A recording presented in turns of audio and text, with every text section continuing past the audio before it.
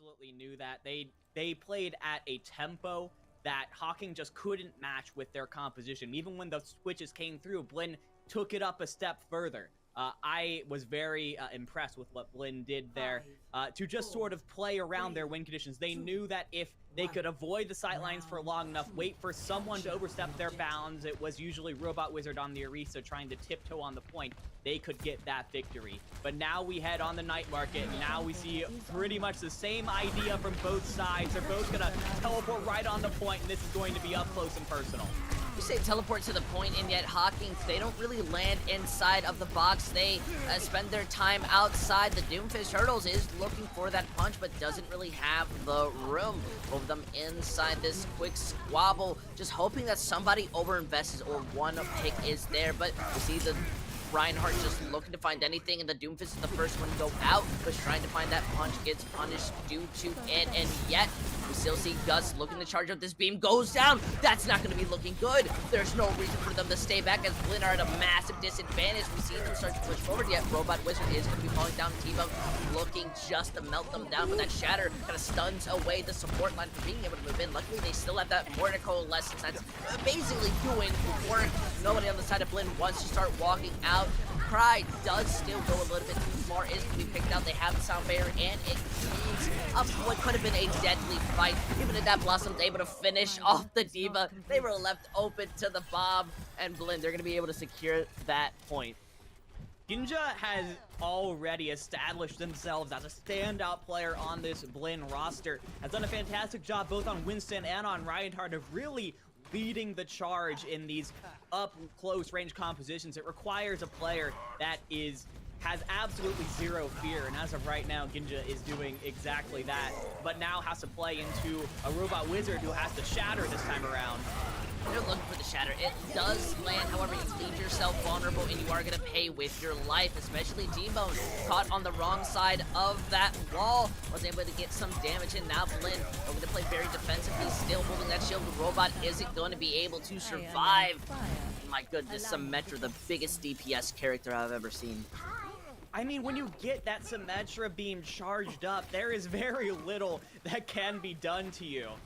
And Guts proves it right there, just playing around that Symmetra wall beautifully. Gets charged up, does like 100 damage a second, something crazy like that. But Ginja very close to getting taken out there, but decides to lay down the hammer. Everyone on Hocking just gets knocked flat on their backs, and Blinn are going to push up on this. It's even worse. I mean, they're able to pop out the window. They do so much damage at Hocking's, even when they're touching the point. The wall isn't perfectly lined up to help the Coalescence. Can't get anything done, and it does seem like Hocking's, they're gonna have to try again, because Blinn, they managed to take Lijiang Tower. Let's see what this play of the game is here. If it's what I think it is, I really wanna. No, it's actually the crazy hobo grab. So while that plays, I wanna talk about that last play from Ginja. I mean, the Reinhardt was by themselves, completely overstepped the boundaries that a Reinhardt should go. It was way too far from the supports. And Hocking, for their credit, recognized this. They tried to push onto that Reinhardt, try and burst him down, but in that moment of over-aggression, the Reinhardt from the other side, unfortunately, let their guard down, and the hammer just laid every member of Hocking College on their backs, and that is what eventually allows Blinn Buccaneers to take map 1 of Lijiang pretty convincingly. And for me, Ginja on that Reinhardt, on that Winston, was a standout. It was a really good set of pace. We never saw them hesitating when they wanted to engage, and I think that's a very shining point. The moment that you kind of hesitate or you try to switch targets during those mid-fights, I think that's what often causes these players to tremble, to fall. Now, BC, they're feeling a lot more confident. They're going to be feeling great, especially going into the next map. I mean, you managed to win 2-0. Control is sometimes a very annoying point for some teams. So, I mean, hypothetically speaking, HC could always just bring it back, but I mean, momentum is such a big part of Overwatch. Oh, it's a massive part of Overwatch, and especially after, I mean, I want to say it was basically a 200-0 map in favor of Blinn. Hocking might have gotten the point for a little bit at some point. I don't fully remember, so I don't want to say that for sure. but it was a dominant victory for Blinn. They just played faster. They played more around their objectives. It seemed like Hocking College, they kind of started behind the 8 ball both times. First, by playing a very slow double shield composition into a room where the long-range DPS could get very limited ability.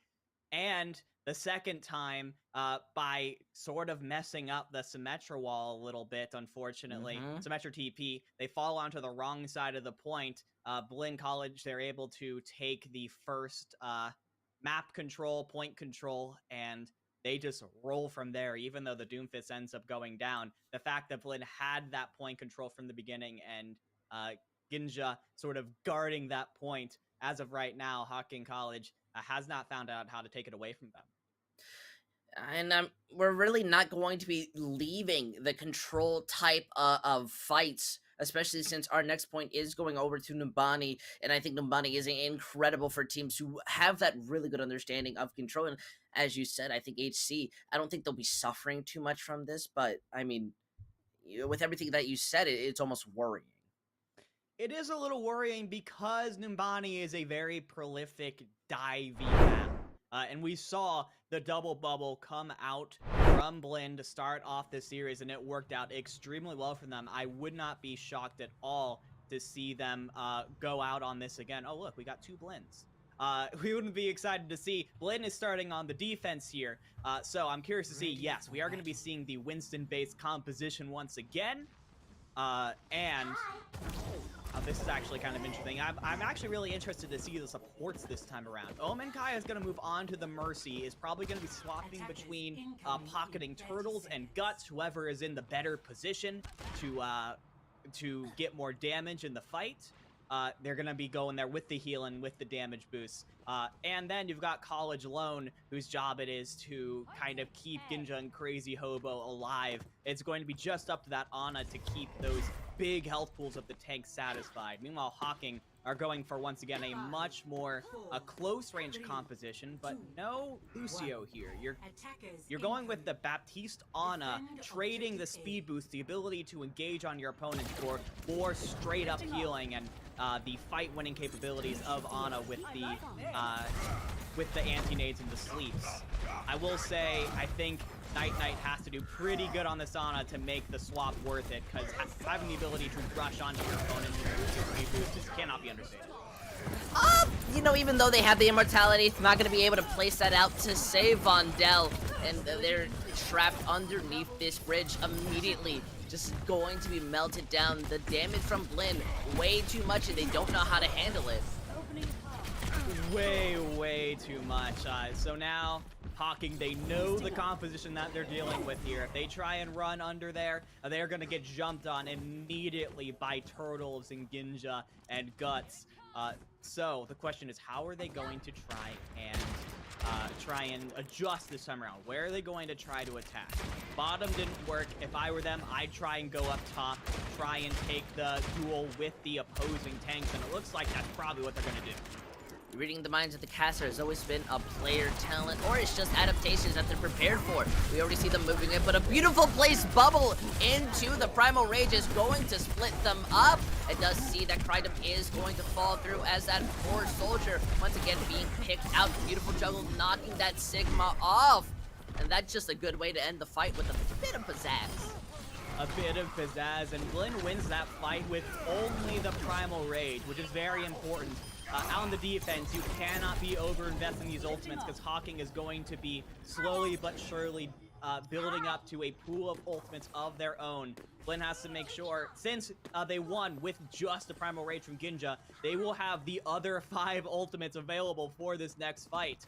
Potentially could be enough to cycle through for these last 2 minutes if they need it. Hocking's actually going to make a couple of changes, actually. Krynom's going to move on to the Cassidy, T-Bone onto the Roadhog, trying a lot more stun potential here. You can with the hooks and the flashbangs, but I mean the synergy just isn't quite there. It feels like. How does the Hog and Cassidy hold together? I mean, haters will say it doesn't work as they manage to just take out the monkey.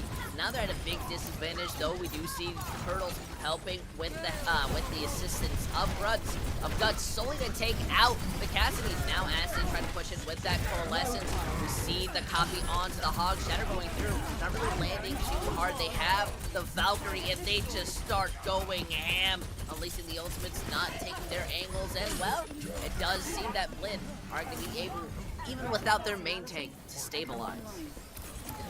Ooh, that was pretty close. I will say a pretty solid engage from Hocking there. Got the early pick off with the hook, so that is what the utility that the Roadhog gives you. So nicely done from T-Bone. And the Coalescence to help him push out, but they just didn't push out enough. They didn't have enough space, even with the Coalescence healing, and after that went away, Blinn used their ultimate in response, but it cost them a lot. They will have just the Bob and the Primal Rage this time.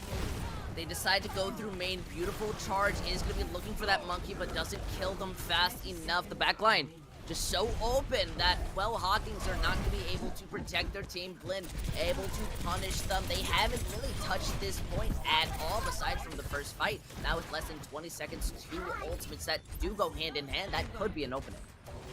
It could for sure be an opening, but you've got to touch the point first. I mean, who from Hocking is going to do it? Robot Wizard is on the Winston, so could potentially get there. Oh, it's going to be Night Knight on this Moira in position to touch. Has gotten found up by Turtles, though. Overtime out to Proc. You see the whole Hog come through the visor, looking to make that difference, but they do have to retreat for that tiny bit. It's the Bob who's actually just hard carrying this push, especially with the monkey dropping the bubble, being able to stop any healing or damage from breaking through. That's a full hold if I've ever seen one. Just a solid defense from Blinn. Hocking through everything that they could at Blinn on that attack. They came in from the bottom, they came in from the top, they came in from the side.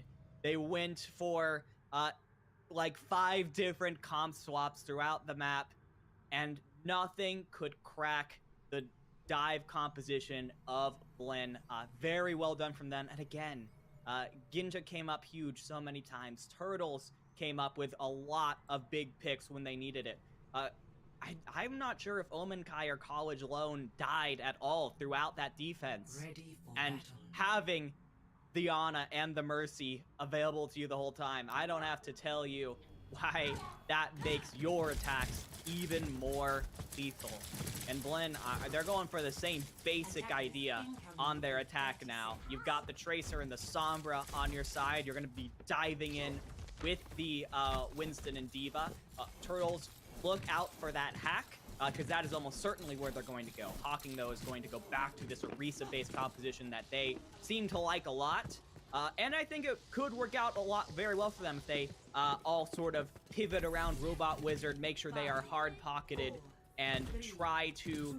You could pull off some pretty crazy combos with the Halt and the Discord Orb and the Junkrat grenades. That is a lot of damage happening all at once.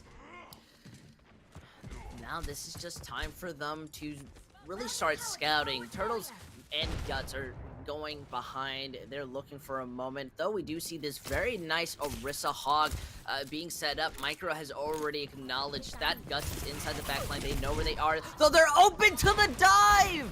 It's beautiful, taking out that Ana so quickly. Now Blinn looking to switch up targets, going for that Ashe. They lose their Ana during the mid-time, especially the Brigitte. They can't really re-engage on this, but I don't really think they're looking to. They still got what they wanted out of this. You put the fear, just so much fear into Microtoast there is what you got. Oh no, Turtles just gets around to the side. There was nothing super crazy about that. It was just out the side shooting a Krynom, takes out the Junkrat, and that was the main person that was stopping the push. Now they're moving back in. Their support hasn't even got back into the fight, but it's the small to massive mistakes that Hocking's made that causes them to lose Numbani as Blinn they are going to be able to take the map, setting themselves at game point. And I gotta say, pretty impressively so far. Very impressively. I mean, if I was to offer just a little bit of advice to Hocking there, it felt like they were trying to go for a sort of anti-dive comp. You have a very sturdy tank line in Orisa and Roadhog. You have a lot of different CC and Junkrat that could, and a lot of damage that can sort of deter the flankers and the divers. That's all well and good. Why is the Ana standing by herself in the back, just free to dive wherever? That was instantly spotted out by Blinn. They all pulled off a fantastically clean dive. And after that, I mean, Hocking College were playing on the back foot for the rest of that defense until Blinn eventually just took over. So you would just, in the future, want your Ana to be playing a little bit closer to your DPS, to your tanks, so that if they do get dove, they can easily come to your defense. But as it is, Blinn, they played that dive beautifully. They understood the weaknesses in the comp, and they took advantage of it. So congratulations to Blinn, now on match series point. I mean, even then, I think it just comes down to the fundamentals, especially very early on. We talked about, I do believe it was comp compatibility and how well these characters kind of complement each other. And I feel the very sporadic changes of not kind of setting onto one idea definitely hurt them as well, besides from just kind of more of the Ana positioning and how they were taking those engagements. They've got one more map to try to make that difference, but I mean, I think we're seeing the same issues kind of happening over and over. Though Volskaya Industries, of all maps, I feel is going to be one of the strong suits because you have room to try different things. But Old Economy, I think, is the sacrifice you give up for that. Yeah, potentially. I think that this does sort of suit Hocking College, especially on the defense. They seem to be partial to these defensive Orisa-based compositions. You can absolutely make that work on Volskaya. There is just high ground encircling the point that you can absolutely take advantage of. Blinn, they've seemed to want to play more in your face, a double bubble, Winston, Reinhardt comps for the most part. So you can take advantage of that, put as much distance as possible between you and them, and just keep poking at them until they go down. That, I assume, is what Hocking will do, but they are starting off on the attack, which means they are going to be the ones that have to force the issue onto Blinn. They need to get at least something off of this attack to keep their hopes of this series alive here, Intel. I mean, personally for me, I wouldn't be too surprised if the main idea they're going for is to just hard walk in, just don't even hesitate. But when you have the Baptiste, I mean, I don't think we often talk about the Baptiste versus Ana. I think there's always those kind of fundamentals and small things that we always know the difference of. But when it comes down to dive, how does that Baptiste work? I mean, the Baptiste just kind of has to stay behind for the most part and offer support from the side, and that does make me scared, because unless you've got Vondel watching Microtoast like a hawk to try and shoot at anyone trying to get at them, that Baptiste is most likely going to be exposed. Now, is a little more, can deal with himself a little more than Ana can with the immortality field and just with the damage that Baptiste can put out, but it does still look like an opening for Blinn. You've gotta respect the dynamite damage. I mean, Krydom is going to fall now. Hocking, they don't have any reason to push in besides from the fact that Blinn, you know, tricked them a little bit. Saved that jump solely for the disengage. Now they've reset into this neutral. Still though, Blinn are getting free poke, killing off your diva. And now, this fight that you really want to take is only going to be longer and longer. College is building up to that nano. It's not looking as great, though. You do get the res, which resets the piece. Oh, never mind.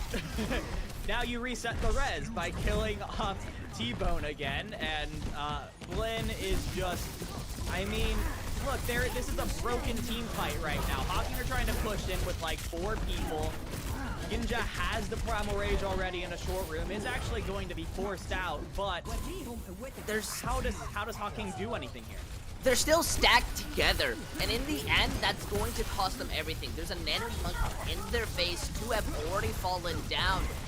Even if they want to push forward, they are falling before they even have a chance. Grindum now feels that a Junkrat might work, but I mean, that's not really the problem here. The monkey is still hitting you and is not going underneath 200 HP.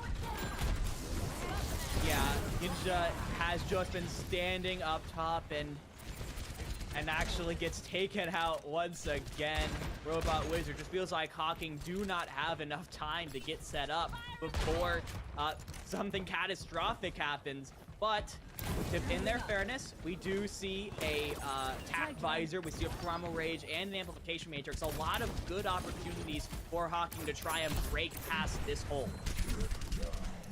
They are going to be having a moment. They switch over to the Hog with the Monkey. So at least they are going to be looking to be a lot more annoying.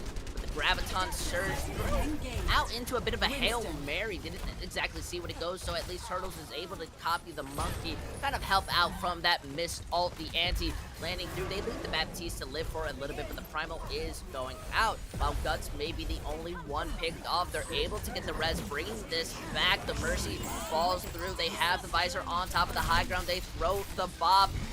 Poor Vondale has to leave the healing the moment that they use it. At 1 HP, the Bob is the one that's going to finish you off.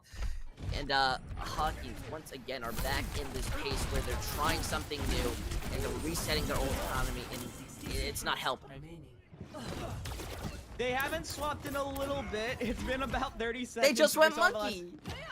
I mean, Reinhardt. No. They went Reinhardt, but that was after they used the Primal Rage, I think, right? So yeah. I think. So, theoretically, no ult damage lost. You do have both support ultimates coming into this fight, but you can't lose anyone before you have the chance to use it. Night has to use the Valk very early to try and keep Hocking alive right now. They are taking that time. Look at that, Turtles finally gets picked off extremely early. They have a good pick. The res does come out. They leave their supports a little bit behind, but it's not really going to be a big problem until Guts shoots you down. Your Mercy has the Valve healing up. You may have lost your tanks, but the Riptide really isn't going to land on anybody. Turtles is still the one killing everybody. The Echo is coming close to their ultimate. If you let this last for too long, you may not even get a tick, as we see the whole Hog trying to stop them from touching the point, but they trade their spots. The Mercy freely able to keep them up. They don't manage to shut them down. The tick is there, but look at that. They're able to copy the Hog. They take out, and the grab is now back. Even though they have prime opportunity to win it, it's just not enough. That Hog, the Reaper, may be able to touch, but that Hog is making sure you have no prime opportunity. A tick and a half is all that you managed to get. The Shatter may land nowhere, but at least you set yourself a win condition. Turtles got like 8 kills in that fight. That's insane. How do you just let the Echo hang around like for so long like that? Well, okay, I can tell you why. The Echo had a Mercy pocket, and Hocking just could not deal enough damage without their soldier to take that Echo down, or the Mercy down for that matter. That is just how a flying DPS can take over a game if you aren't accurately prepared to deal with it. And I mean, Hocking absolutely had an opening to take first point here if they could just deal with that Echo, and unfortunately they couldn't do it. Blinn now, it only takes one more good fight in order for them to take the 3-0, move to 2-0 on the spring split, but they will have to play through a pretty tough looking composition from Hocking. We've talked about how Hocking on their attacks, they look very unsure. They're swapping their picks around a lot.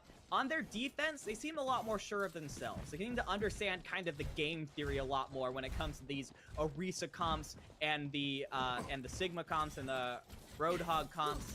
they at least understand, like, these are the heroes that you're supposed to play together because the Orisa and the Sigma give you a lot of defensive stability with the health pools and the shields. So that much is good, and I actually kind of like this positioning as well. They get to hang out here in the sort of mega health pack room, allows them even more healing. This is going to be a pretty tough nut to crack for Blinn, but if the last 2.5 maps are any indication, they are up to the challenge.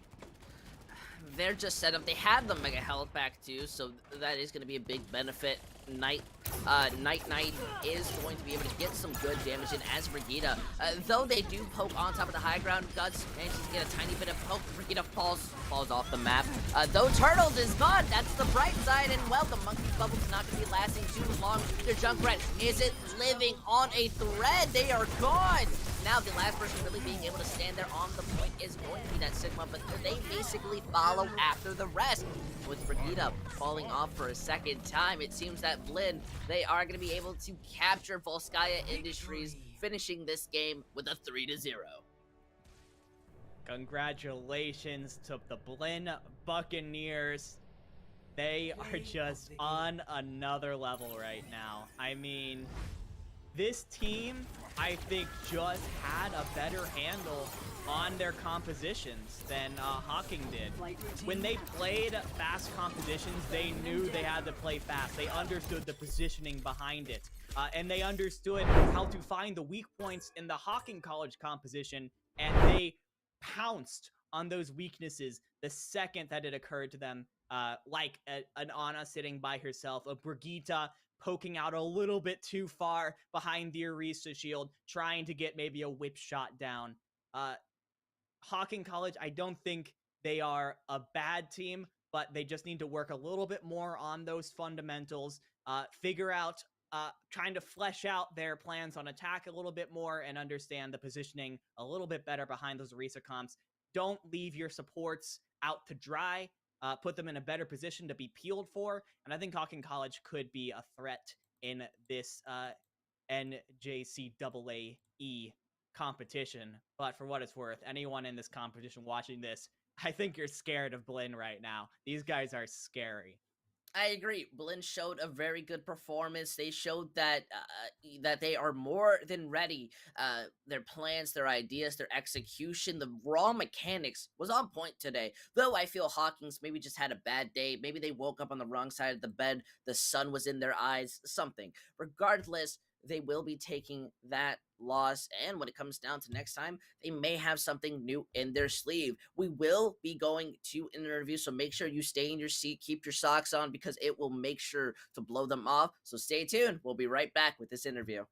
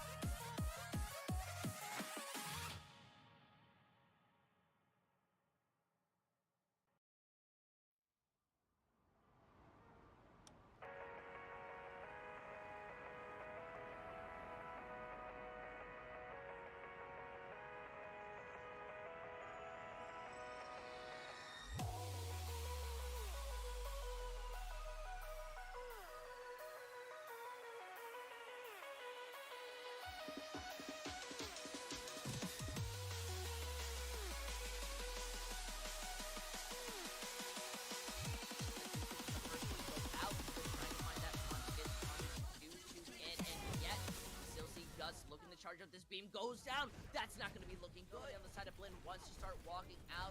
Pride does still go a little bit too far, is going to be picked out. They have the sound barrier, and it is up what could have been a deadly fight. Even if that Blossom's able to finish off the Diva, they were left open to the bomb land. However, you leave yourself vulnerable, and you are going to pay with your life, especially Debone, caught on the wrong side of that wall. Was able to get some damage, and now Blinn going to play very defensively, still holding that shield. The robot isn't going to be able to survive. Crazy like that, but Ginja very close to getting taken out there, but decides to lay down the hammer. Everyone on Hocking just gets knocked flat on their backs, and Blinn are going to push up on this. It's even worse. I mean, they're able to pop out those so much damage that Hocking's, even when they're touching the point, the wall isn't perfectly lined up to help the Coalescence. Can't get anything done. Pretty good on the Sauna to make the swap worth it, because having the ability to rush onto your opponent with speed boost just cannot be understated. You know, even though they have the immortality down, the damage from Blinn way too much, and they don't know how to handle it. Way too much. So now Hocking can take the duel with the opposing tanks, and it looks like that's probably what they're going to do. Reading the minds of the caster has always been a player talent, or it's just adaptations that they're prepared for. We already see them moving in, but a beautiful placed bubble into the Primal Rage is going to split them up. It does see that Krydom is going to fall through as that poor soldier, once again being picked out. Beautiful juggle, knocking that Sigma off. And that's just a good way to end the fight with a bit of pizzazz. A bit of pizzazz and Going through, not really landing too hard. They have the Valkyrie and they just start going ham, unleashing the ultimates, not taking their angles. And well, it does seem that Blinn are going to be able, even without their main tank, to stabilize. They will have just the Bob and the Primal Rage this time. They decide to go through main. Beautiful charge is going to be looking for that monkey, but doesn't kill them fast enough. The backline just so open that, well, Hockings are not going to be able to protect their team. Blinn potentially get there. Oh, it's going to be Night on this Moira. In position to touch. Has gotten found up by Turtles, though. Overtime out to Frost. You see the whole hog come through the visor, looking to make that difference, but they do have to retreat for that tiny bit. It's the Bob who's actually just hard carrying this push, especially with the monkey dropping the bubble, being able to stop any healing or damage from breaking through. That's a full hold if I've ever seen one. Very nice Orisa hog being set up. Micro has already acknowledged that Guts is inside the backline. They know where they are, though they're open to the dive! It's nothing super crazy about that. I was just out the side shooting. A Krydom takes out the Junkrat, and that was the main person that was stopping the push. Now they're moving back in. Their support hasn't even got back into the fight, but it's the small any reason to push in besides from the fact that Blinn, you know, tricked them a little bit. Saved that jump solely for the disengage. Now they've reset into this neutral. Still though, Blinn are getting free poke, killing off your diva. Graviton surge out into a bit of a Hail Mary. Didn't exactly see what it goes, so at least Turtles is able to copy the monkey, kind of help out from that missed ult, the anti landing through. They leave the Baptiste to live for a little bit, but the Primal is going out. While Guts may be the only one picked off, they're able to get the res, bringing this back. The Mercy falls through. They have the visor on top of the high ground. They throw the Bob. Poor Vondale has to leave the healing the moment that they use it at 1 HP. The Bob is the one may not even get a tick, as we see the whole hog trying to stop them from touching the point, but they trade their spots. The Mercy freely able to keep them up. They don't manage to shut them down. The tick is there, but look at that. They're able to copy the hog. They take out, and the grab is now back. Even though they have prime opportunity to win it, it's just not enough. That hog, the Reaper, maybe able to touch that hog is making sure you have no prime opportunity. A tick and a half is all that you managed to get. Shatter may land nowhere. Poke Freaking falls off the map. Though Turtles is gone, that's the bright side. And well, the monkey bubble's not going to be lasting too long. Their Junkrat isn't living on a threat.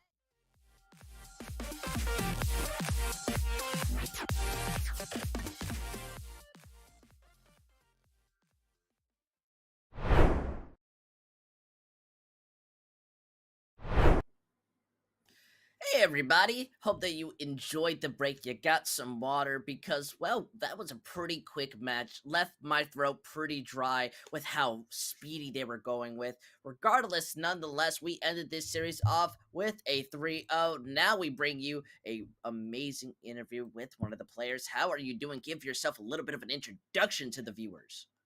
Hi, I'm Guts, otherwise known as Blake. I'm the hit scan DPS on Blinn.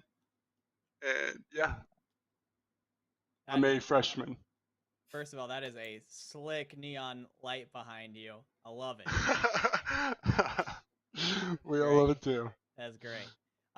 So, first of all, congratulations on your victory today. Thank you so much. You guys, something that I noticed throughout your entire game today was you had some very clean dives. It seems like you guys are very good at picking out a member of Hocking College that was a little bit exposed and jumping on them before they had a chance to do anything and bursting them down.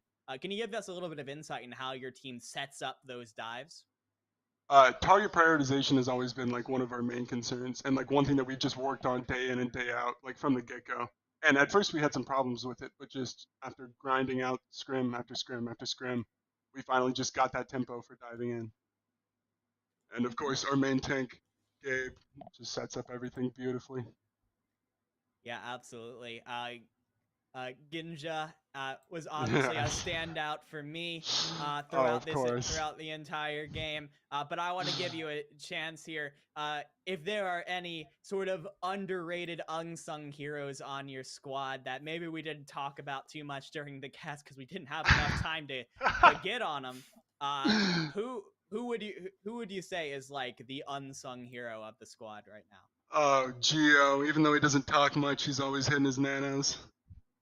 Otherwise known as college loan. Also known as college loan, of course. Yes.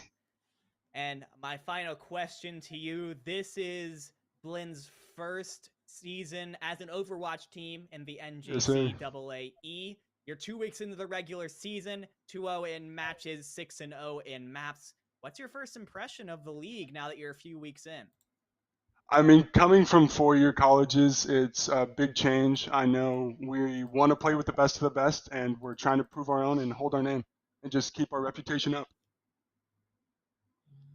Absolutely. Very sweet. Love that idea. And you guys are already making a statement as kind of we talking, especially from this match as an example. So, you know, obviously as you take over the floor, you stand up and you have a beautiful sign. You got the moment. Just be able to give them shout outs, love, whatever you feel that the viewers may need to hear. I just want you guys to know that Kyle, our coach, best coach of all time. No competition. You know, I respect that. Definitely speaks for itself as well with you guys and how you've been playing. So thank you so much, guys, for joining us. Of course, thank you so much for having me. And I hope you guys look forward to watching our future games. We'll try to make them a little longer. Yep. So, dividing, though our names have returned to normal and we are who we are, we now leave this match. And I gotta say, I want more. I don't know about you, but I want more. Yeah, that felt like just a little bit of an appetizer, but we do have another Overwatch game coming up in about 20 minutes or so. We're going to be swapping over to the ECC now, the East Coast Conference, to give you an exciting matchup there. So super excited to see what the ECC has to give us coming up. Yep, so make sure you stay tuned in because we'll be right back with another match.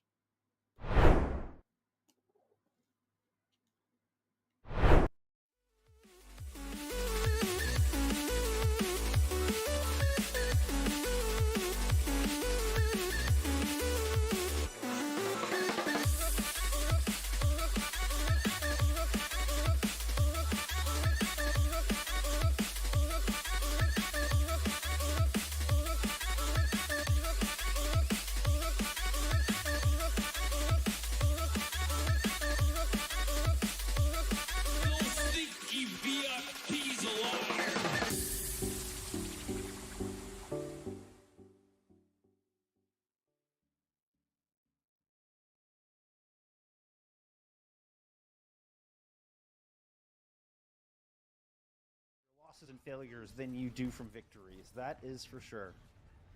Northwestern Michigan, no sim strat here for the attack. Sticking with the Reaper Genji brawl. But Narwhal just waiting for him up high. Look at that focus fire. Beautiful stuff. And a rare early pick here for Northwestern Michigan. Able to get the main tank out of the fight. Winston's gone, and Northwestern Michigan need to push in. They're going to go to that top left high ground, try to find some space to work. Slater looking to cut him off at the pass. Does get slept, but 2 kills go for the defense. It's going to be a 4v4 on this point. Respawn's favoring the attackers, and Northwestern Michigan are going to one and done point A. Yeah, it looks like they've broken this thing open unless Narwhal and somehow Set are able to pull this back. Looking very unlikely, though. Should be able to finish it out, and well, there is still Lucio alive, so you never know what could happen here, but very clean, very good at focusing the players that were out of position. Now set, probably gonna be waiting for that last second contest. There's actually someone else who's there first. I don't know, is this holdable? We'll have to see. Not really any ults online. I think it's just buying as much time as possible. And there it is. The cap finally comes through. Just under 6 minutes for the Hawk Owls to work with. Not really coming up on a whole lot ult-wise. They could kind of just poke and prod and build up those DPS ults, perhaps that nano. Yeah, I think the biggest thing is they have to take this high ground. They don't have the most long-range comp in the world, but being able to set up their Ana up there would be huge. Just leave her there, let her take advantage of that positioning to heal. Make sure that there's not a wrecking ball bullying them in the back line. You never know how this could turn out. This is looking the best. They've already taken 1 point, and it's a 1-for-1 trade. Yeah, but Witness was so close to that blade. I think they'd have liked to have had that online. If anything, for next fight, this is going to be a hold to start things off, so no snowball into point B. Northwestern Michigan, you just need to get back and respawn as quick as you can. This is just wasting time. Yeah, and I think the biggest thing that's different about that approach was that on point A, Northwestern Michigan, they didn't focus on the wrecking ball, never the one you want to look for, because they can easily get in and out unless you have some really great CC like a hack or a stun like a flashbang. It was the Winston. Winston has 1 primal leap every few seconds, and if you're able to catch them off guard before they use that, it's pretty easy to melt them down. So they did a really good job of that and just kind of ran through. Even if they do catch someone out of position here, the spawn for Brighton Stratton is so good that it won't be nearly as well like Set, who is just sound barrier themselves all the way in attacker spawn and may still live to tell the tale. Oh my goodness. But hey, it was that sound barrier that kept Brian Stratton alive on the Kings Row defense against the Nano Blade. Will they be missing it here as Witness unsheathes the sword, gets the boost, and goes in. Doesn't really find anything. Brian Stratton do a good job of just scattering. Eventually hunts down Miro on the outside. OBL is purple there for a moment. Hellfire Shotgun trying to focus him down, but here comes the heals from Injustice. Injustice needing some heals of their own. Has to Wraith form out.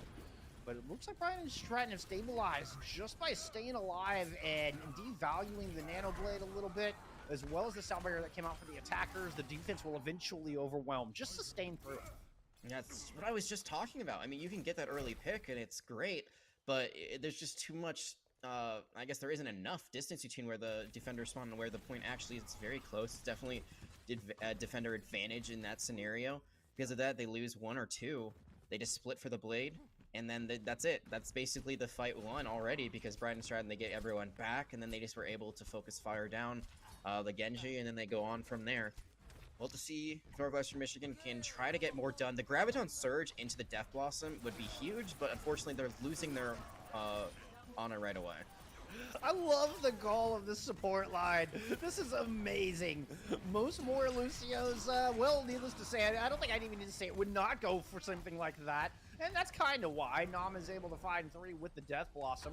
Narwhal, knowing the advantage, is going to go ahead and pop the Primal Rage. Takes a solo grab just to try to devalue Narwhal. And the remaining members of the attacking squad from Northwestern Michigan try to move on to the objective, but the respawns are just too good. Yeah, and that's actually a huge decision there by Northwestern Michigan, because that was a winning combo they could have had. You saw how devastating it was. They got 3 people just because they were a little bit too close to the sun when the ultimate was popped. If they'd be able to get the whole team, or maybe 1 more person in there when all of their team is there, when Northwestern Michigan is actually in the fight, that could have been the point cap. That could have been the map, possibly extending into overtime, depending on how Brian Stratton do on their attacking round. But instead, it's just, yeah, you get the kills. The grab not in particular, but the Death Blossom gets kills. You kind of just put the grab down the drain, and now you got nothing to work with going into this. You are close to a Nano Blade, but Set does have that sound barrier, and I don't think they're going to be as overly eager to use it on a 1v6 as they were last time. Give me the mines coming out, start things off on the bridge, separating the tank line from the back line for Northwestern Michigan. +2 to the defense right now as Miro is just continuing to make life so difficult. Northwest Michigan don't know where to look. They want to pounce on this Widowmaker. They want to pounce on the back line, and Brian Stratton just aren't giving any easy access. Yeah, I mean, the Widowmaker has a way to escape with her hook. Doomfist can punch in and out. Primal Leap. Moira's got Fade. Lucio's fast. And then Wrecking Ball just Wrecking Ball things. You know, everyone basically can escape on the side of Brighton Stratton. I would say Slater is the most vulnerable because they have the longest cooldown on their movement ability, which is a big part of why they fell so early in that fight, why Nam was able to run them down. But after that, there was really no focus fire. They were just able to split apart Good news though is that there is going to be a Nano Blade online. It's got to be their bread and butter. It's got to be their saving grace. Nice moves from Blink, and triple cooldown engagement doesn't have any value. Miro does eventually pick up one after using the using that Doomfist ultimate to escape. No kills on the Meteor Strike, but hey, you can triple cooldown engage and then come back with more. Northwestern Michigan still pushing on this objective despite having suffered some casualties along the way. It looks like there were just 2 left in the Reaper and the Lucio. Excuse me, it was 3 including Nalway fan, but they're easily handled. There's so much time though. There is enough time for this to be a full team engagement, I believe, and maybe 1 or 2 of those members that fell last won't be there. But Nano Blade, Earth Shatter, Sound Barrier, there is so much that could go right here, and the Sound Barriers could biset in that last fight. I'm not exactly sure why, but they used it, and now it's going to be up to the Coalescence. Coalescence really good at everything else besides the Nano Blade. There we go, there we go. Witness is able to pick up 3, and that's the start Northwestern Michigan have been looking for the past 6 minutes. Now the Sound Barrier used aggressively, knowing that there's not one on the other side. Death Blossom thrown in, the Narwhal is able to get out of there, pops the Primal Rage, and despite the anti somehow survives. And this defense is starting to swarm. Northwestern Michigan have to focus fire down something, preferably Narwhal, but to no avail. They're a little too scattered. The grab comes in, finds 3, but there's not enough reinforcements left. The grab is too little, too late for Northwestern Michigan. They do manage to get 1 tick of permanent progress, but not much more than that. Nom, that's so unfortunate. Your Death Blossom, you think it's going to be what puts away this point. That's going to get you the full cap, but it's used into Winston that pops Primal just in the nick of time. They have too much health to sustain through that ultimate. They get to double their pool. They get full health again. No matter what they're at, they get 1,000 immediately. So a great decision there to stay alive by that Winston. And I think, Nom, maybe if they held on to that a little bit longer, they had waited for the full team engagement and been able to get a bunch of squishier characters in one area like they had previously when they got that triple kill. That could have been what put it away. But instead, it's only going to be 36.9% on that second point. But that's more than they've gotten so far in this series. This is a win condition on King's Row. They didn't have that.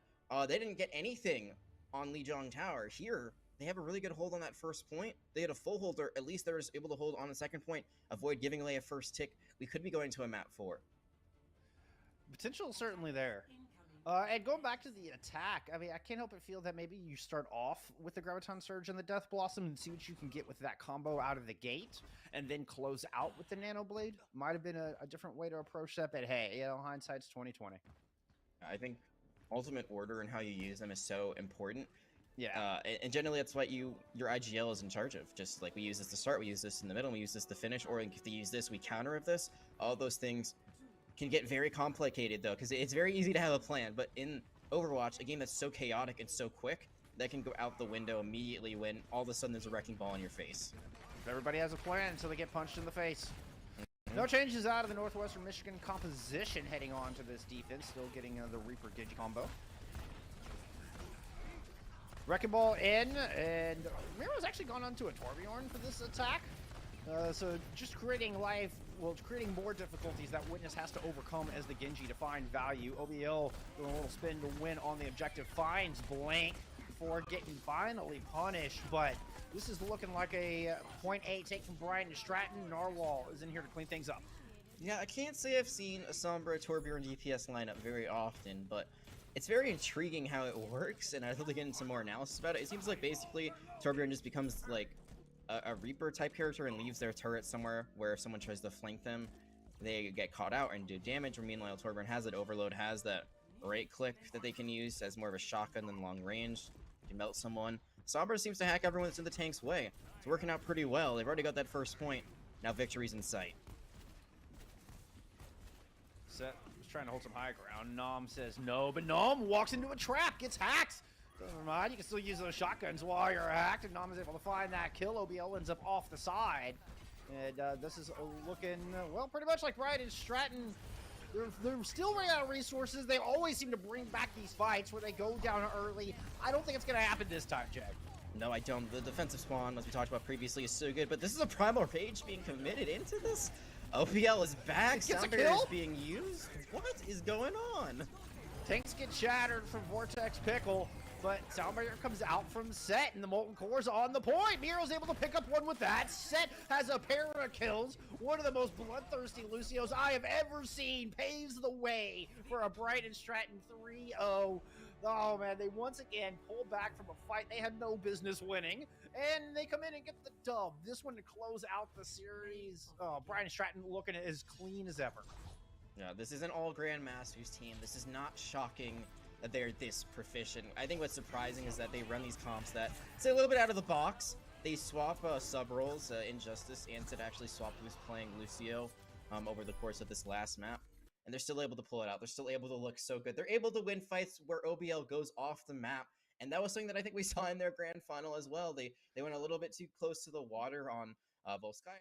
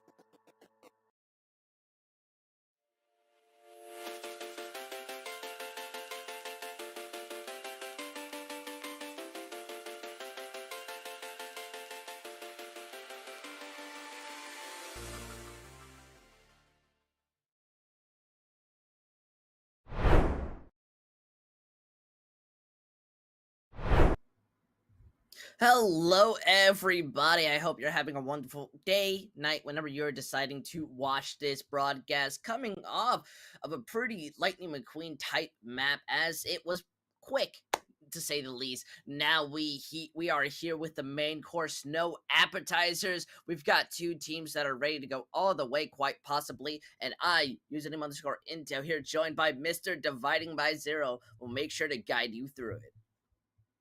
Yeah, we have a very interesting matchup here. We're shifting over to the ECC, the East Coast Conference, which is, in comparison to what we just saw, a very small little competition going on right now. Only 4 teams in the ECC are competing in this, which I think honestly is really cool, because over the course of the season, these teams are going to be playing each other over and over and over again. So we're going to get to see some rivalries developing between them. There will be a lot of history developed. I think it's going to be really cool. And today we are here to bring you the Uville University versus Southern New Hampshire University, who is 1-0 so far in this season.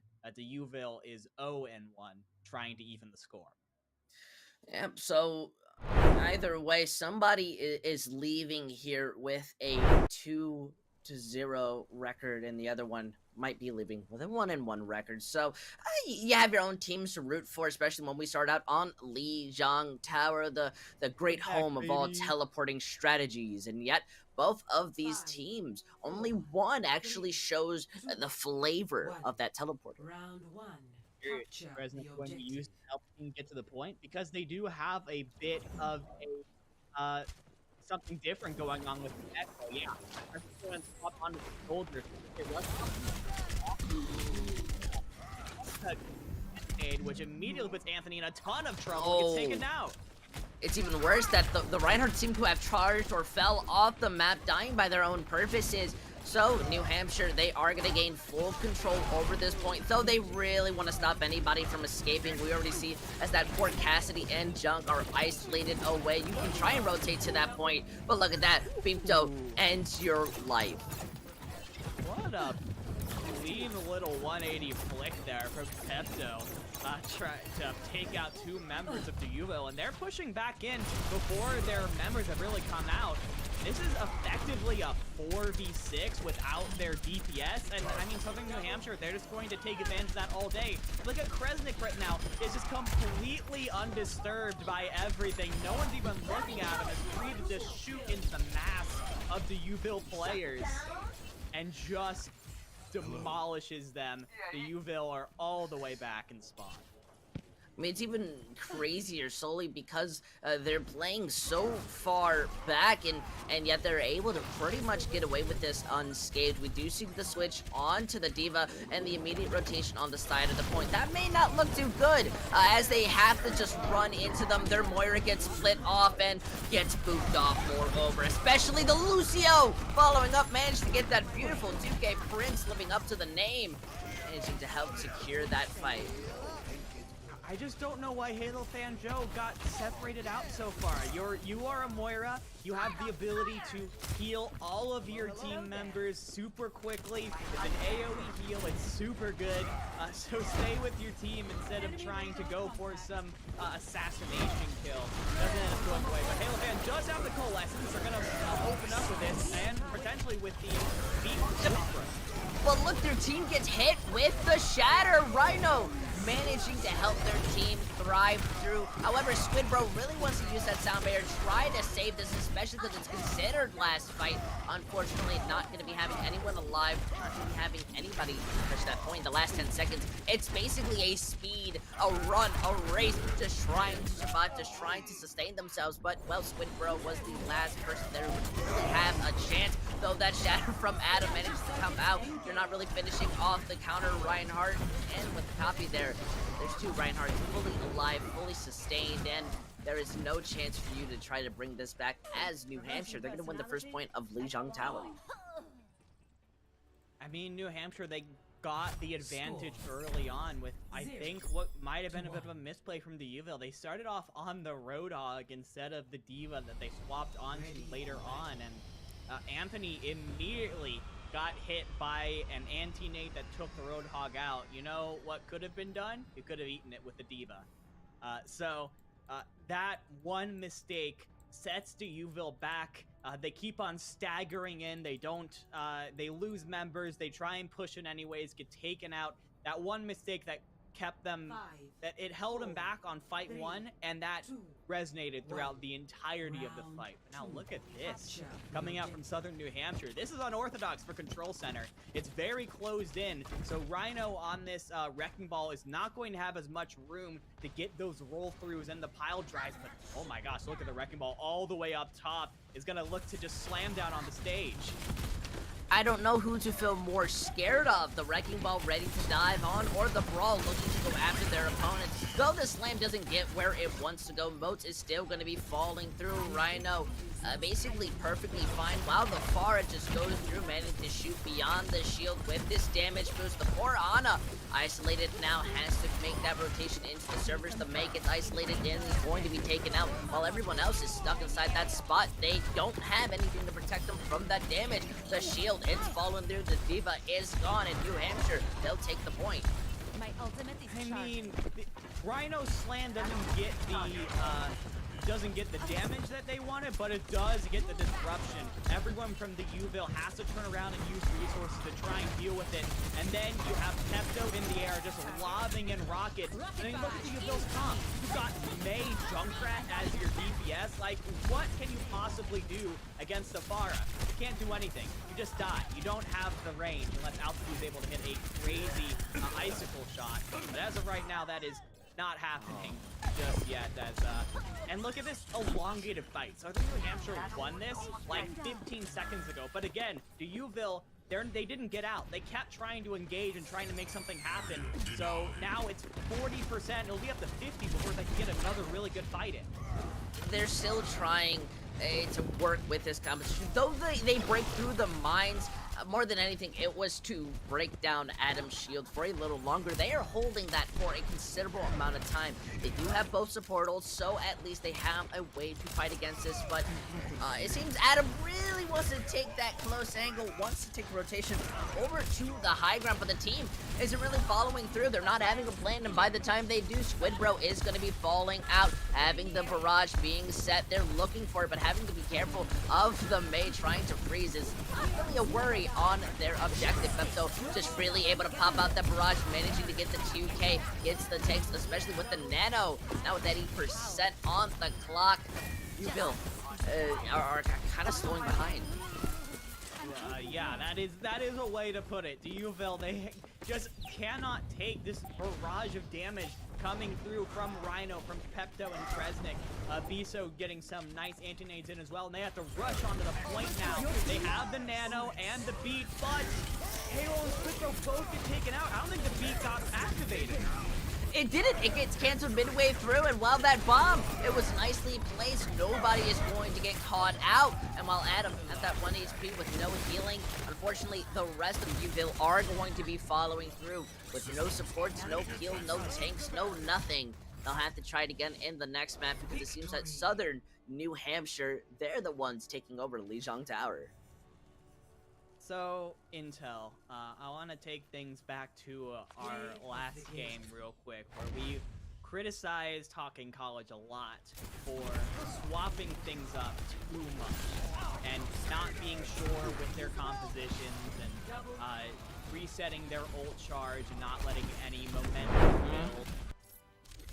This feels like the opposite problem, where Deauville, you've got a Pharah in the skies that is just wrecking havoc on your brawl composition, and you are running a May Junkrat, and you do not change it the entire time.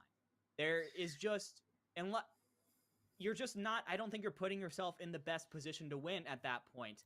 You know, swapping to a Cassidy or a Hanzo, someone with hit scan or at least high speed projectiles that has a better chance at taking that far out, relieving that pressure on your front line, and then maybe you can rush into the rest of the team. That, I think, is what Deauville needed to do. They needed to identify that, and they just didn't. I think their composition, especially on second point, was really good if the opponents were running something more typical. The Wrecking For Ball sure. composition is not something that is. I'd say it's rarer than winning the lottery when it comes to playing in Lijiang Tower. So you may not know properly how to play against it, but they didn't really try to break through it, and in the end, it crumbled down like a tree in the winter. Now they basically have to kind of come bring it back, try out maybe some new things, but even then New Hampshire played it very well. I don't think we talk about how often some teams are really flexible, and I've never seen Yeah. a team look that flexible. Yeah, they were incredibly flexible. I think both times they played things that were a little bit off meta and really centered around those flying DPS. The Pharah on map 2, the Echo on map 1. That was the main person that was just flying around doing basically whatever they wanted. I just feel like Deauville got a little bit too target focused on the tanks, couldn't see the damage coming in from above and from the side that was really taking them out. But for their credit, SNH2 did a fantastic job of taking advantage of that. They understood that when they went in for those big grouped up fights, the Reinhardt shield was only facing straight forward. And if you can get around that, you have a treasure trove of ult charge available to you. Yep. Now, New Hampshire, they're the ones who aren't really going to be having any room to try anything different. The map that has been chosen is King's Row, and I think we are way too accustomed to see these raw competitions walk out. But if New Hampshire were to run anything different, what could it be dividing? I mean, I think I want New Hampshire. New Hampshire, I think, could run basically whatever they want right now. They had a chance to run a Rhine composition on Control Center and decided to run Wrecking Ball instead. So I mean, why not at that point just keep on running the Wrecking Ball comp? You seem to like it a lot. The Pharah and Echo is getting a lot of value right now. But they are on defense. No, sorry, they're on the attack right now, so they have a chance to change it. But this is a much more traditional looking King's Row composition coming out of southern New Hampshire. The Kresnik, Pepto, Reaper, Hansa, respectively, on the DPS is pretty interesting. That's going to be a ton of frontline pressure onto Adam FD. For Deauville's point, oh man, I'm not sure how much I love their support composition here. Intel Squidbro's going to be going on to the Mercy. I'd imagine probably trying to pocket Mots as much as possible in order to supercharge those grenades. But Adam and Anthony are going to be pretty much at the will of the southern New Hampshire Lucio speed boost push. They just kind of have to weather the storm.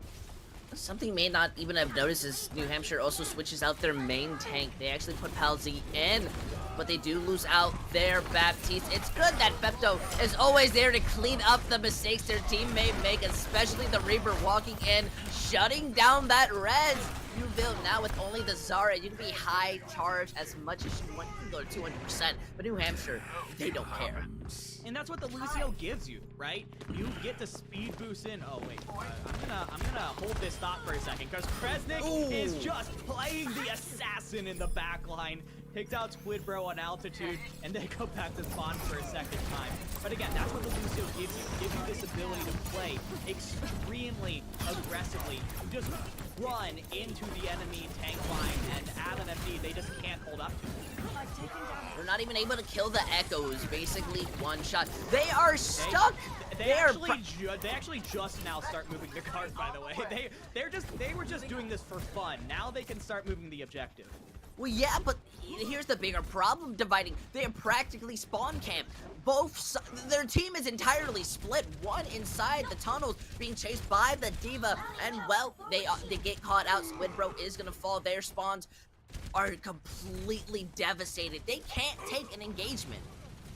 Yeah, they haven't really had a full 6-man fight for a while, and Adam, please stop walking forward. Just wait for your team to come back, please don't.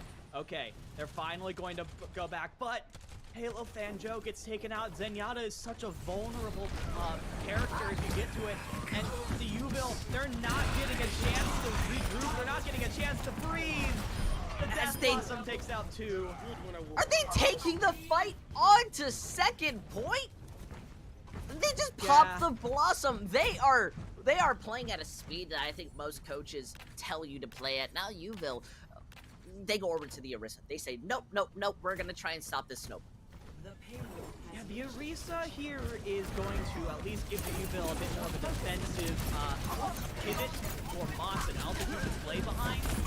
Anthony's very close to that. But the bomb manages to find 3 with a stable shield. I mean, it's only said that the bomb, it's in the decree, it was written in the amendments, and yet New Hampshire, they revamp it. I do not have a chance to make a point before Southern New Hampshire has killed all of the Uville again. That is the situation we're in right now. But Moss has gone down, and he is going to have the grab to help push that team. They just keep pushing forward, don't even have an opportunity from Anthony to use that Graviton Surge. I mean, this isn't over 5 minutes when some teams managed to get it, but that was still a snowball nonetheless, just barely managing to get underneath that 5 minutes. It would have been 5 minutes if Southern New Hampshire remembered to push the point as soon as they unlocked it. They went for like an entire fight before they were like, oh yeah, we should probably have someone pushing the cart. So if that had happened, we could have seen like a 5-minute, 20-second time bank, which is as close to perfect as it could have been. Southern New Hampshire just pushed the fight so far forward. Ever since the point was unlocked, it felt like the fight was always going on 50 meters in front of where the cart actually was. They just kept pushing the go button. They pushed the aggression. Uville never had a chance to regroup. I don't think they had a full 6v6 fight since the first fight. And that is both Southern New Hampshire doing a great job of pushing the aggression and not giving Uville a chance to take a breath, but also Uville with this same sort of staggering mistake that they've been making so far. They seem to either they're not backing up enough, or they're straight up pushing in when all of their teammates have already fallen around them, and that's just, you just can't do that in Overwatch. It might work in ranked sometimes, but in an organized team environment and in a good team like Southern New Hampshire, they're going to punish you for that every single time. I mean, I'm not gonna lie to you, sir, dividing, that was a pace of the game that I've never seen, and Moats on the Vara may look to switch out of it, but just going in for the healing, so this is basically going to be a very slow push, especially with the Hog, looking for a prime opportunity. Interesting charge, you lose your Moira, then your own life, same with the Cassidys. Don't know what was going in your mind, but hey, love it. You know, you go for what you go for there, Adam. Whoa, the rest? Yeah, that was ambitious from Squid Bro. Yeah. And then you just give Pepto another shot's worth of ult charge. This is what just keeps happening. You keep going for these super aggressive plays with you, though when you really don't have the space to do it, you just end up gifting ult charge to the enemy. Pepto's probably going to have Dragon Strike this fight. Halsey, I wouldn't be shocked if they have their Shatter coming up here. The Uville just keeps on basically gifting these fights. You see the Dragons go through, the anti doesn't manage to finish them off, but they are still pushing forward. They manage to take 2, though the res comes out. The Reinhardt, they get traded in. Adam isn't going to be able to peel in for the team. This seems that Pals is able to block that hook, move forward, and then Ego Shatter. Southern New Hampshire is just playing them at this point. You may as well just touch the spawn door right now because the Uville is having so much trouble. Bots on this Vara has the potential ability to get some nice spam damage into the team, but you need to give that Vara time to build up that damage, and Pepto has another Dragon Strike. I mean, they're feeling pretty breezy. Though the high noon is there, it manages to find out altitude. I don't think they know that the Cassidys was somewhat in their back line, and well, I don't think they noticed that their shield isn't really going to be protecting them, so they get melted down, they start dying, and they do have ultimates to take this next engagement, but the question is, how are they going to do it? They just can't find an engagement. Adam is playing the Orisa, which is a very slow composition.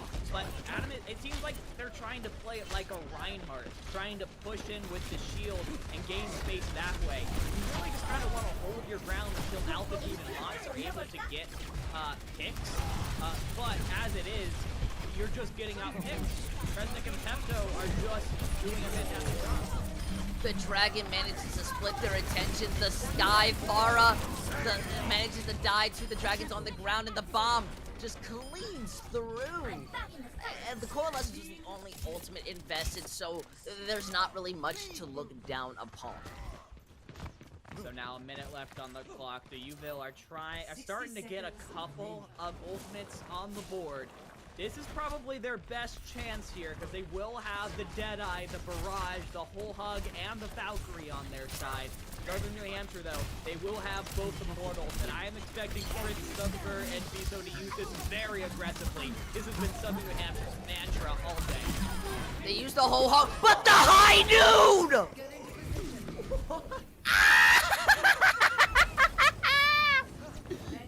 They didn't turn around to fighting! I mean, what can you say at this point? Kresnik up on top, they never saw it coming. And with 15 seconds left on the clock, Monster's lobbing into the sun. You can tell. You will know this is lost. Poor Altitude just tries to do what their opponent can do with the Dragons, not really letting them touch, and the Hog's the last person, but the Anti, it always means that you're not really going to survive. Southern New Hampshire showing a new meaning to dominance as they managed to sweep the stage of Kings Row. That was a stomp. I can't sugarcoat it here, Intel. That was one of the most lopsided maps I think I may have ever casted. I mean, I just... No one was looking at Kresnik. Just no one was there. And that didn't...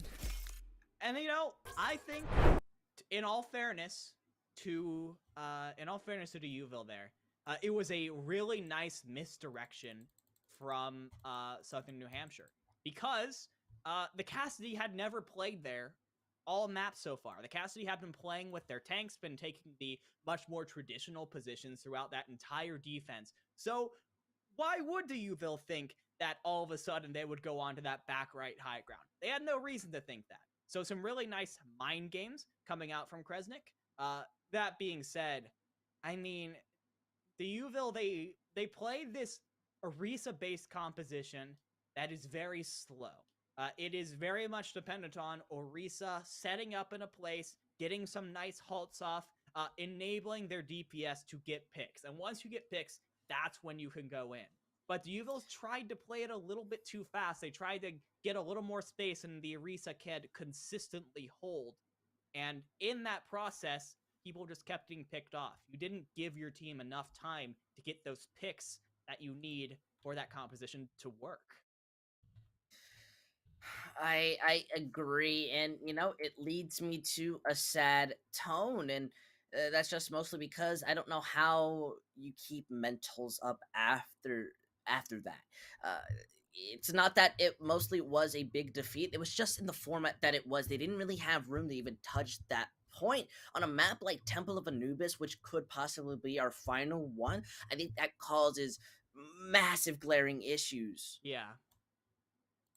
And I mean, you could kind of see it into Uville there at the end of that map, just lobbing in barrages from the other side of the map, running in one by one.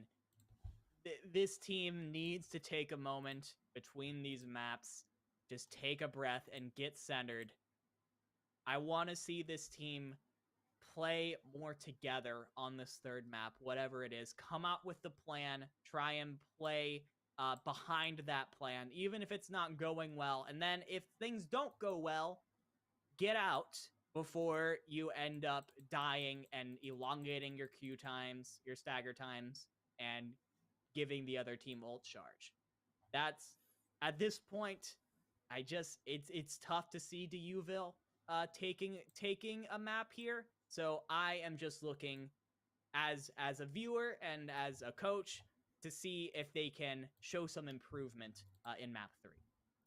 Yeah, you know, that's true, Dividing. You are a coach, and I've seen your team play.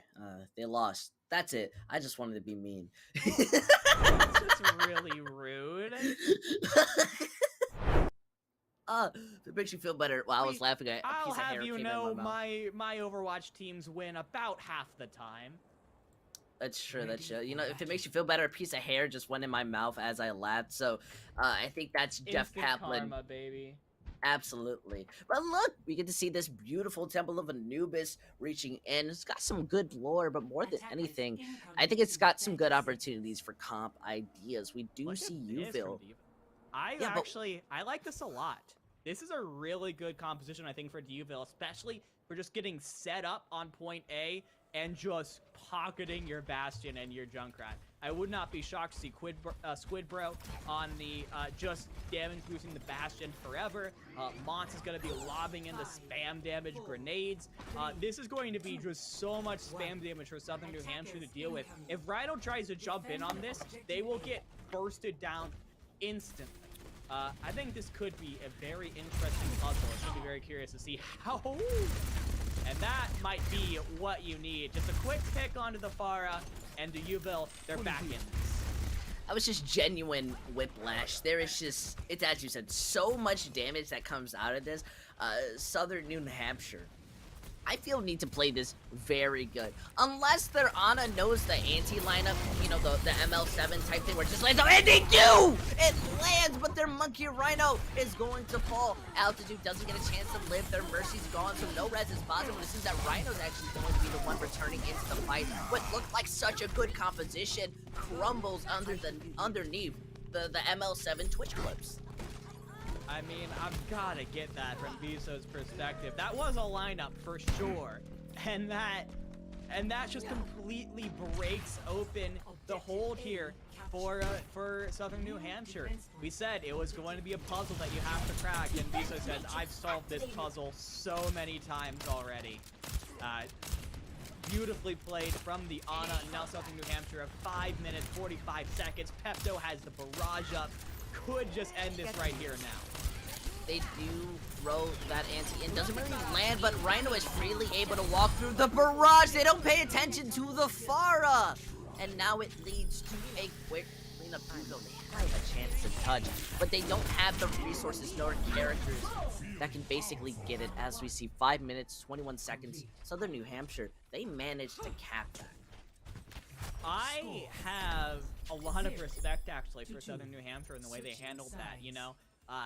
You pop out a spawn real quick out of Pharah, you expect to have just all of the space you could possibly want, you'd fly up, and bam, you get punched in the face by a Bastion. So, what do Southern New Hampshire do? They reset, they go, okay, they're all set up there. Biso, you know that Ana nade lineup, right? And they go, yup, hits it, you all jump in at the same time, you overpower the defense, and Southern New Hampshire ride that snowball to a victory. That I think is a sign of a really good team. You get beat on the first engagement, but you adjust quickly and you win the next time. Being adaptable, and adaptable when like it matters, and knowing when to adapt your playstyle or your characters. That I think is the sign of a really good Overwatch team. Southern New Hampshire, they look like a really good Overwatch team right now, Intel. I'll agree. They do look extremely good, and it really is just the execution that gives us the top of the hat. Though, on defense, they're running out on Sigma Hog. Is this a fundamental? Is this something I'm not knowing?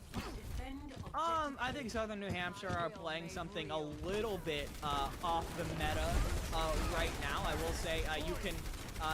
There's a lot of like mid-range poke potential with the Roadhog right clicks and the Sigma Hyper Spears, but it's really just buying time here for Pepto, who is just able to get above and get that first pick. Man, it's almost as if you could see into the future. They do get that rotation onto the side, but it's really only two people who manage to break through. That Orisa is not going to be having that Moira help trying to DPS against the Mercy, and that's not looking good. Also, how did the soldier get there? Actually, that's a really good question. There's got to be like a rocket jump somewhere. Yeah,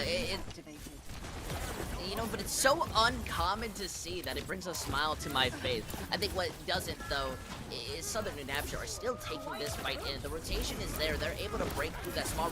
but the Moira messes up the jump, tries to go through. A little bit too high, and that is going to crumble, especially when the rest of your team going through the same angle are going to be found out. You could touch that point, but the Zenyatta is just DPSing.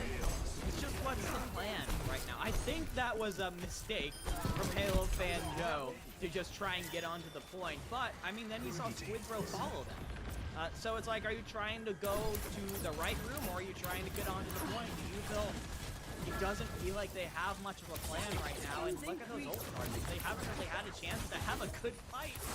They're ticking up so incredibly slowly. But here we go. That was a nice little pick there on the Pepto. We'll get Res back up, but take every little bit you can. Yep, they are just looking. Kind of pumping that damage, though it doesn't seem to work their way. Once again, they do get some contests on the point. It's not really going to be working out too well. Okay, but the silver lining here is I think Duville had a plan and they stuck with it. They all ran down mid and just tried to get onto the point at the same time. They saw an improvement there, but there was just too much spam damage from too many different places for them to stand up to it. And Pepto, throughout this whole game, has had pretty much free range. Adaptive circuits engaged. They continue to move in as if this is a quick play match. They just push forward. They pick the Sigma out of all characters, building that flux, clamp down. The Sound Barrier keeps them up, but you're already down so many. You're rushing through main. I don't know if that's what they mean by aggression or just pushing forward. Either way, your team is falling through. Kresnik has been up there on that high ground the whole time. It's just been chilling up there. Hasn't even really had much of a chance to get involved here. It feels like so many times you look at taken out before they can turn that corner. And I mean, it's really just been Pepto, who is just getting pick after pick.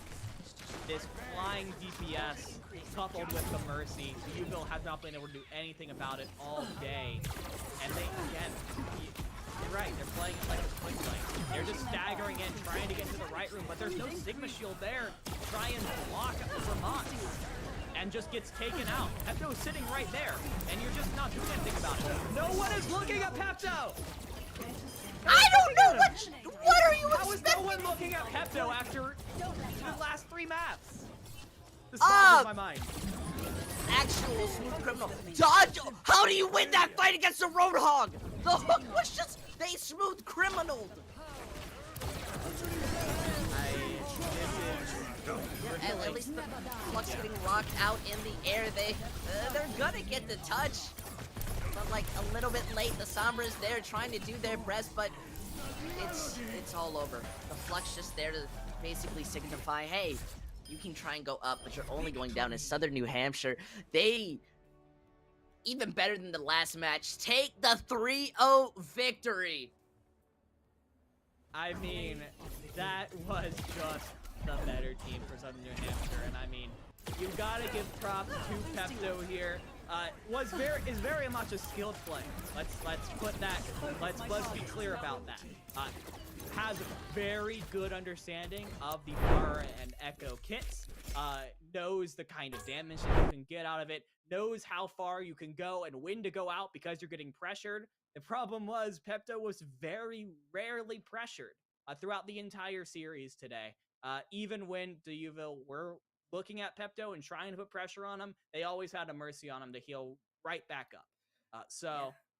Duville, unfortunately, come out on the losing end of this 3-0 here, but I think that there is a lot of really good opportunities for them to look back on this VOD and, you know, understand where their mistakes came in and try to improve for next time. Because at the end of the day, I don't want to be too hard on Duville there. Obviously, here to just try and grow and improve as individuals and as a team. So as long as you can look at where you are here at the beginning of the game, at the beginning of the season, and look at when we're a few months down the road at the end of the season and say, I think we actually improved a lot, I would say that's a victory.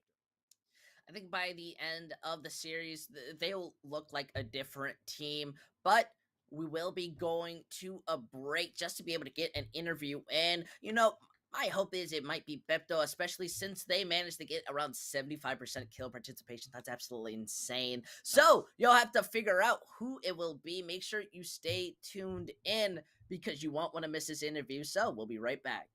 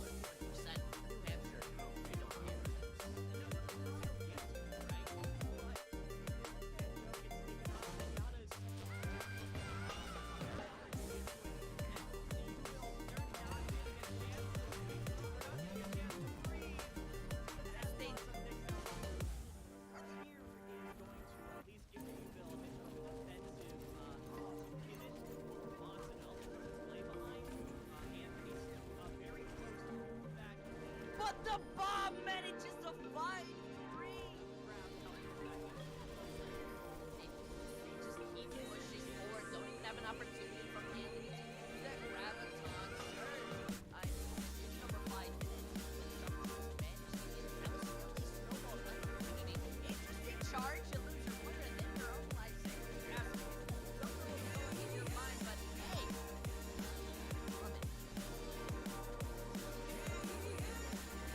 Whoa, the red!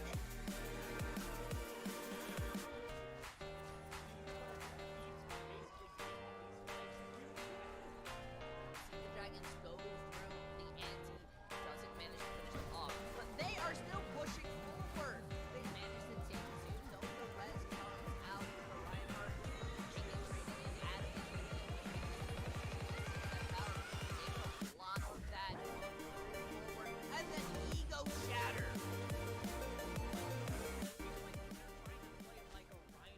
Trying to push in with the shield and gain space that way. You really just kind of want to hold your ground until altitude and lots are able to get picks.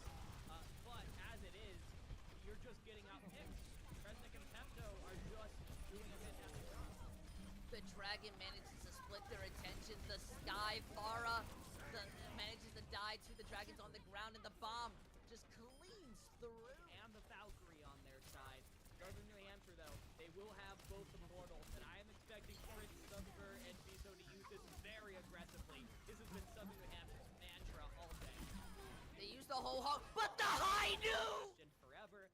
Mons is going to be lobbing in the spam damage grenades. You know, the ML7 type thing where it just lands, and they do! It lands, but their Monkey Rhino is going to fall. Altitude doesn't get a chance to live. Their Mercy's gone, so no res is possible. It seems that Rhino's actually going to be the one returning into the fight. What looked like such a good competition. New Hampshire, 5 minutes, 45 seconds. Pepto has the barrage up.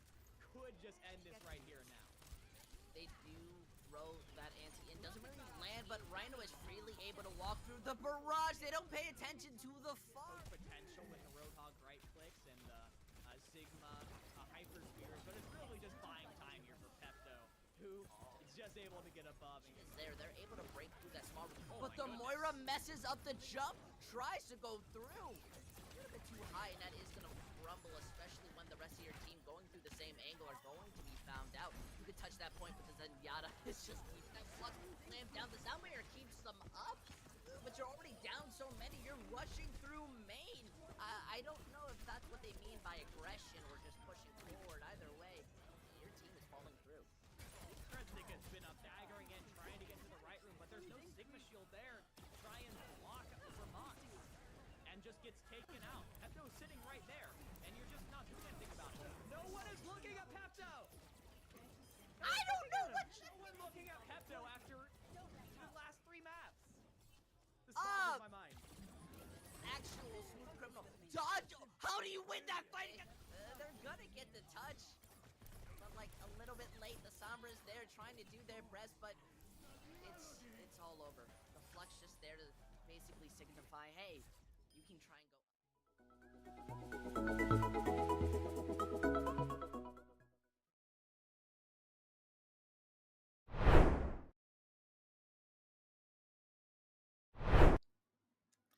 Hey everybody, hope you enjoyed that match. My throat ripped to shreds, the speed at which it went through. I mean, the Flash cannot compete. As we see, New Hampshire, they're managing to win in a 3-0, in a pretty convincing one at that, very impressively so. With this interview, we get a second to take a step back, and we get to learn a little bit more. Kristen, how are you feeling?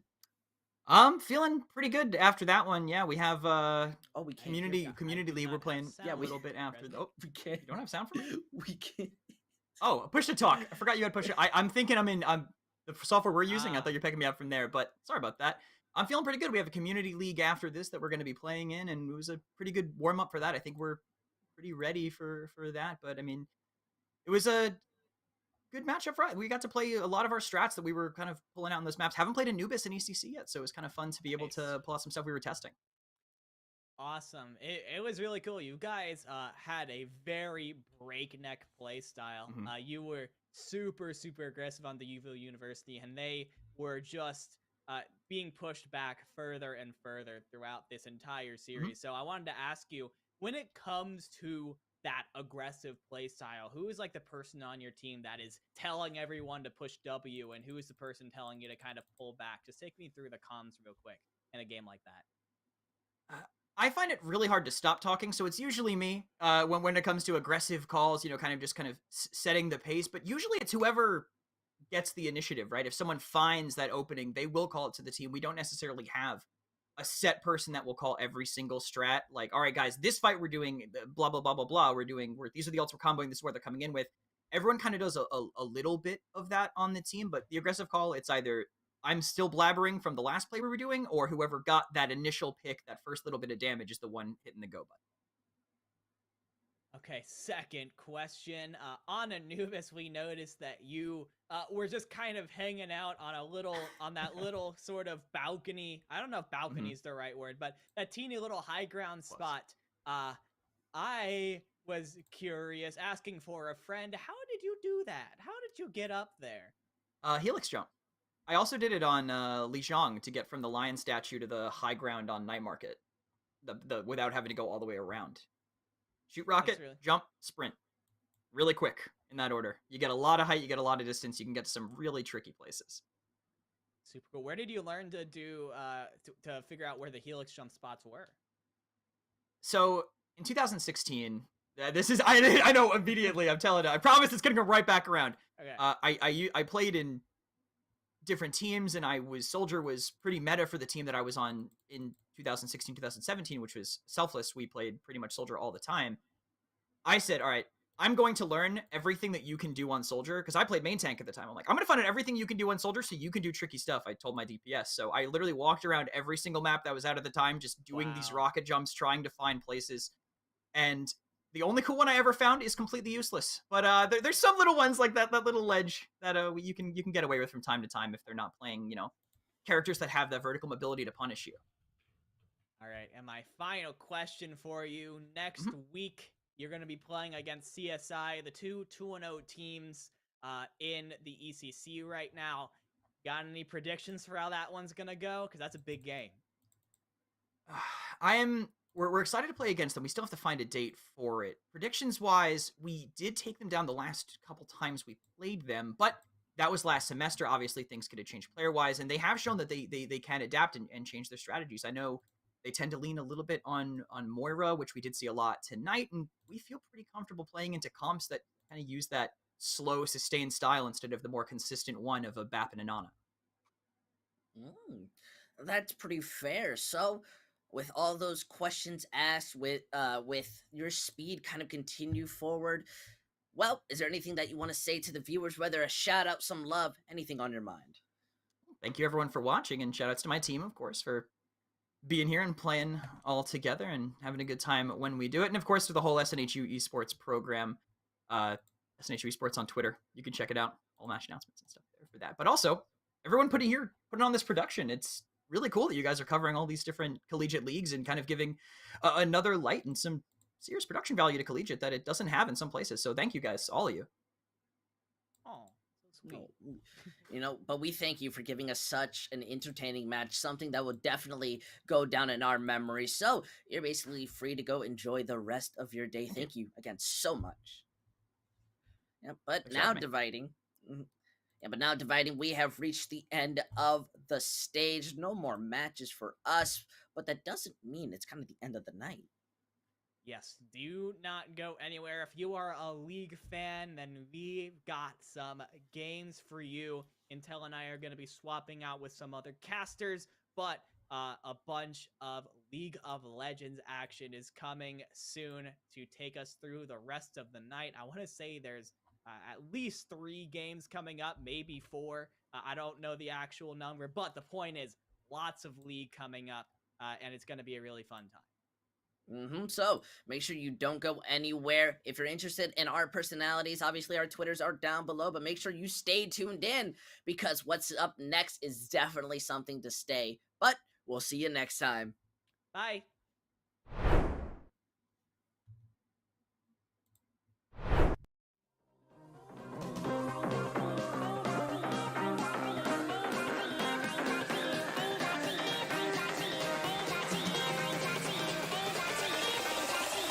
Cracking.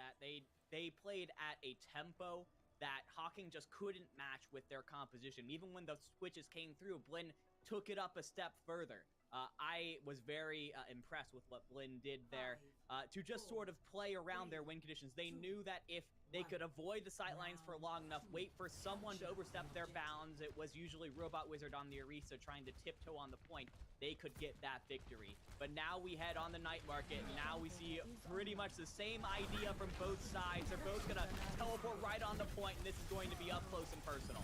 You say teleport to the point, and yet Hocking, they don't really land inside of the box. They spend their time outside. The Doomfish Hurdles is looking for that punch, but doesn't really have the room. Both of them inside this quick squabble, just hoping that somebody overinvests or one pick is there. But we see the Reinhardt just looking to find anything, and the Doomfist is the first one to go out, but trying to find that punch, gets punished due to it, and yet we still see Gus looking to charge up. This beam goes down. That's not going to be looking good. There's no reason for them to stay back, as Blinn are at a massive disadvantage. We see them start to push forward, yet Robot Wizard is going to be falling down. T-Bone looking just to melt them down, but that shatter kind of stuns away the support line from being able to move in. Luckily, they still have that Mortar Coalescence that's basically doing work.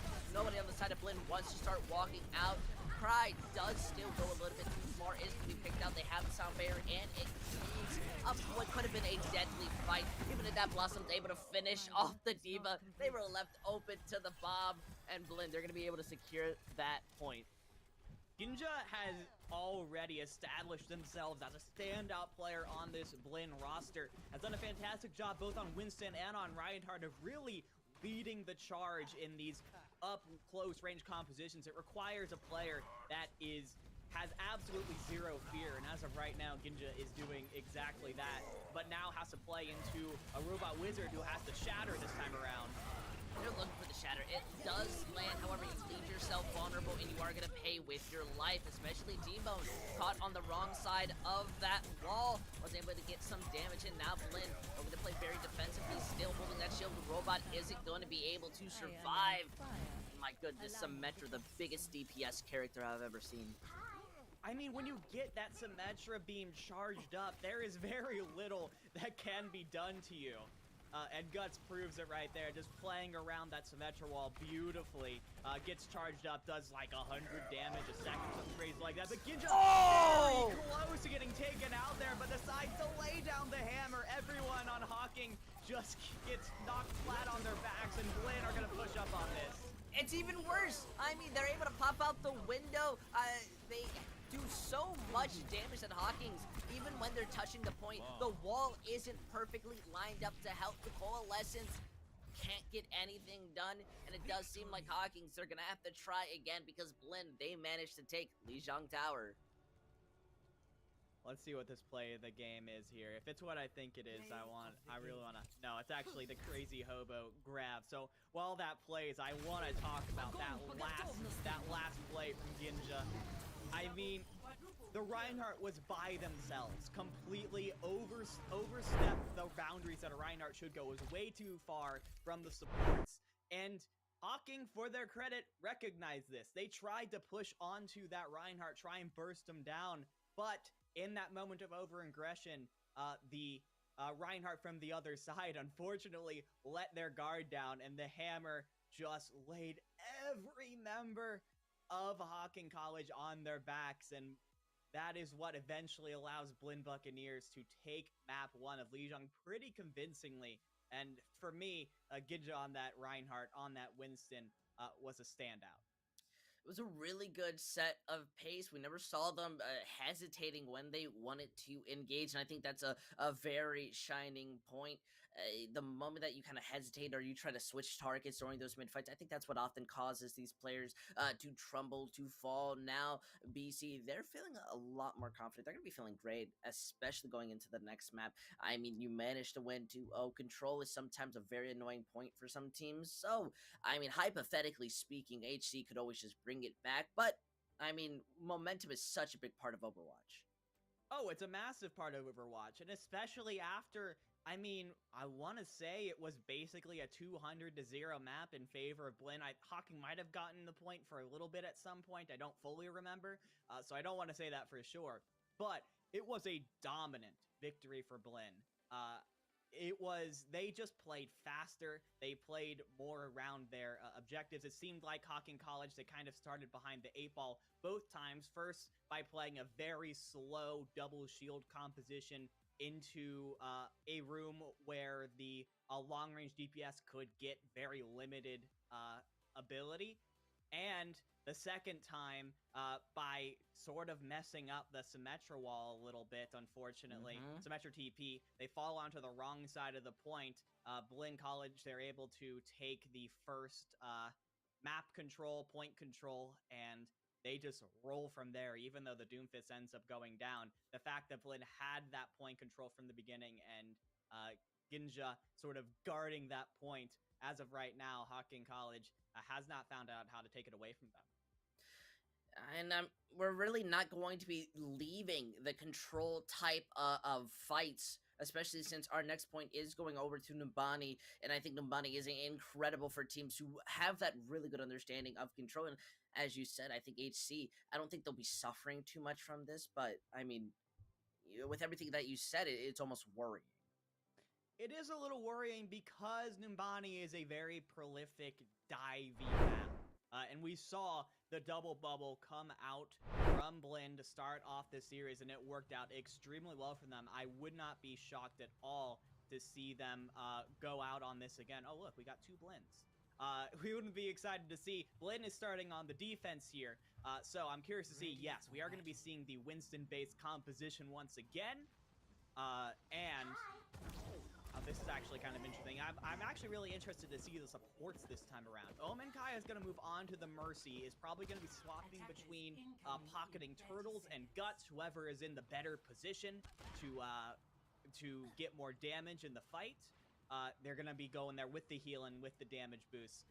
And then you've got College Lone, whose job it is to kind of keep Ginja and Crazy Hobo alive. It's going to be just up to that Ana to keep those big health pools of the tank satisfied. Meanwhile, Hocking are going for, once again, a much more close-range composition, but no Lucio here.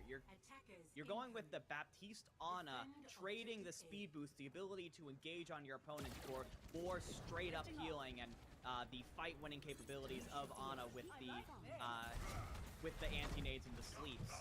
I will say, I think Night has to do pretty good on this Ana to make the swap worth it, because having the ability to rush onto your opponent with your speed boost cannot be understated. You know, even though they have the immortality, they're not going to be able to place that out to save Vondel, and they're trapped underneath this bridge immediately. Just going to be melted down. The damage from Blinn, way too much, and they don't know how to handle it. Way too much. So now, Hocking, they know the composition that they're dealing with here. If they try and run under there, they're going to get jumped on immediately by Turtles and Ginja and Guts. So the question is, how are they going to try and adjust this time around? Where are they going to try to attack? Bottom didn't work. If I were them, I'd try and go up top, try and take the duel with the opposing tanks, and it looks like that's probably what they're going to do. Reading the minds of the caster has always been a player talent, or it's just adaptations that they're prepared for. We already see them moving it, but a beautiful placed bubble into the Primal Rage is going to split them up. It does see that Krydom is going to fall through as that poor soldier, once again being picked out. Beautiful juggle, knocking that Sigma off. And that's just a good way to end the fight with a bit of pizzazz. A bit of pizzazz, and Blinn wins that fight with only the Primal Rage, which is very important. Out on the defense, you cannot be over-investing these ultimates, because Hocking is going to be slowly but surely building up to a pool of ultimates of their own. Blinn has to make sure, since they won with just the Primal Rage from Ginja, they will have the other 5 ultimates available for this next fight. Potentially could be enough to cycle through for these last 2 minutes if they need it. Hocking's actually going to make a couple of changes, actually. Krydom's going to move on to the Cassidy, T-Bone onto the Roadhog, trying a lot more stun potential here. You can with the hooks and the flashbangs, but I mean the synergy just isn't quite there, it feels like. How does Hog and Cassidy hold together? I mean, haters will say it doesn't work as they manage to just take out the monkey. Now they're at a big disadvantage, though. We do see Turtles helping with the assistance of Guts, solely to take out the Cassidy. Now as they try to push in with that Coalescence, we see the copy onto the Hog Shatter going through, not really landing too hard. They have the Valkyrie and they just start going ham, unleashing the ultimates, not taking their angles, and well, it does seem that Blinn are going to be able, even without their main tank, to stabilize. Ooh, that was pretty close. I will say a pretty solid engage from Hocking there. Got the early pick off with the hook, so that is what the utility that the Roadhog gives you. So nicely done from T-Bone. And the Coalescence to help him push out, but they just didn't push out enough. They didn't have enough space, even with the Coalescence healing, and after that went away, Blinn used their ultimate in response, but it cost them a lot. They will have just the Bob and the Primal Rage this time.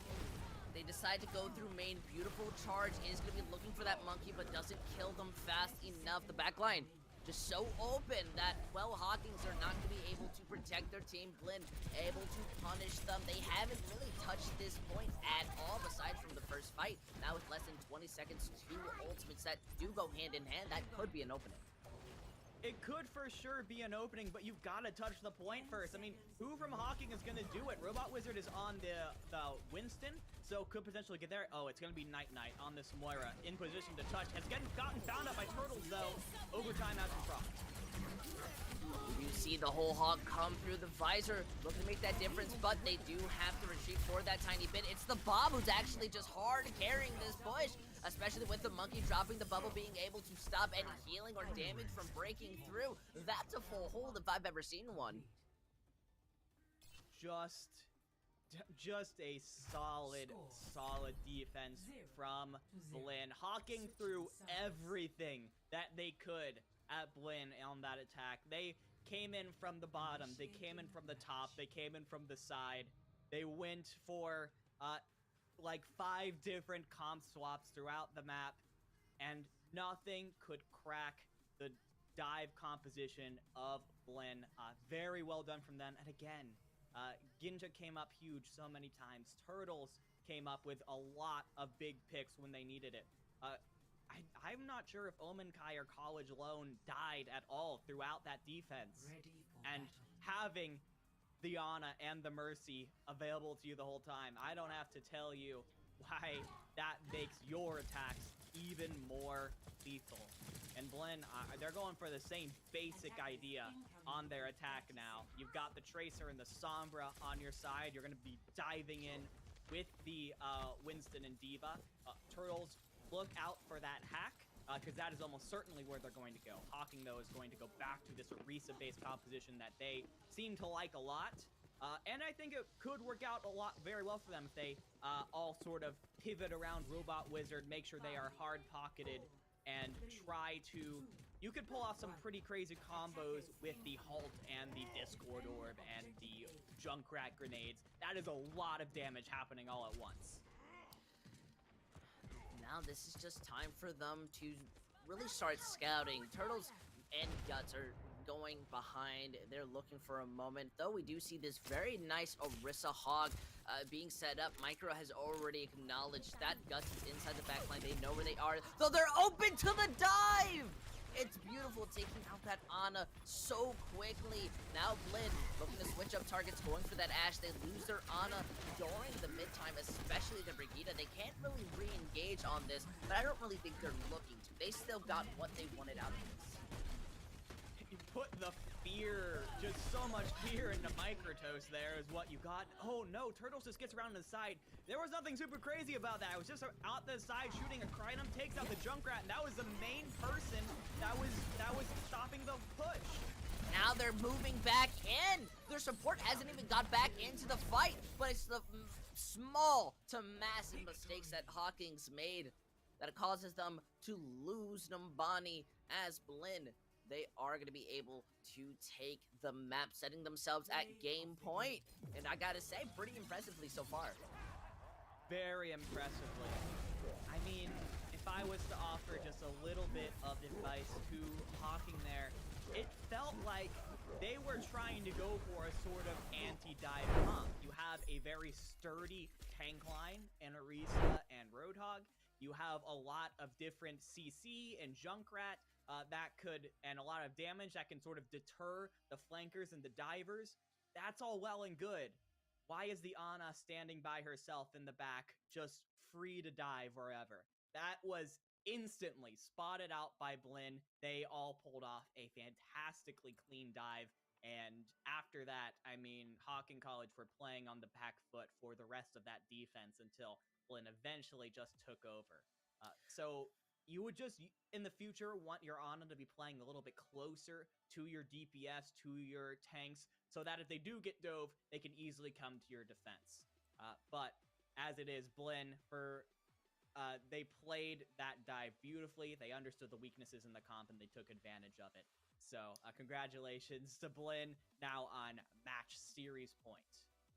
I mean, even then, I think it just comes down to the fundamentals, especially very early on. We talked about, I do believe it was comp compatibility and how well these characters kind of complement each other. And I feel the very sporadic changes of not kind of setting onto one idea definitely hurt them as well, besides from just kind of more of the Ana positioning and how they were taking those engagements. They've got one more map to try to make that difference, but I mean, I think we're seeing the same issues kind of happening over and over. Though Volskaya Industries, of all maps, I feel is going to be one of the strong suits because you have room to try different things. But old economy, I think, is the sacrifice you give up for that. Yeah, potentially. I think that this does sort of suit Hocking College, especially on the defense. They seem to be partial to these defensive Orisa-based compositions. You can absolutely make that work on Volskaya. There is just high grounds encircling the point that you can absolutely take advantage of. Blinn, they seem to want to play more in your face, a double bubble, Winston, Reinhardt comps for the most part. So you can take advantage of that, put as much distance as possible between you and them, and just keep poking at them until they go down. That, I assume, is what Hocking will do, but they are starting off on the attack, which means they are going to be the ones that have to force the issue onto Blinn. They need to get at least something off of this attack to keep their hopes of this series alive here, Intel. I mean, personally for me, I wouldn't be too surprised if the main idea they're going for is to just hard walk in, just don't even hesitate. But when you have the Baptiste, I mean, I don't think we often talk about the Baptiste versus Ana. I think there's always those kind of fundamentals and small things that we always know the difference of. But when it comes down to dive, how does that Baptiste work?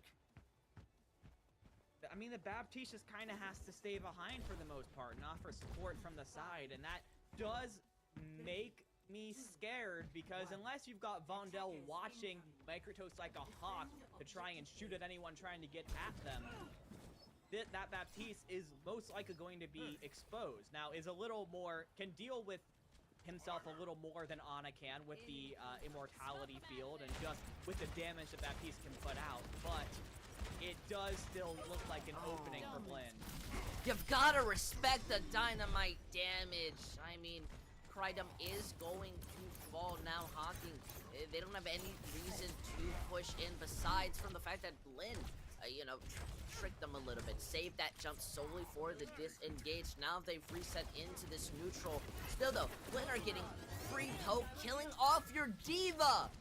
And now, this fight that you really want to take is only going to be longer and longer. College is building up to that nano. It's not looking as great, though. You do get the res, which resets the piece. Oh, never mind. Now you reset the res by killing off T-Bone again, and Blinn is just, I mean, look, this is a broken team fight right now. Hocking are trying to push in with like 4 people. Ginja has the Primal Rage already in a short room, is actually going to be forced out, but how does Hocking do anything here? They're still stacked together, and in the end, that's going to cost them everything. There's a Nano Monkey in their face. 2 have already fallen down. Even if they want to push forward, they are falling before they even have a chance. Krydom now feels that a Junkrat might work, but I mean, that's not really the problem here. The monkey is still hitting you and is not going underneath 200 HP. Yeah, Ninja has just been standing up top and actually gets taken out once again. Robot Wizard just feels like Hocking do not have enough time to get set up before something catastrophic happens. But in their fairness, we do see a tack visor, we see a Primal Rage, and an Amplification Matrix. A lot of good opportunities for Hocking to try and break past this hole. They are going to be having a moment. They switch over to the Hog with the Monkey. So at least they are going to be looking to be a lot more annoying. But the Graviton surge out into a bit of a Hail Mary. Didn't exactly see what it goes, so at least Turtles is able to copy the Monkey. Kind of help out from that missed ult, the anti landing through. They leave the Baptiste to live for a little bit, but the Primal is going out. While Guts may be the only one picked off, they're able to get the res, bringing this back. The Mercy falls through. They have the visor on top of the high ground. They throw the Bob. Poor Vondale has to leave the healing the moment that they use it. At 1 HP, the Bob is the one that's going to finish you off. And Hocking, once again, are back in this pace where they're trying something new and they're resetting their old economy, and it's not helping. They haven't swapped in a little bit. It's been about 30 seconds. They just went Monkey. I mean, wait, Reinhardt. No. They went Reinhardt, but that was after they used the Primal Rage, I think, right? So Yeah. I think. So, theoretically, no ult damage lost. You do have both support ultimates coming into this fight, but you can't lose anyone before you have the chance to use it. Night Knight has to use the Valk very early to try and keep Hocking alive right now.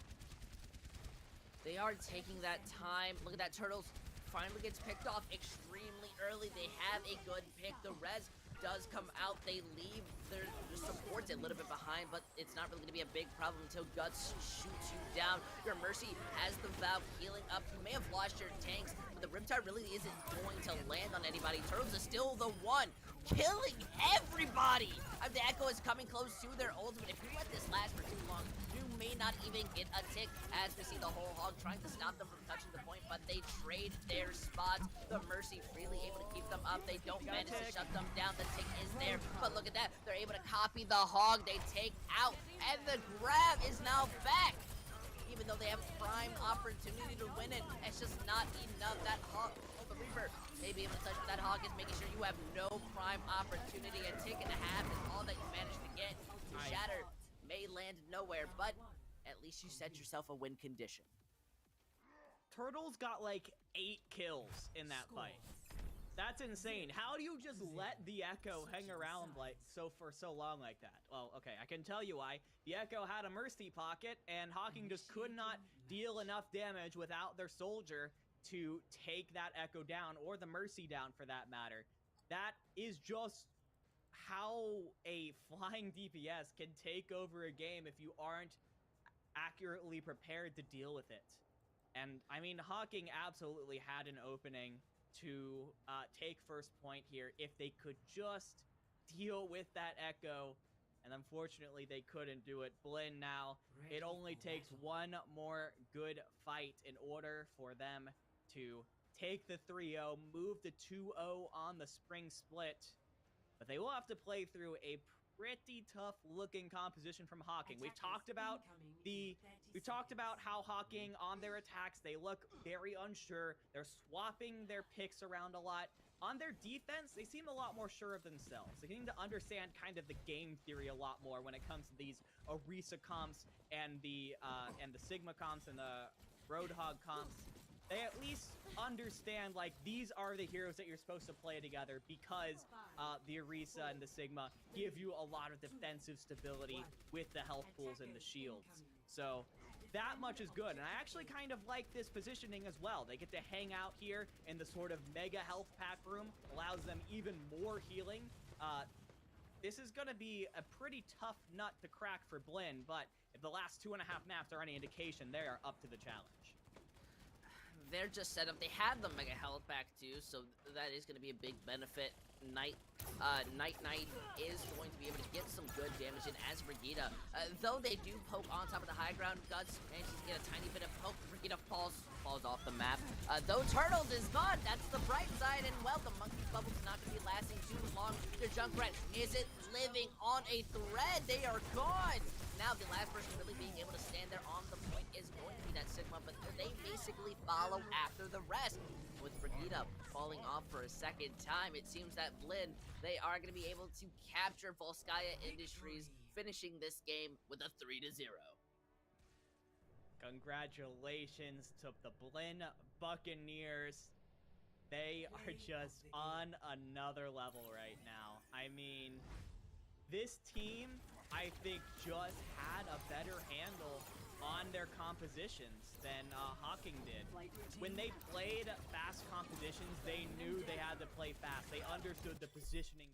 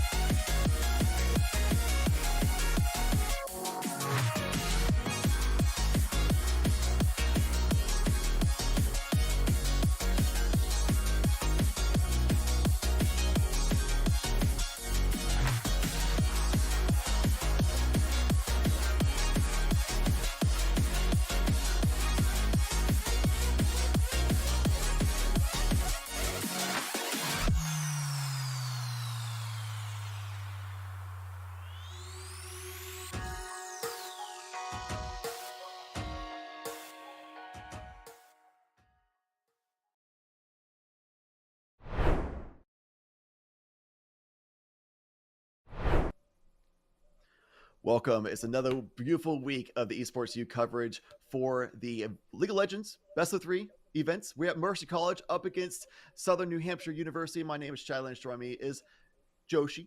It's like a Yoshi with That's a J, me. as he said himself. I got it from the man himself. So There you we'll go. relate There to you everyone go. else. It's a lot better. Don't worry, lots of people will mispronounce it, but we're not here to talk about the details of our names. We're here to talk about some collegiate League of Legends right now between Mercy College and SNHU, as you already said. And this is going to be a really interesting match for me because it's definitely one of these games where you typically see in a lot of collegiate matches. There's going to be a couple of lopsided strategies going on. I'm expecting to see a lot of Fed guy action today. Yeah, what we saw from Mercy College at least last week, Southern New Hampshire University, got them swapped up real quick. I was actually here, funny enough, and Glorious Killer popped off with Control Mages. Lux Specialist, people seem to be figuring that out and banning Lux against them a lot.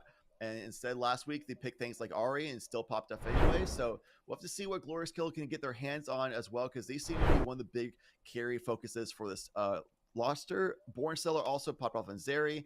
Used other champions like Zera, Too much Valor, Ezreal Chad. as well. Too much Valor. I literally just cast it until like 3 a.m. last night. So, but yeah, Oh, let's go. agents for champions, maps for games. It's just translation lingo. There you go. Well, we'll get into it real quick. As you said, Glorious Killer is somebody that I do have my eye on here for Mercy College, right? Not only is it the Lux, but you also note that there's things like the Annie, the Zera, things that are a little bit less common. You're noting that he's not actually drawing a lot of bans right now. It feels like Mercy College have decided, I don't think we can actually ban this guy out. We might be able to target one of the champions that he has played so far, but other than that, we just got to be able to withstand all the pressure as I'm going to go with Appals coming through on the mid lane for Mercy College. He's going to have to see what he's going to be able to do because it is a tough matchup going against this guy. Appals is one of the strongest players on his team, but Glorious Killer, Daemen 3, something that you definitely have to watch out for. There's that Annie ban you mentioned as well, but I do imagine that SNHU is going to grab that Lux pretty much immediately. It can be technically a flex, but I should say, but anybody can really predict that it's going to go in the hands of Glorious Killer. Mr. Reno also grabbed a Mumu last week, which was very exciting to me, and triple buffed the enemy, which is crazy. They did a nice 5-player rotation to like counter strat that they were trying to ward and punish for the blue buff start, and they just warded the enemy blue buff and then triple buff from there, which is pretty wild. But there goes the Lux pick, as expected, which should go in the hands of Glorious Killer. And there you go. You're going to make sure you can't get the light binding and the dark binding coming through at the same time. And White T and Trishy Twasi may need to make sure that they are able to hold up their end of the bargain because they are going to be playing the Morgana Caitlyn, one of the most classic lanes in League of Legends. Not quite as popular right now in the competitive scene, but something that is always going to be relevant at this level of play, where you're going to have a lot of long range to play with, as well as the Dark Shield to hopefully keep people a little bit safer whenever Lux is around. Absolutely. Caitlyn's just that long-standing, safe AD carry. It can just be very consistent damage, long ranges to work with, has just a well-rounded kit. You can do it a little bit of dash with a net drop, things like that. Zeri being grabbed up, that's probably going to go as Born Stellar, who popped off last week with that as well. So definitely proficient pickup. Interested to see what they match with it. Probably something like a Thresh or something of that sort to go alongside. That seems to be the flavor with Zeri. See, I'm worried this is going to be paired with something like a Yumi Chad, right? This is going to be yeah, something that is very difficult for them to lock down. You're already going to have a little bit of difficulty locking down this character with the composition that they've currently drafted. The Trundle going to be coming up probably for Mr. Reno in the jungle, and will have a lot of utility to provide the rest of his team, and also some fun interactions with Zeri if we actually see them working together in the lane. On the other side of the map, though, the thing that we have to pay attention to is Zeri. We already know this champion is incredibly difficult to lock down. Born Stellar, we'll see how well he actually pilots it, and it's going to be something where Mercy College need to make sure they can either, 1, lock him down, or 2, play from a longer range than he's able to hit them at, and they're kind of going with both. Why not both? Why don't you just kill him and then kill everybody else from a long range? Yeah, just going straight in. You can tell by the bans as well that SNHU is trying to just target Dark Swordsman, take away those aggressive, kind of assassin-like agents, high damage champions in the jungle. With Echo, Talia, and Diana taken away, Nocturne's still up. It's a lot more committal than something like the Talia and the Echo, but it's along the lines of a Diana. Next round, picks going through. Volibear gone off the table, from the top lane, so 12 CS a minute won't have one of those high health safer laners to go with. Yeah. Instead, he's going to have to try and find something else, right? Volibear is one of these champions that has a ton of utility, and you kind of just become a bash brother for the Trundle, right? Just this really large front line that is very difficult to take down. And I'm expecting if this is the direction that Mercy College want to be drafting, they need to continue taking down some of these frontline options. The Vex is a little bit surprising to me. It says that they think that the Lux is not going to be going over to Glorious Killer, instead going to be picked up by Pancake Man.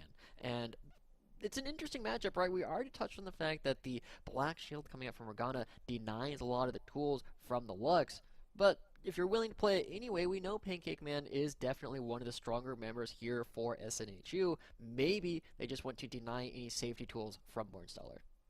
Pancake Man also, Bornstellar, or Glorious Killer mentioned on the interview last week that Pancake Man is the one that's like the IGL, the shot caller for the team as well. So definitely somebody that wouldn't naturally go onto like a burst mage support role. Typically go for something like a Thresh and things like that we saw before. Could be on Yumi, because what better champion to play if you're trying to just call out the shots for the rest of the team is the one that you don't even have to use for movement. Right. You're just who watching the needs to use main their map. mouse? Don't pay attention. There's a lot of complaints about the Yumi not necessarily having to pay attention to what you're doing, and there used to be a lot of incentive to pop off. Now that's largely gone, but we're instead going for a champion that will have to pay a bit more attention to what's actually going on in the game, and I'm a little bit surprised with the composition that SNHU are going for. You already said, where the shot calling is going to be coming from. It's not necessarily going to be something where Bornstellar is the person that we're going to be looking super closely at, right? He's one of the newer members of the team, hasn't been playing League of Legends for quite as long as most of the other people on the roster, and they're going to be building a composition around Bornstellar, or at least whoever's going to be playing the AD carry, that has 2 effective enchanters, right? Both of them have shields, both of them have ways to keep you alive in the long term, and by building this really strong front line for the AD carry, Bornstellar is going to have a lot of pressure on his shoulders in order to actually carry. I hope he's been working out. I feel like this is actually a flex Trundle at this point. I was looking at this and I was like, man, it's kind of weird that they wouldn't pick Karma earlier, trying to flex that. But I think the Trundle is going to actually go in the hands of Pancake Man with Sejuani jungle and Karma top situation, based on how I would imagine this composition plays out at the very least. But then on the other side of things, Darius locked in is a very aggressive laner for sure. And if he starts getting fed, then that's a tyrant to deal with. Might be a little tough to close the distance up against a Sejuani, Trundle, Karma, Lux, Zeri. It's going to be a hard day for Darius to actually lock down. It's going to be a lot of pressure on hitting a Morgana binding or like a flash ult kind of situation, maybe like a charm, but definitely going to be a tough composition for Mercy to pull off against SNHU. Yeah, it definitely feels like they have 2 halves of compositions, right? This is something you always got to look at this level of plays. Is your composition easy to execute? Do you know what your go buttons are? Do you know when the fight is going to be happening? Because you have these really long-range core that they drafted at the beginning with the Morgana and the Caitlyn that likes to play back, that likes to create a lot of space from the rest of the team, but it's really difficult for them to necessarily interact with the back line. Whereas on the other hand, you have the Nocturne and the Ahri who are going to be trying to come in from a flank, go in for a dive, make sure that Zeri is a little bit uncomfortable. But these 2 parts of the composition don't really play together all that well, and that's why I'm kind of looking at the Southern New Hampshire squad to really move forward. They have an obvious go button in the Sejuani, and everybody else just needs to follow in and drop all the damage when it happens. Yeah, I mean, Trundle can just take away all those stats away from the Darius as well. So that's not even really a front line for this team. You have one tanky agent or champion, and that just instantly gets shredded. I'm going to do it constantly. Don't worry. Don't worry about it. By game 3, if we get there, I'll fix it. I'll shake off that rest. But it's okay. They'll just become heroes at that point. Yeah, they're heroes. They're agents. They're legends. We'll go back into Apex casting at this point. Oh, true. I mean, I think there's always been a missed opportunity, right? It is the League of Legends, and we call them champions anyway. Right. So, everybody just has a little bit of a different word for the characters that we are going to be playing. At the end of the day, though, we do have to determine which of these 2 teams is going to be coming out ahead in our regular season here at the ECC. I'm leaning towards SNHU to take this first game. Do you have any predictions, Chad? Yeah, composition alone, I would say SNHU, but also based on how I've seen them perform in the past, I also would say SNHU on record counts and stuff like that would be favored as well. So we shall see. Obviously, if Mercy College can just dominate lanes really freaking hard, they can just translate that to just they're so strong that SNHU can't really even get their composition online. But if we go to like mid to late game and the teams are even, or if SNHU is ahead, I can't imagine Mercy College having a good time with things. Oh no, Zeri is an absolute monster the later the game Yep. goes. We know Kalen is too, but the difference in their ranges is pretty significant. And right? the supporting cast. Exactly, right? You can't just go for your main actor. You got to talk about the supporting actors as well. This is why we always have the Golden Globes have multiple categories for everything like this. So I'm going to pay a lot of attention, and I'm actually curious if this is something where Born Stellar is going to be the one who actually ends up playing the Zeri, right? We already talked about how a little bit of a newer member than a lot of the members on the team, as well as focused on actually playing support. If you look at their OPGG, if I am looking at the right person, of course, we've been seeing a lot of Leona, a lot of Lulu, some of the Karma, whereas we don't necessarily see any of these players being AD carry mains, and that's going to be an important task for them to actually keep themselves safe, is who's going to have the mechanics to pilot this champ, because as strong as Zeri is, she's just as difficult. Yeah, imagine a world where the Caitlyn's going to have to just play for the life. Morgana might be able to just do some Dark Shield and keep them safe.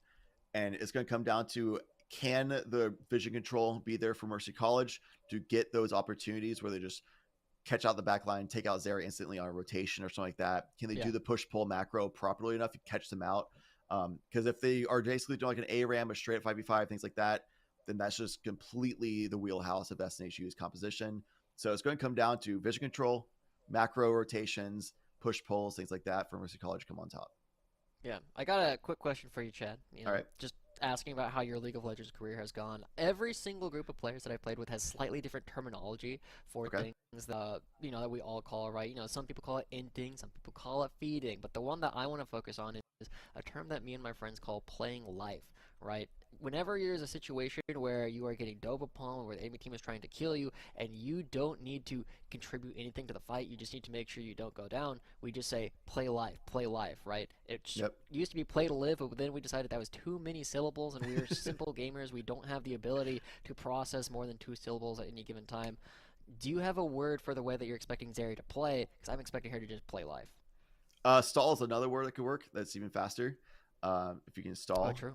I like that a lot. Somehow a lot of people don't know how to do that as well. A lot of times, like, we're split pushing in ranked is like stall, and then the other team's like, they engage on us, and we're like, why didn't you fall back? Why didn't you realizing fall back? that they're in engaged range? So yeah, it's definitely stall is a faster one for me, but playing life definitely makes sense for sure. I'm sure there's other terminologies, but that's the first one that came to mind. We'll see.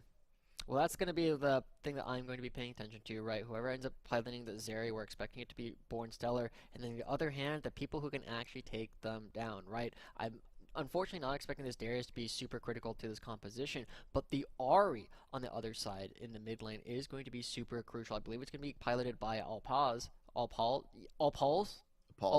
think that's what we went with. That's going to be the player that we're going to have to pay a lot of attention to, because as difficult as it is to kill Zeri, there should be enough lockdown and enough burst coming out from the Ahri to actually take them down sometimes. Yeah, I'm also looking at lane matchups as well. Karma versus Darius, because we talked about how Mercy College, one of the win conditions is winning lane really hard with this composition. Yeah. And Darius versus Karma, last week we saw SNHU having a weak topside playstyle. They focus a lot more heavily on mid and bottom control and just playing strengths there. And then having 12 CS in mid, just kind of just surviving until mid to late game and transitioning into team fights, essentially. Mr. Reno would rotate up there every once in a while, but it was definitely a focus of mid-bot dominance. So with a Karma locked in as well, just the play life, stalling out, just holding in lane and not dying to Darius, so Darius can't get that lead and start snowballing, and becomes generally a non-factor. And even if the Darius can CS pretty well, still is not going to be able to just like really come online unless they get some kills going on, at least not to the level that they may need to be able to translate into some dominance and just overwhelming presence going into the team fight phase of the game. All right, Chad. Now we've done a lot of analyzing of the game. Which one of these is your favorite champion? In the lobby specifically, or just in general? In this lobby. Okay, my favorite champion in this lobby has got to be Zeri because it's like really exciting to me. Okay, fine. It's Whatever just the new stuff is. It's new and shiny, I get it. So my second pick would be Caitlyn, and I know that's a lot of people consider that to be a boring pick because she's been around forever and is just like that safe marksman basically, but she is one of the main marksmen I go with is Caitlyn and Ezreal. I generally just play standard safe in lane if I'm off roll, so I kind of go with her. I just like her vibe as well. She's just doing her thing. You know, I especially mean, if with you've seen Arcane Arcane, coming you know out. she's a waifu, right? Yeah, she's. I'm not the only one. She's great been in looking at Arcane. that. I'll just say that. She's fantastic. Hey, Yeah, she's I the was hoping you were gonna detective. say. I was hoping you were gonna say my champion, right? The Nocturne coming through. I was a Nocturne main for a couple of seasons, right? Whenever I got filled into the jungle and even sometimes in the mid lane and top lane. And as a Vi player, you know it's kind of the same thing. You press R, you go all the way to one champion, you Yep. say, "Hello, I'm here now. Now you have to deal with me." And I thought we were gonna have some synergy here, Chad. Man, I have played a lot of Nocturne in the past, and when Action Arc came out as well, I was a Nocturne main for like 2 weeks of Action Arc. Okay, I was just okay. like load up tenacity or lethality, sorry, and then just Action Arc ult. Have like 2 ults in the same team fight would be insane. Yep. Just ult in, get the first kill. We're team fighting last straggler, ult that person as well.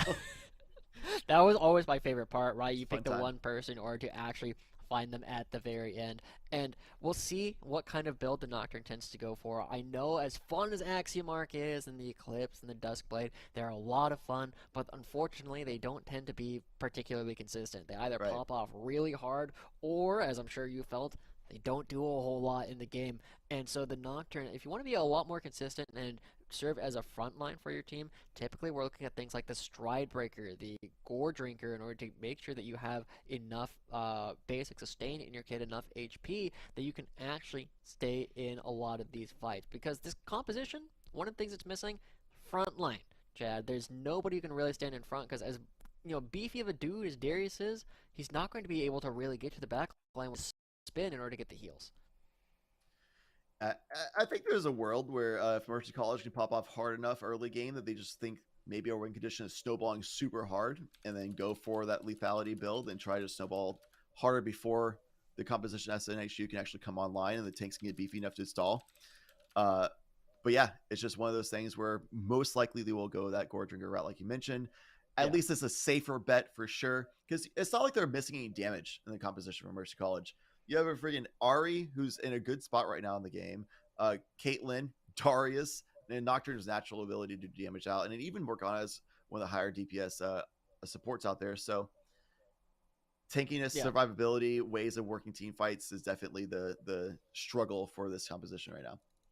Yeah, and just want to make sure that everybody is aware, we are just trying to let you know that it is specifically us, the casters, who are delaying the game.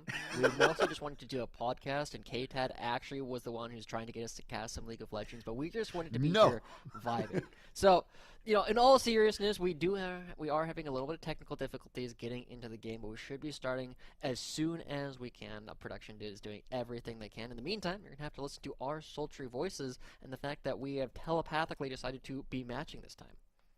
It seems like we are in progress for the Resolve too, which is great. We're in progress. We keep looking to the side, and the reason why you see us doing that is watching the prod chat, like what's going on, KTAD? But yeah, I think in this situation, I think it's the best thing to do is go to a quick break, because we don't know how long it's going to be, but we're on our way back. So it should be a short time of a quick break, but we'll be soon. We'll save a lot more podcasting for the game, and we can talk about the game as it plays out. So we'll be right back. See you then.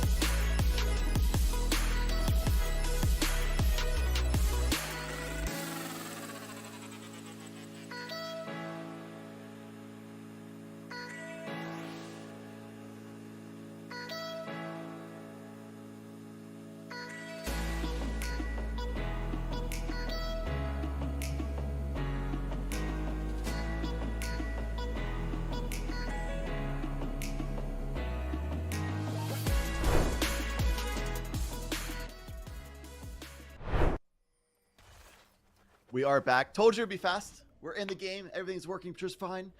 And the teams will be underway just shortly. Looking at Masteries, things look to be pretty much what you'd expect as far as keystones and all that kind of stuff over the line. Yeah, everything seems to be what you'd expect from the meta.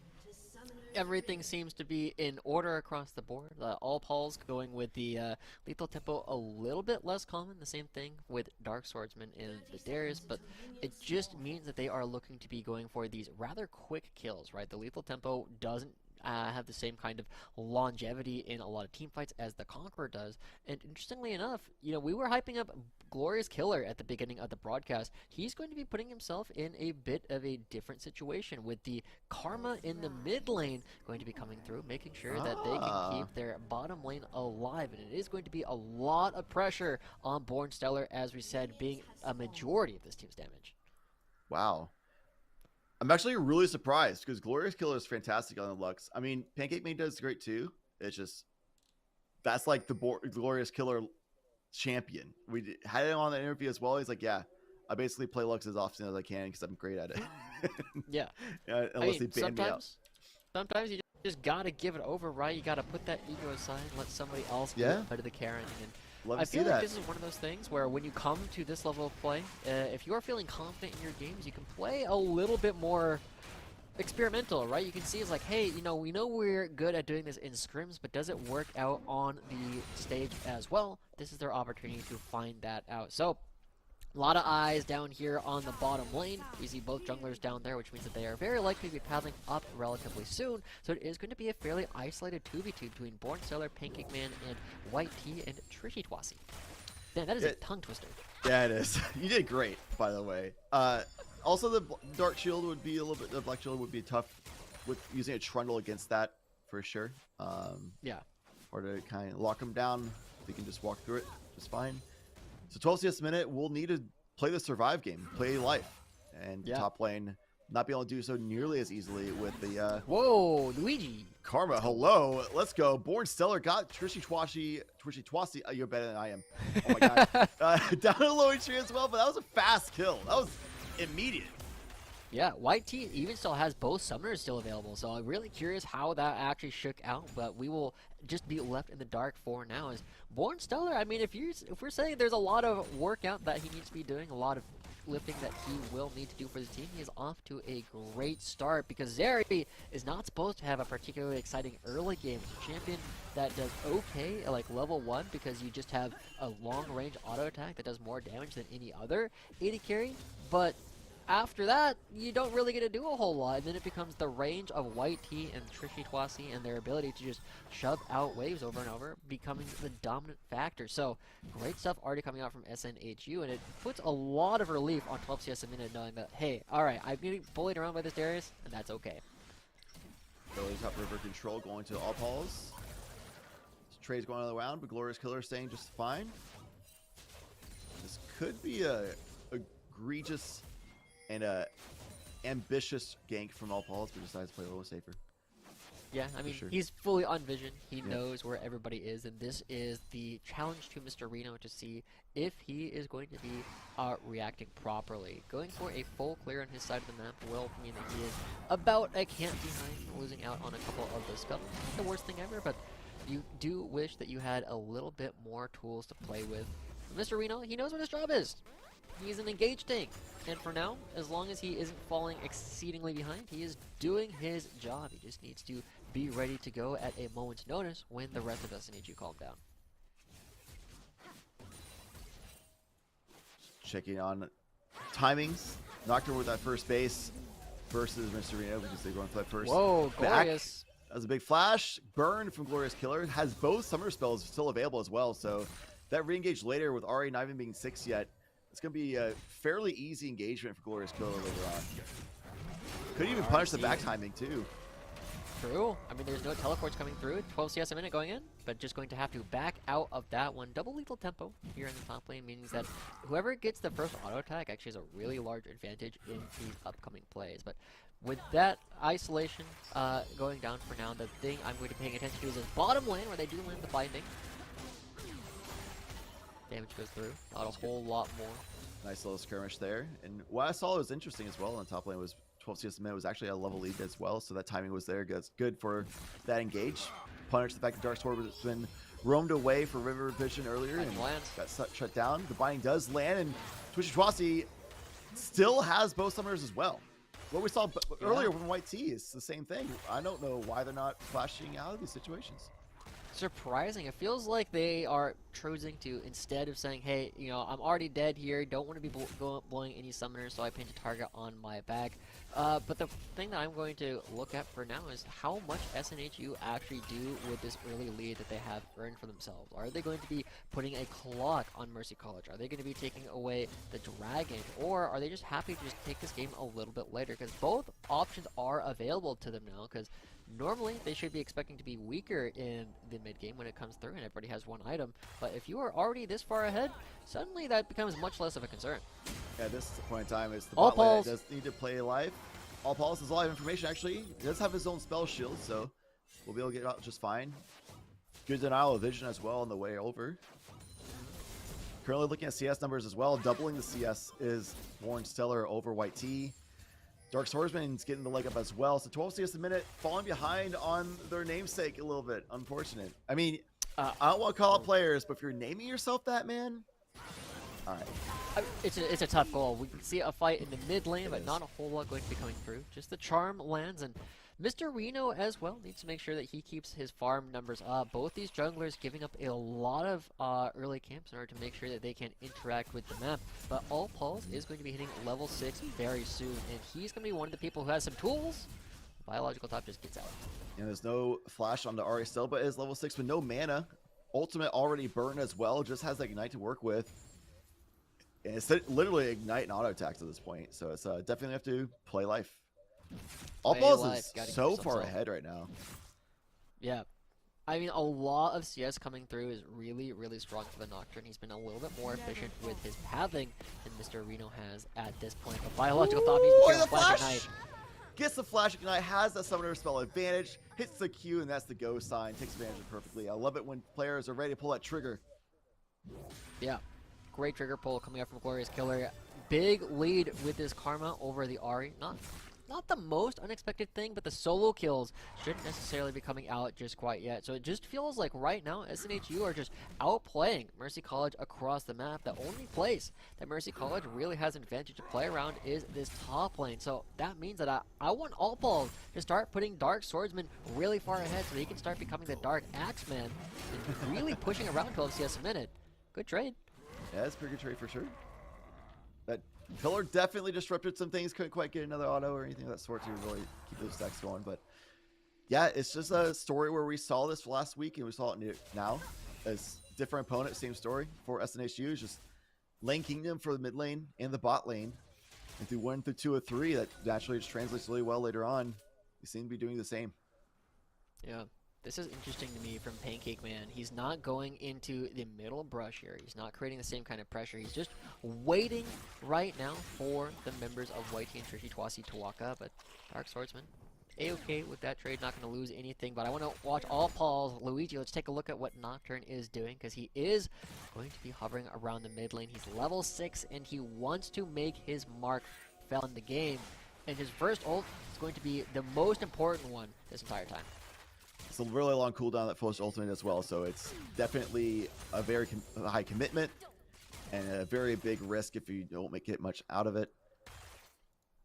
Same for Dark Swordsman. Has an ultimate that's definitely a shorter one, so might be able to just use that in a exchange for a regular skirmish to try to force back the Trundle from lane.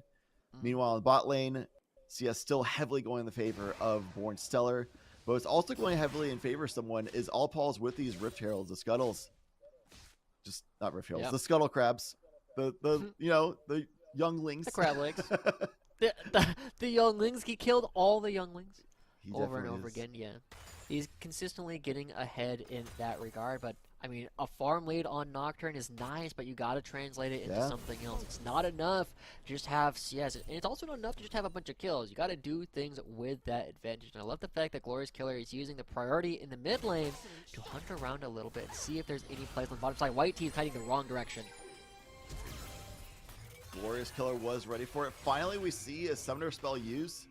So, I mean, that is an improvement from before. You're able to see danger coming and got out there before anything bad happened. But this pressure for All Pulse might have that early CS lead. The ultimate's burned. We talked about the high commitment and the risk that comes with it. The risk falls, but meanwhile, Glorious Killer chasing down Biological Top, who narrowly dodges out of the way. Meanwhile, 12 CS a minute. We'll just add a CS of a champion slain to the scoreboard. And SNHU just exploding. They're getting these lane leads, and now they're just dominating with dragon kills, rotations. Mr. Reno showing up first. This is a fantastic start for SNHU. Yeah, crazy advantages coming through all across the map, and importantly, Mr. Reno still has his ultimate available. There are targets painted on White Tea and Biological Top at this point. They don't have all the mobility that would normally be in their kit because the Flash is down, the Spirit Rush is down, and SNHU have the tools necessary to continue snowballing this out. And that, again, that's what we got to pay attention to, is how do SNHU play this through. From this kind of position, it's not impossible that this kind of game ends in 20 to 25 minutes. But you can also just play really slowly and put a clock on the enemy team as they try and burst out White Tea. Good interaction with Zeri with the turret there. Doesn't quite hit White Tea, but definitely chunked them out. Heal is still available. Exhaust for Trishy Twasi as well. Yep. Biological Top here. A little bit Looking of a for a roam. potential opportunity. Vision control though for SNHU. We talked about how Mercy College needs to be winning on the vision control game to really find more success with the composition. And Biological Top can't even get roams in place. Glorious Killer with a little bit of positional advantage in this position. Does not have Ignite. Burning in the last engagement is going to get collapsed on. Might be green a little bit too much, but Biological Top not in a position at all to be able to punish that. I believe Glorious Killer should be able to just get back out just fine. Those Qs hit like a truck right now. A 2-level advantage over Alpals. Tries to green a little bit for the kill, but should be able to get rooted out. Not in time. Alpals punishing the greed of Glorious Killer. That's a good way to put it. Too much greed coming through from Glorious Killer. He's like, yeah, we're 2,000, 3,000 gold ahead already. I can get away with anything I want. But my dude, you got a Moonstone Renewer. You're not the scariest thing in the world. And if you just let All Pulse hit you in melee range, you are going to be going down. So uncharacteristic mistake coming through for Glorious Killer, but it does give an opportunity for All Pulse to be more interactive in this game.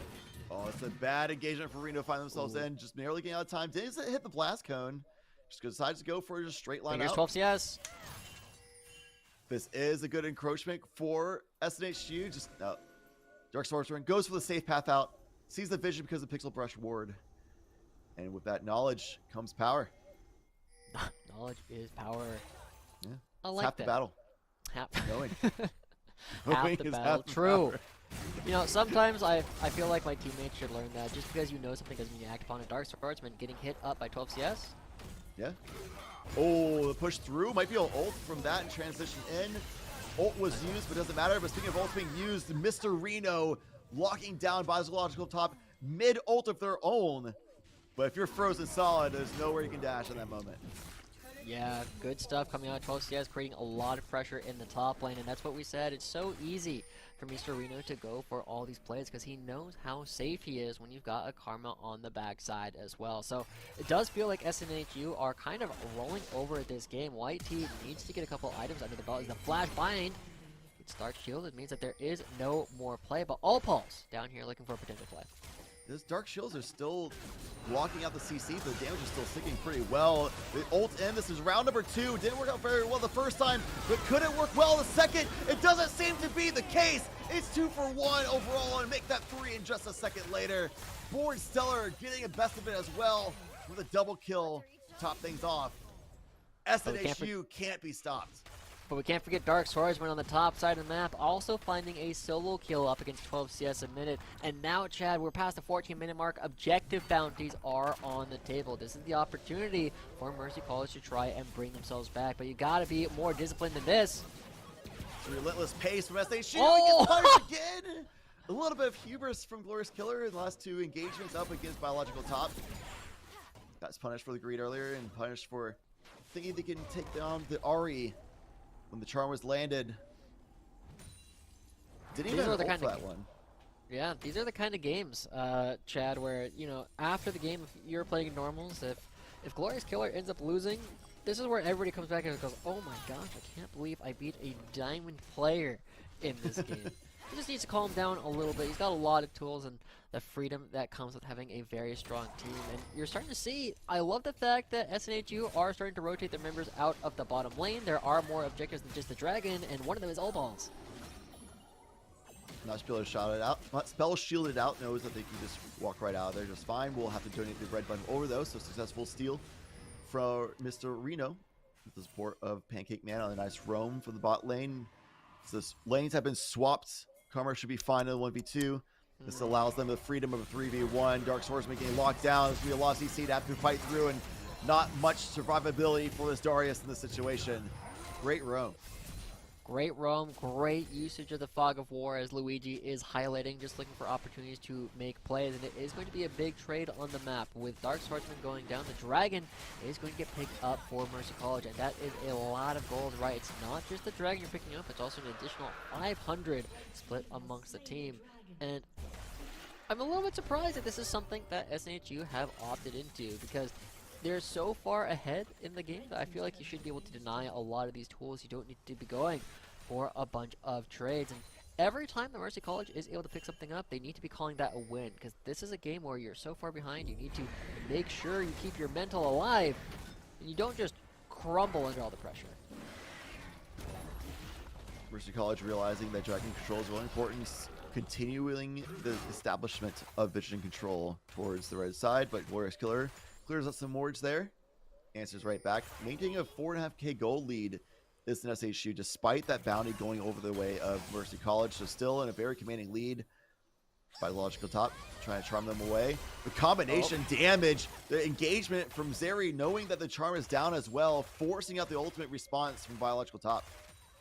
Yeah, that's the crazy thing about Zeri, right? Because you are so safe, you get to play like a total Chad. They get to play like you when you're playing a game of League of Legends. You just go forward and say, hey, I know you're not going to be able to kill me. I know you're not going to be able to lock me down. So Born Stellar has a lot of freedom. They pick up the mid lane turret, and I think we're in for a couple minutes of quiet time for a little bit. So we can get back to the Chad and Joshi podcast while we wait for more objectives to spawn. And that is why you asked me earlier what's my favorite champion in the lobby. Varies because of what you just said. Is I get away with playing my stereotype to my name. It just go and do what I want, have some freedom, and play my game, be aggressive as much as I can. That's why I'm a Vi main. I just go in, do my thing, pull the trigger, go hard, punch go first. ahead. Yeah, punch first, ask questions later. Exactly. Sometimes you don't ask the questions at all. So SNHU now in a position where they should be able to take over a lot of the top side of the map, push out all Pauls and say, your jungle is my jungle. As Mr. Reno already doing that. There's no vision up here, and this is a very dangerous spot for the Dark Sword. I feel like you might have seen him out, but it doesn't really matter. It appears the Shrunk is ult down. There's no defensive stats for you, Darius. The darkness comes down, but nothing you can really do. Is a little too late. And I don't think it would really matter in the very end because they're on top of Dark Swordsman. Ooh, Glorious Killer gets some good chunking down as well. There's a lot of pressure up here in the top lane as everybody's screening out for a Born Stellar and 12 CS a minute. Important to remember that with the whole breakthrough, you don't necessarily want to be super grouped up on the Trundle. He gets way more resist, he gets way more damage to turrets when he is all by himself. So expect 12 CS a minute not going to be grouping up with the rest of the team for most of the rest of the game. Instead, going to be letting them hang out down here. With 2 minutes on the next dragon, it does have no icon up there in the top left, Chad, because it's a Hex Dragon, and Riot is a small indie company who does not put all their icons in right away. All good, you know. It's all good. Can't do We've known everything this for right. years. We're all human, you know. But that's why we have wonderful observers like Luigi to show us the icon to prove it. True. All good. All good. Well, It's all about adapting in the moment, you know, not only as players but as broadcast talent as well. Yeah. I mean, I don't know if you remember this, but for the past couple patches, we didn't have this full scoreboard that they have recently rebuilt. Oh yes. It was just the gold for a little while. Not even the number of turrets that were up, but the objective bounties do change that. Oh, yep. K10 is not super happy about that either. When it was super difficult to know what was going on in the game. For anybody who's just tuning in, but SNHU taking control of all Paul's jungle, going to be making sure there's no way for him to come contest the dragon that's spawning in a minute.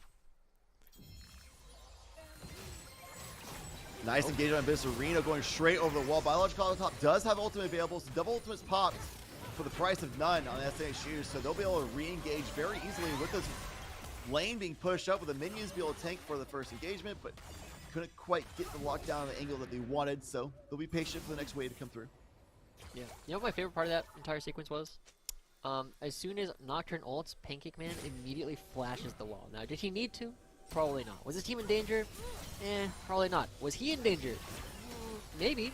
But the big thing is he is there. He wants to make sure there is no opportunity for Mercy College to try and come back. And I love the fact that as they move from lane to lane, they drop a ton of wards to make sure there's no flank angles, no flangles for biological top to be coming through. And as this turret goes down, they can easily back away and pick up the dragon here in 20 seconds.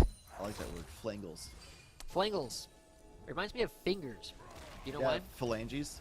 There you go. You're the first person that's actually gotten it right on the first try. I'm actually I'm a healthcare professional, sir. Oh, really? Are you actually? Yeah. Wow, that's pretty Licensed good. massage Yeah. therapist, do other bodywork therapies like lymphatic drainage, psychotherapy, reflexology. Anyway, what is happening on the map right now is Hextech Dragon being taken away.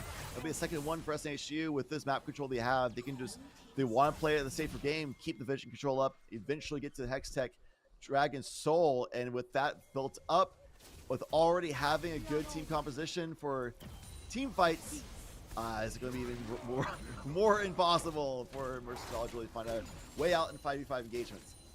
Yeah, at this point, we're kind of looking at a situation where Mercy College, I was saying they need to play around biological top, and he is one of the players who can still find angles to take down Born Stellar, but the job has become more difficult. And as the job becomes more difficult, I start paying a bit more attention to what White Team is doing in this game, because he's the one person on the map who can actually outrange Born Stellar in some of these team fights. And once he has enough damage underneath his belt, he can kill the AD carry. And once the AD carry is down, feels like domino falls after domino falls, there's no more damage left on this thing. Takes the case as well. Nice fast rotations. That took me a while to get used to. I kept forgetting the turrets were, the teleporters were even there.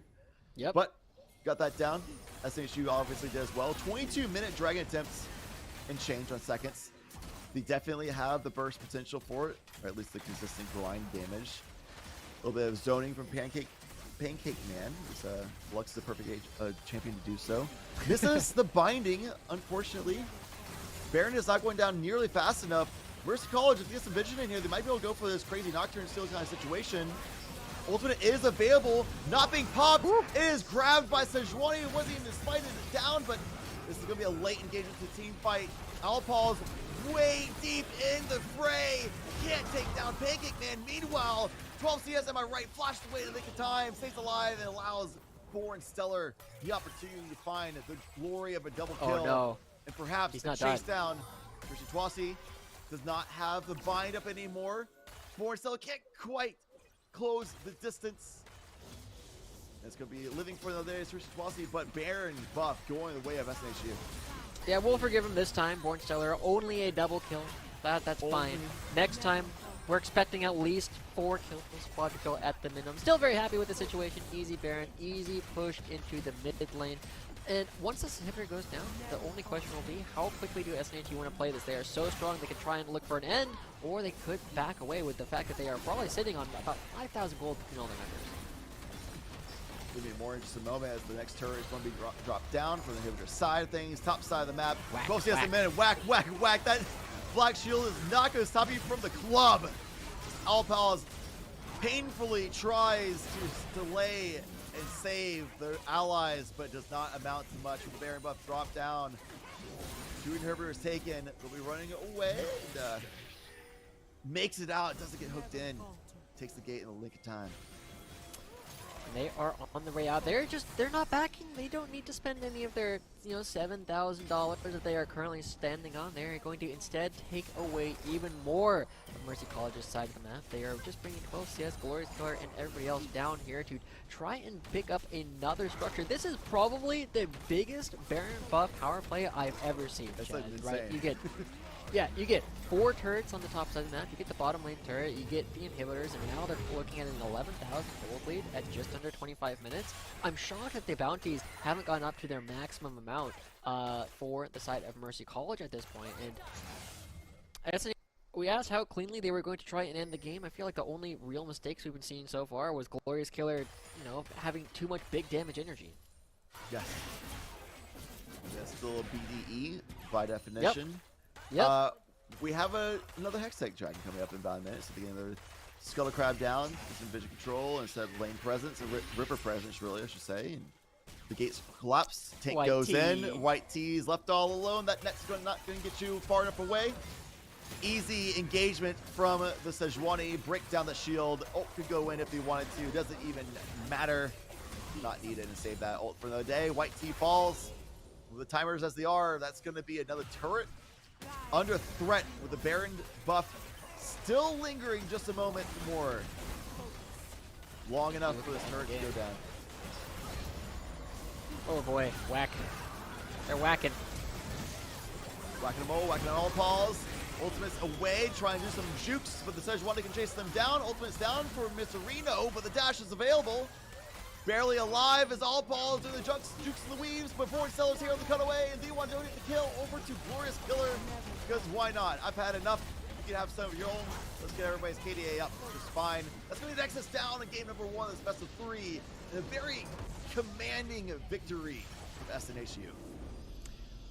I was expecting SNHU to be able to win this game, but I wasn't expecting it to be this dominant, Chad. Absolute devastation basically across the map, and as we said, the only real mistakes we were seeing was Glorious Killer having a little bit too much fun with it, right? And I feel like those mistakes are very easy to cover up, but I also means on the other side of the map, Mercy College is going to have to try and find a way to change the script. And my favorite way of doing that, Chad, is you up the variant. You start picking assassins. You start picking crazy things to say, I know it looks like we are probably the weaker team on the Rift, but it doesn't matter if there's a 40-0 Fizz on the map. You can't do a whole lot against it.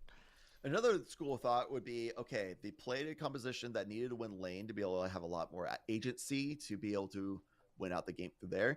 They lost basically all the lanes. They went even on top, lost bottom pretty heavily, and mid went generally in favor of Glorious Killer as well. Reno was there on better timings for assistance to their allies as well than All Paul's was on the side of Mercy College. So you could go with the school of thought of, let's all do the play safe, play life strategy, play for scaling, and try to just stall as long as we possibly can to where we just outscale the opposition. That is an option. The assassin route is also an option. I like that one more personally because it's faster and more fun. Action pace. It's definitely more fun. We'll have to see what Mercy College comes up with in the game plan to see what they can do to come back in this series. It's the best of 3. So SNHU on game point on the other side of this break. We'll see you then.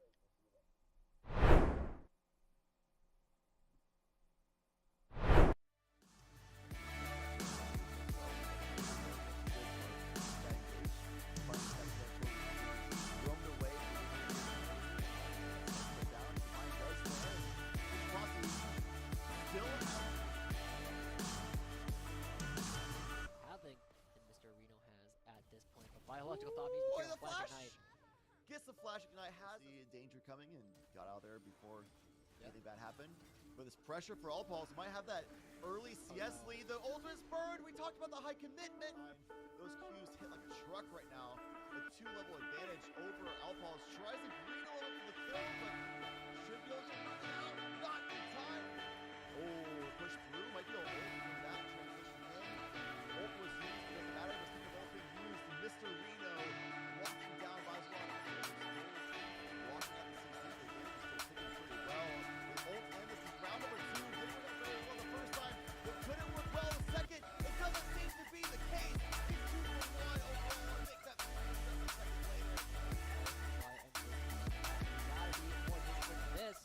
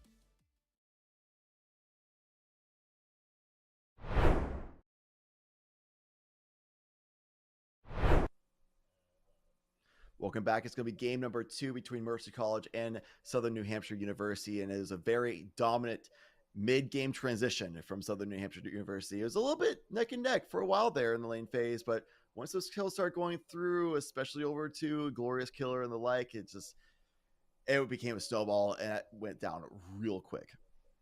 It felt like a game that was close until it wasn't, and then it really, really wasn't, right? I have to back to the fact that we were looking at the very first spot where I'm like, okay, I think this game is looking pretty over, is when they cut out All Paul's in his own jungle, right? When all the damage coming through from the support just instantly kills the Nocturne and he blows the Paranoia, there's not a whole lot left for that Nocturne to do. He's already put behind, and as we already said, they had trouble getting onto Zeri. So, Mercy College, we know they are going to be playing on the same side of the map, and the question remains, how are they going to try and turn things on the powerhouse of SNHU?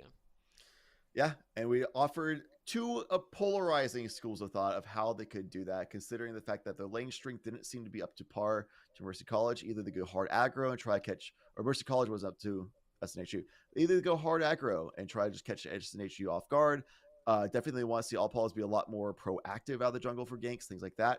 Maybe have a champion that has more agency for more consistent ganking potential, whereas Nocturne requires a little bit of a setup before 6, and that 6 is kind of your one shot, here we go. Maybe get something more like a Lee Sin kind of caliber. You can go do things more consistently. Who knows? I don't know the exact full champion pool that All Pauls has, but based on counter bans that went through, things like that, it seems to be a high damage assassin-like champion, so we'll see what they can pull out. Yeah, I mean, we do have to note that in their solo queue games so far this season, they have played nearly that's a couple years ago. Back in 2020, they played 600 games of Echo Jungle. This season is only 130 to his credit. But to be fair, let's put that into context. Their second most played is Talia, where they have 28 games. So it is definitely a situation where we were noting the bans that were being targeted towards Mercy College last time. I don't expect them to change a whole lot when you have such an obvious one trick like that. Yeah, I mean, that's how I feel every time Vi gets banned. I'm just like, dang, what do I do with my hands at this point? I guess we'll play a tank and see if I can survive long enough, or try out a new jungler, I guess. Yeah. Some damage trial. Talladega Nights just sitting there. What do I do with my hand? But hey, man, sometimes it pop off like Diana or Viego and give them a little shake and bake. You know, it is what it is. Pull out a little Magic Man action and make a miracle happen. But what we can see from Mercy College in just a moment going to the champion select is what All Pauls will do. Because like you said, it's what I was thinking as well. That's the person I'm looking at the most. Because honestly, Dark Shadow up top, they did a really good job of being able to stay ahead for the most part, or Dark Swordman, sorry. Stay ahead for the most part over 12 CS minute, but 12 CS minute, better than we saw last week, was a very weak side, didn't really play them at all. 12 CS minute was just having a rough time in lane, but this time around held the ground a lot better than the last week when we watched the action. Mr. Reno was hardly up there as well, so very impressive performance from SNH's top laner. Just keep everything well-rounded for the team, and Echo's gone again instantly. We know. You don't want to be giving any one tricks their champions, especially when they're high variance like this Echo, right? You're trying to keep this game relatively under control and without very many surprises. But I am noticing, I mean, we saw this earlier, right? Zalarissa was listed going up into the top lane last time, but I believe they're actually playing mid lane for us, if I remember correctly, from our first game. And that does mean that there's a lot of different tools available to the members of SNHU. Because they know Dark Swordsman not likely to be going towards the jungle. And with 3 bans being targeted towards All Pauls there in the jungle, it is going to be very difficult for them, and they are once again going to have to reach deep into the pockets to see where they're going to find their next champion. You mentioned assassins, things like that. I have seen Dark Swordsman get some time in on things like Zeds like that, so is not afraid to pick an assassin, and if they go in the mid lane, that typically is what it happens. The Zeri ban, the Annie ban, the Jinx ban, is definitely targeting towards those 2 big carry laners from Glorious Killer and Borg Seller from SNHU. Meanwhile, SNHU, if it ain't broke, don't fix it. Ban the same champions to make it so much harder for All Pauls to be able to come out on top. And Lux, first pick yet again, makes a lot of sense to me. I like it again, coming out from SNHU. Now we got to see. I'm a big chess player, Chad. So I always talk about the openings that you go for. This opening is looking very similar. So where's the wrinkle going to be coming in for Mercy? We saw last time, I believe they picked the Caitlyn Morgana bottom lane, and instead going to be mixing it up a little bit as the Misfortune going to be coming through for the Mercy side of the map, and that does change quite a bit of how the composition is going to play. It's much more mid-game focused than the Caitlyn would previously be, and typically you see this as a very self-sufficient bot laner who doesn't necessarily need a whole support to be sitting in their lane. Lulu coming in to support that up, just give more agency to White Tea to be able to start popping off with the shots, but we'll have to see if Lulu goes bot lane in Trish Chwasi's hands, or maybe goes mid for Zalarissa most likely, because they're in the same positions that they were in for the agent pick ban or champion pick bans as last time, and it was All Paul Dark Swordsman and Zalarissa doing a little do-si-do swapperoo once the actual game was coming through. Lucian Braum pickup.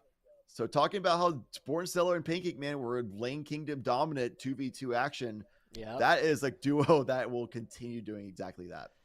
I love this pickup coming through. One, we know that Glorious Killer going back onto the Lux, like you called out previously, having a lot of agency there, and the Braum going to be blocking not only the bullet time coming through from Misfortune, but also obviously synergizing incredibly well with the fast stacking auto attacks coming out from the Lucian. Very dangerous for the members of Mercy's bottom lane to be hanging out basically alone at any point, and it feels like, you know, we typically talk about being alone as having nobody on your screen. This time it feels like anybody next to you, right? Even if you have one other person there, there's not a whole lot of tools available for them to actually stop the DPS coming in from Born Stellar and Pancake Man. So Mercy, I feel like they're opting into a very heavy wombo combo style of composition, which is obviously always going to have some tools to win these team fights, but if your tools are just weak after the laning phase, it sometimes doesn't matter.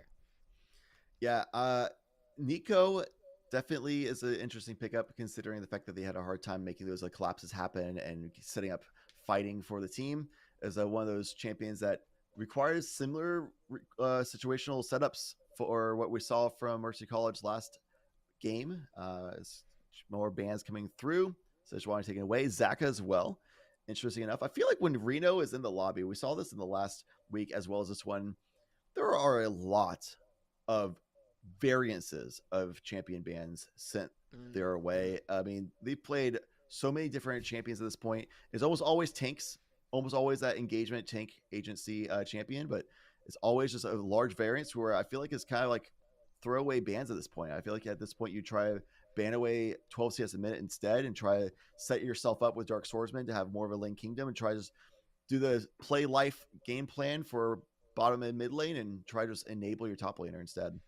Yeah, I mean, I think the variance that you're seeing in Mr. Reno's, you know, bans being targeted at him is the fact that people don't really know what he plays, right? There's not a whole lot in his match history that implies he only has one style. We see Folly Bear, we see Trendy Sejuani, but there's also Shaco, there's Jarvan, there's Pull up a Mumu last Echo. week, yeah, who even does that?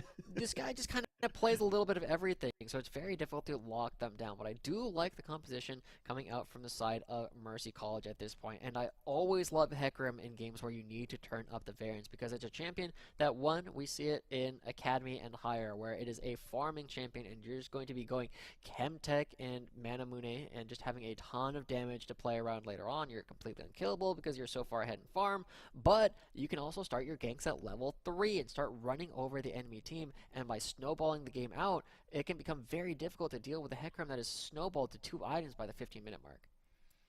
Last picks coming through, the Volibear, as you mentioned, Gangplank as well for TLCS per minute, and Renekton being the last one grabbed away for Mercy College to try to continue on that lane control. And this is a fantastic opportunity to just play through Renekton's strength, go into a roam situation, try to set up for the late game and Misfortune backline, gun down bullet times. If you can get the lockdown with Nico for the bullet time, that'd be amazing, and Renekton can do a good job with Hecarim to set that up as well.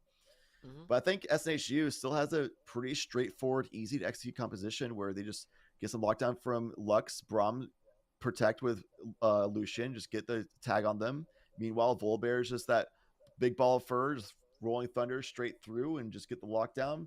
Gangplank is set with ults, protect for across the map, or be with the team and set up some barrels and shut them down. And good answer options to any kind of engaged opportunities that Mercy College might find for themselves. So SNHU definitely has the ease of access. Mercy College is all onus to them to have to figure out a way to win this game. Yeah. One difference between these two teams that I will always point out is how easy your go buttons are, right? You know when Mercy's going to go in because there's a horse charging at you. But SNHU, their only real way of getting fight started is by running at your opponents really quickly and hoping that they're not fast enough to leave. And so Mr. Reno can jump over a wall, he can try and find these flanks, but it needs to be lined up with everything else. It needs to be paired with the cannon barrage coming out from 12 CS a minute, and once you start adding a second ability that you need to press at the same time, it becomes harder, right? Two abilities is more than one. I don't do a whole lot of math on screen, but I think that's one of the things I can do. It's one of the easier ones for sure. I think you're safe on that one. I think you're accurate as well. We hope so. So yeah, so it's going to be a lot of onus on what you just mentioned. Like Lux binding could be a thing too to engage as well. We've seen a lot of consistency with that, and there's no Black Shield to protect against that. A lot of the reason why we didn't see people get snared last game is because they were Black Shielded, but the damage then just burst them out, but the CC was gone. This time around, that CC is going to stick. So it's going to be on Mercy College to dodge that a little bit, keep that vision control go up, and try to find more agency coming out from jungle ganks, getting out of the lane phase more alive. Yeah, and again, it's a tough hill for them to be trying to climb. There's not a whole lot for them to really go for in these next couple of minutes, and it is going a bit more difficult for Mercy to bring this back. They are down. They are on constant match point from here on in. We'll see if they can find a way through. And we'll have to see that after just a short break as the client is loading in. A little bit of competitive integrity delay. We'll be back in just a moment.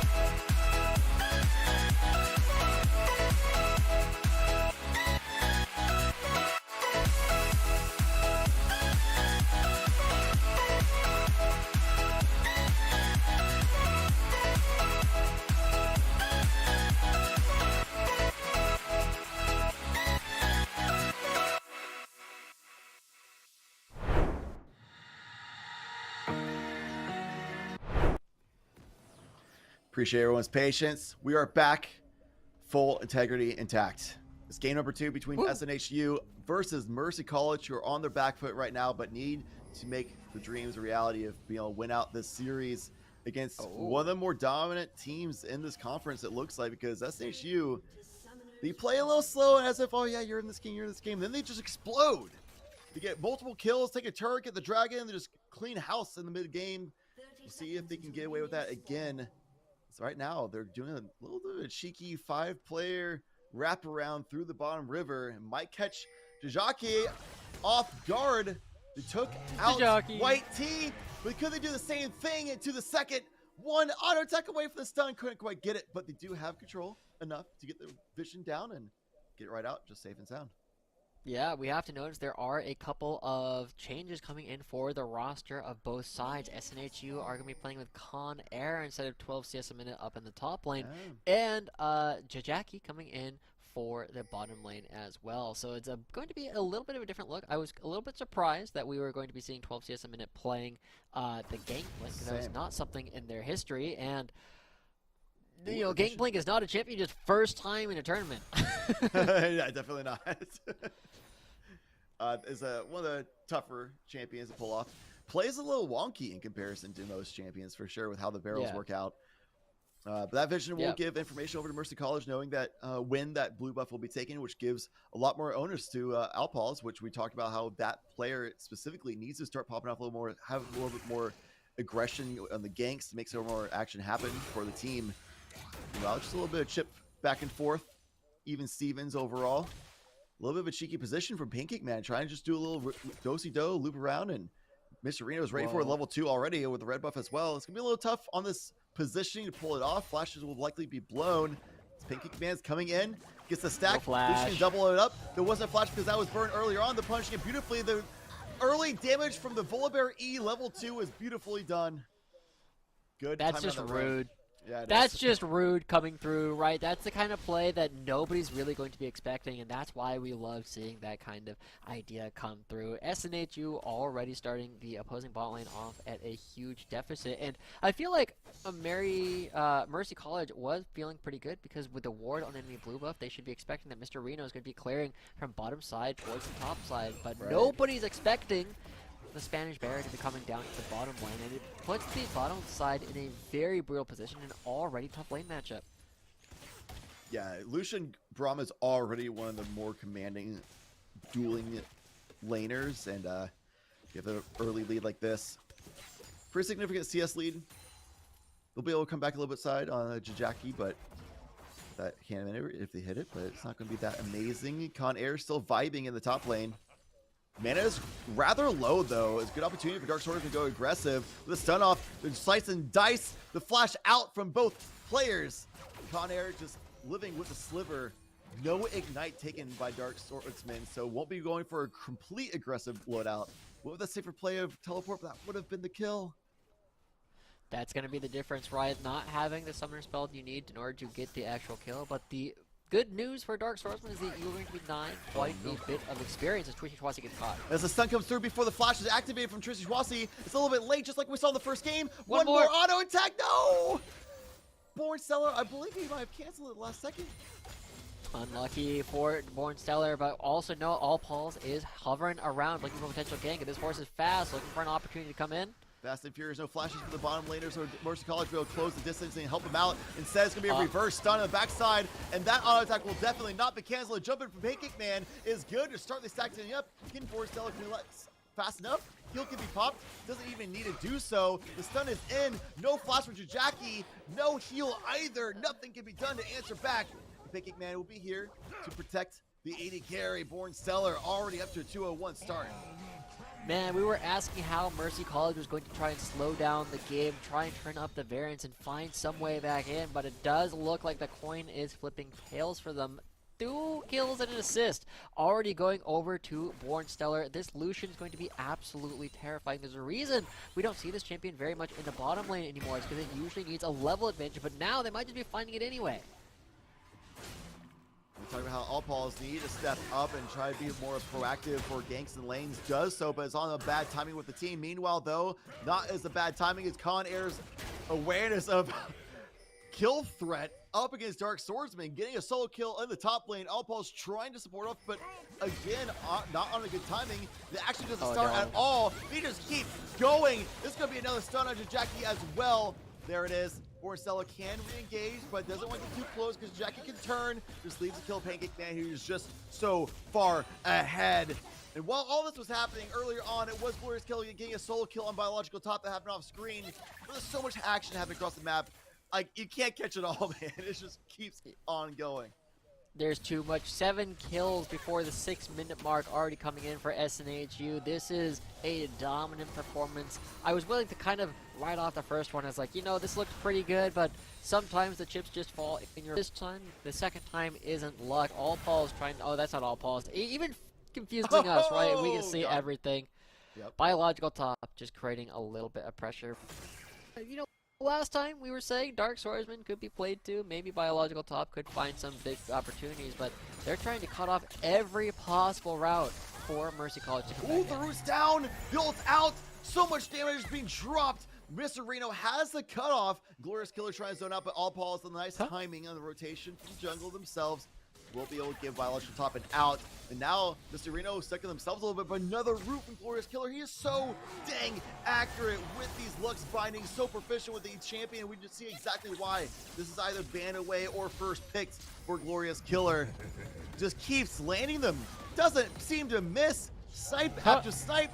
The lockdown from the barrage artillery from Con Air finishes the fight. That's all they needed was a little more chip damage. Glorious Killer, we saw the first game, might be caught out for being greedy again.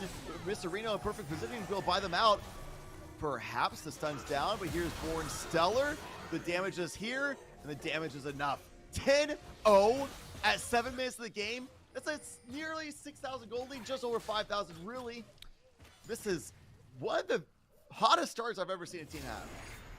Yeah, this is absolutely crazy. SNHU looking to close it out, and it does feel like they just have a little bit better planning coming into the game than Mercy College, as Glorious Killer finds the 11th kill of the game for this squad. And I feel like a huge part of it just comes down to the early invade, picking up Jajaki's flash, and then punishing it over and over again. Glorious Killer might be a little bit too far forward with his Biological Top.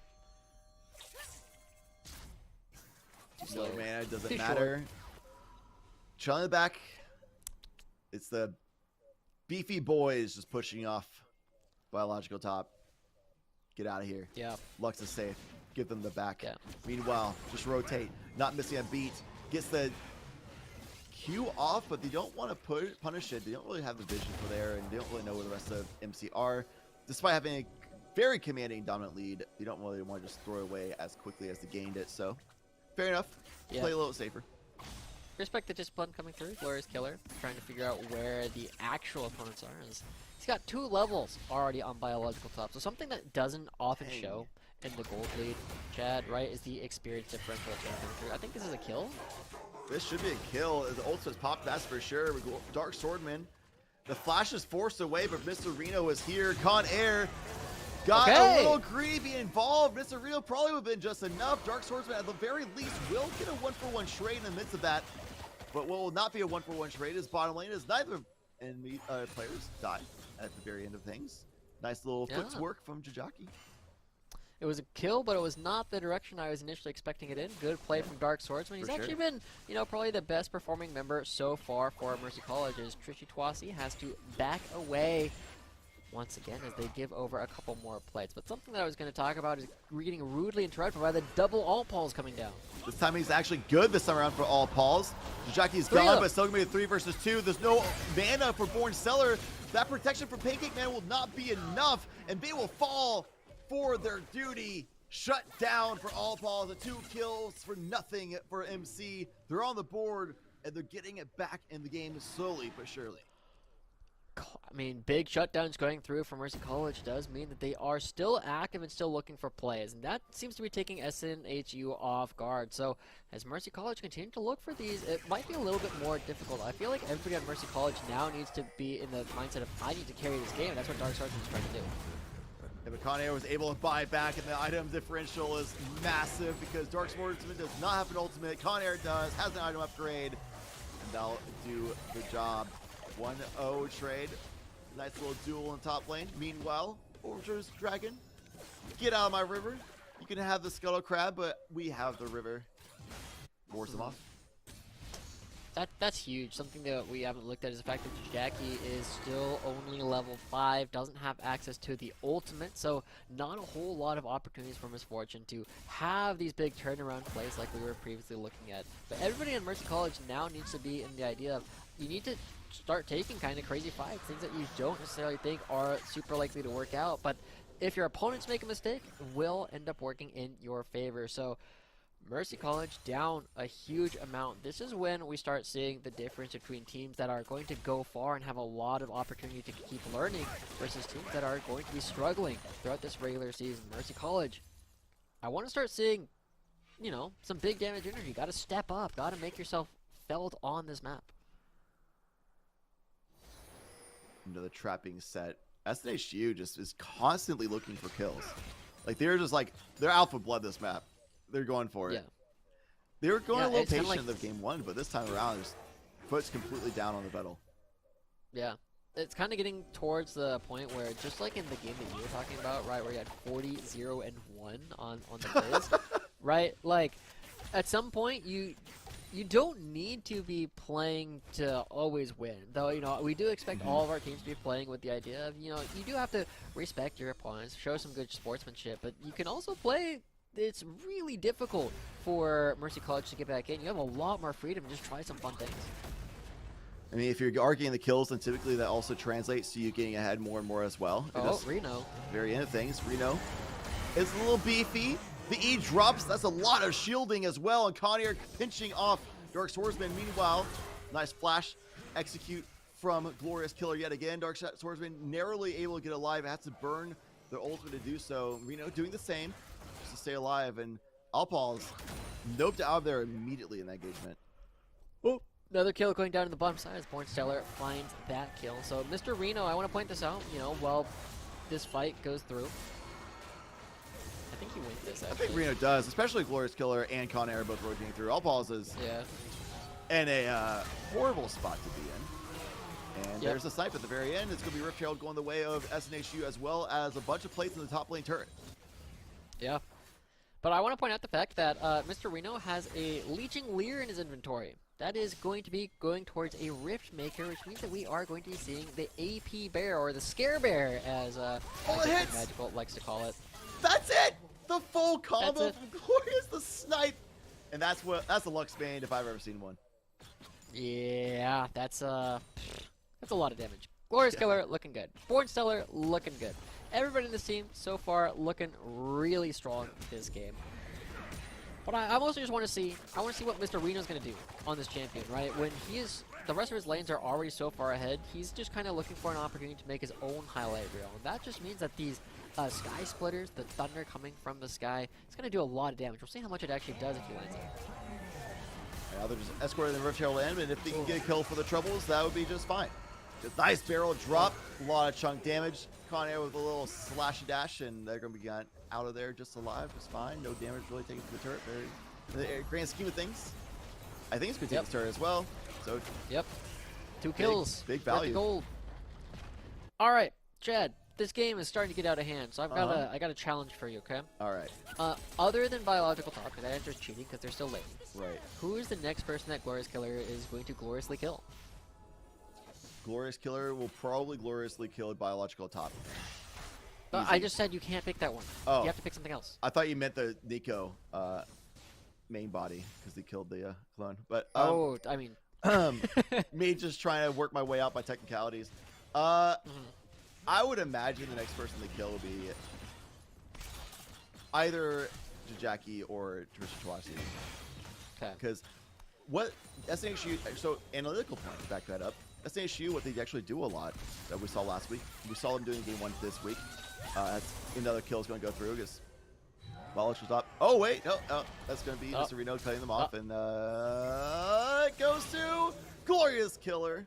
Glorious Killer. But what we've been seeing from SNHU, back to my point, is once they get that lane kingdom set up from bot lane, destroying the turret, Glorious Killer will oftentimes go into bot lane and just farm from safe distances, things like that, while the duo from bot goes to mid and pressures for the turret destruction. Yep. Oh.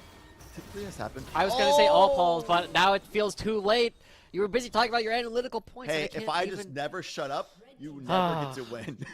I never get to make a prediction. Okay, I'm gonna say it's gonna be all Pauls again, right Okay. after this one, because it is one of those things where, you know, when the teams start to lose, the two people who start to suffer the most are the jungler and the support, right? Yeah. Because they are already both like lower income roles, and when you start getting these ultimates coming out from Lux, with the only other person going to be coming to the lane, it's gonna be all Pauls. I think he just naturally starts interacting with Glorious Killer a whole lot more than most other characters. But I think Glorious Killer is going to get an ultimate towards bot lane now as they're pressuring in the turret. We'll see. He's just coming through. Oh, he hits it. Oh no, He you gets got it. it. Okay. There we go. See, I win There because goes I just didn't stop talking. Play by play, man. Let's go. Genius, genius. Well, the turret is in a very tough spot, biological top, confusing the heck out of people once again. They get caught out by the bear. Bam! He does so much base damage. Oh, as Bam. well as that build that you talked about, AP Bear coming through. Lucian also continuing just to stomp the composition. I have a challenge for you now, Okay, Joshi. it's a challenge. You can't say the word the next 5 minutes. That is going to be tough because now I have to think about what I'm saying. Every really word. heavily. Every word. Let's see if I can accomplish this task. Mr. Reno running at Alpha. A lot of damage. This is exactly what I've been seeing before. The Sipe is good from Glorious Killer. Lands it perfectly. Double kill for Con Air as I continue to not say the word either. Except for this one time to explain myself. All right. Respectable. That's like the old, no, never mind. I don't want to date myself. I'm not going to say it. Well, I would date myself. Oh, What? wait. Who did? Production called me Check. out. Oh, I did Oh, say. man. I did say that word. He Again. did say one word we're not allowed to, so we'll just Shucks. keep a running total until Okay. we hit the 20-minute mark, and All right. whoever has the most slip-ups, Oh! I suppose, will be our loser. Oh no! You just did it. We're 1-1. Tied up. Okay, okay. It's tough. What is not tied up is this gold lead. No, not even It close. is 18,000 in difference. Nearly double. That jungle from Mercy College, I almost said it again, caught myself. Completely taken away by SNHU. Glorious Killer is just constantly looking for opportunities to throw out the lucid. It's Throw out Lucid Singularity in order to find opportunities to get kills. 100-0. Like, look at the Look at how much Glorious Killer is actually able to put out. Man, that is 3 over the course of just 30 seconds. This is a tough challenge. It is. Indeed. Let's see if Twitch chat can follow up. They will definitely be keeping us on our toes. It makes you almost not want to talk. I don't want to lose. But it's our by job. losing. That's It the is worst our job. part. We're forced to speak continuously. All right. Baron will be up Man. soon. But Rift Herald Bye. will likely be taken before that happens. It's going to be spawning now. Another few seconds to do so. And it will be done. Glorious Killer continually zoning off the entirety, I said it, I know, of Mercy College by themselves. Just a Lux. You don't need a whole lot more when Glorious Killer creates so much space, taking away blue buff as well as our production shows us how much of a difference there is between our two teams. Mercy College, it just feels like they are pressed on all Wow. sides as Jajaki. I don't feel like that was a mistake. I think that was No. on purpose. Yeah. Probably would have died otherwise. Rift Herald drops. Likely going to be mid inhibitor turret taken. The flash was blown by Jajaki. We are tied now on that word. I didn't complete it the second time. I almost said Oh, it. there my was God. another one. Man, Which time? when I explain something, it's so much harder for some reason. I don't know why. Production saying Thanks, we're bad K10. at this game, even though they get the pleasure of So not we're having tied. to say anything. We're tied 3-3. I think that means we can extend our challenge until the I'm 21 winning. minute mark. You're winning, We're but you back. have 30 seconds where you can't say it. I have to say more words now because he passed the mic back to me. Bottom inhibitor. Got it. Which mic? Dang it. Oh my. Still word. tied, still tied. Glorious Killer trying to find a way up. Hankit Man taking a lot of damage as the bullet time comes through. So much coming through as Hocking able to rip apart the members of Mercy College, and we're looking at potentially the end of the game. Double kill for Glorious Killer, as you did say that word during that No. play. I did catch that. I'm keeping tabs. Mr. Reno having what I imagine to be at least triple the HP. Tied up. The game's almost over. Will we stay There's tied another one. towards the Which end? game? that- Turrets going down. Both Nexus turrets are about to fall. It looks like Southern New Hampshire University absolutely slacking their way through Mercy College. Doesn't feel like there was much of a challenge as another kill ends up going through. And I gotta say, Chad, as we close out on what is potentially our challenge, I believe we might be tied. It doesn't feel like there's a whole lot that Mercy College could have done to come back in this one. It was really, really one-sided. Southern New Hampshire University showing themselves as... I can't use that word.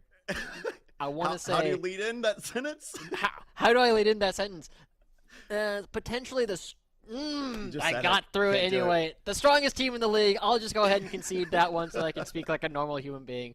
All right, For challenge the over, remainder challenge of the over. broadcast. I will concede, Chad. You are, in fact, I think the we winner of actually this game. tied. I think I said it one more time near the end that wasn't credited. But Oh, it was possible. tied game we'll for the see. casters. It was not a tied game for SNHU, who were incredibly dominant, as you were saying.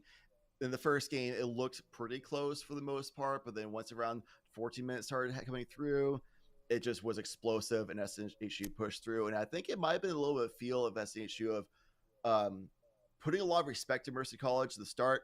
Once they kind of got that feel that we are just going to be outmaneuvering, out mechanically working against them, they got a lot more confident in their gameplay in that second game and went a lot more aggressive, especially with that Braum Lucian combo, especially with Glorious Killer getting their main. They're almost a one trick. They're just so proficient with Lux in their hands.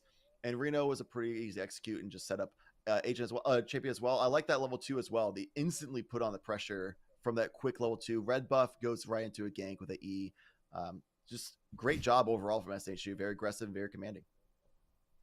That's all you really are looking for at this level of play, right? When you're looking at ECC, it's who has plans, who has put together the time in order to make sure that your coordination is cohesive throughout the entire game that you are playing, and it was definitely SNHU this time around. So we're going to be looking more out for Mercy College, see if they can put the hours in necessary to start challenging towards the top of the table, because SNHU, as potentially the most dominant team we've been seeing on this stream so far, are going to be continuing their reign of terror until somebody is able to realize what it is that they're doing and stop them.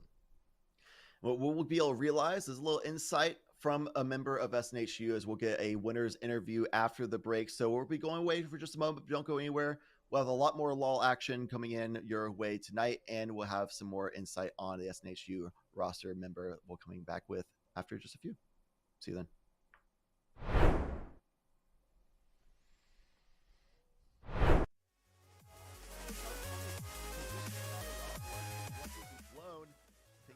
Coming in, gets the stack, Lucian double it up. There wasn't a flash because that was burned earlier on. The punching it beautifully. The early damage from the Volibear E level 2. Instead, it's going to be a reverse stun on the backside, and that auto attack will definitely not be canceled. Jumping from Pancake Man is good to start the stacking up. King Force Cell can be let fast enough. Heal can be popped. Doesn't even need to do so. The stun is in. No flash from Jackie. No. Talking about how all balls need to step up and try to be more proactive for ganks and lanes. Does so, but it's on a bad timing with the team. Meanwhile, though, not as a bad timing as Con Air's awareness of kill threat up against Dark Swordsman, getting a solo kill in the top lane. Allpal's trying to support up, but again, not on a good timing. The action doesn't start at all. He just keeps going. This is going to be another stun on Jackie as well. There it is. Force Stellar can re-engage, but doesn't want to get too close because Jackie or first picked for Glorious Killer. Just keeps landing them. Doesn't seem to miss. Snipe after snipe. The lockdown from the barrage artillery from Con Air finishes the fight. It's all they needed was a little more chip What I damage. was going to talk about is getting rudely interrupted by the double all Pauls coming down. This time he's actually good this time around for all Pauls. Jackie's Three gone, of but still gonna be a 3 versus 2. There's no mana for Born Stellar. That protection from Pancake Man will not be enough, and they will fall. The mindset of I need to carry this game. That's what Dark Sergeant is trying to do. And the Con Air was able to buy back, and the item differential is massive because Dark Swordsman does not have an ultimate. Con A Air Rift Maker, which means that we are going to be seeing the AP Bear, or the Scare Bear, as Oh, it hits! Magical likes to call it. That's it! The full combo. That's Polish was up. Oh wait, no, that's gonna be Oh. Mr. Reno cutting them off, and it goes to Glorious Killer. Glorious Killer. What was The heck out of people once again. They get caught out by the bear. Bam. He does so much base damage. Oh, as Bam. well as that build that you talked about, AP Bear coming through. Lucian also continuing just to oh my. Still word. tied, still tied. Glorious Killer trying to find a way up. Pancake Man taking a lot of damage as the bullet time comes through. So much coming through as Hocking able to rip apart the members of Mercy College, and we're looking at potentially the end of the game. Double kill for Glorious Killer, as you did say that word during that No. play. I did catch that. I'm keeping tabs.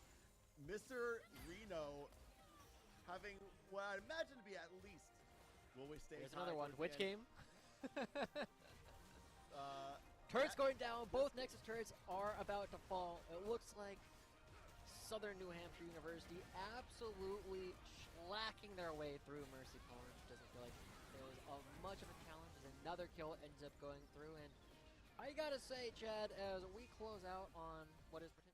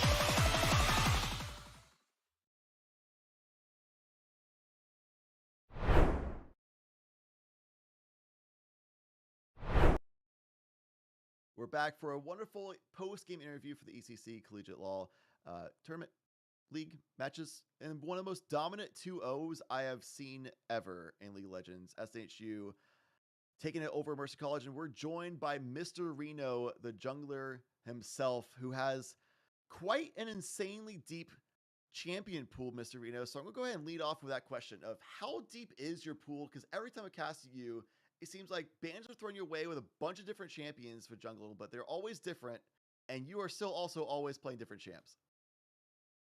Yeah, I mean, I always try to keep my pool as deep as possible to keep my options open, keep the drafting easy for my coach.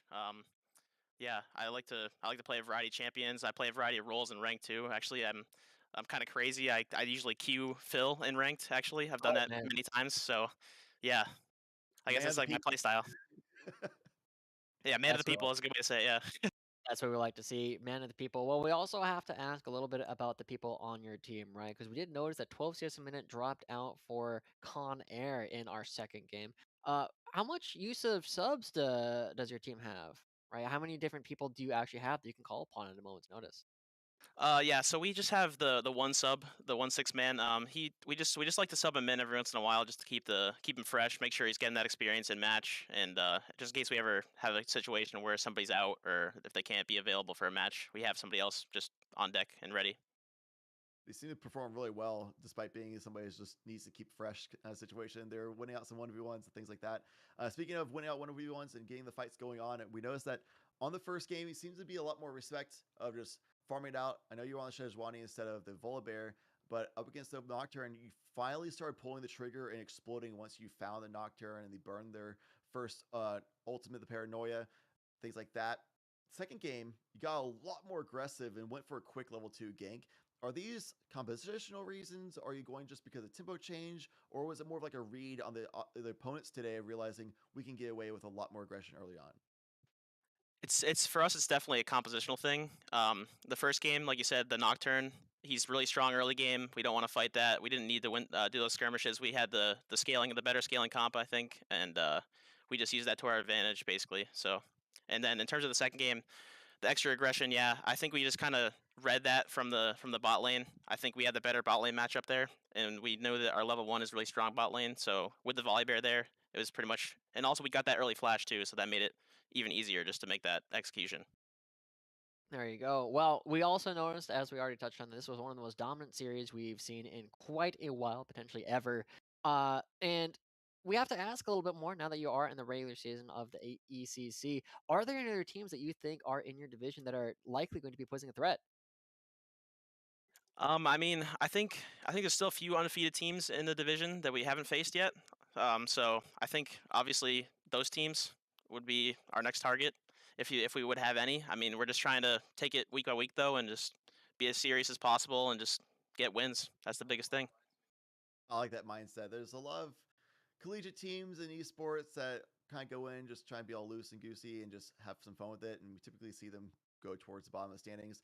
Definitely like that mindset of just we're here to compete. We want to prove ourselves and get to the top and take this seriously, which is awesome for the collegiate scene as a whole, but definitely awesome for you guys being able to step up. I want to end this interview a little bit with a open mic for you if you want to give any shout outs to friends, fans, teammates, anything like that, or if you have any parting words you want to give for competition, whatever it may be.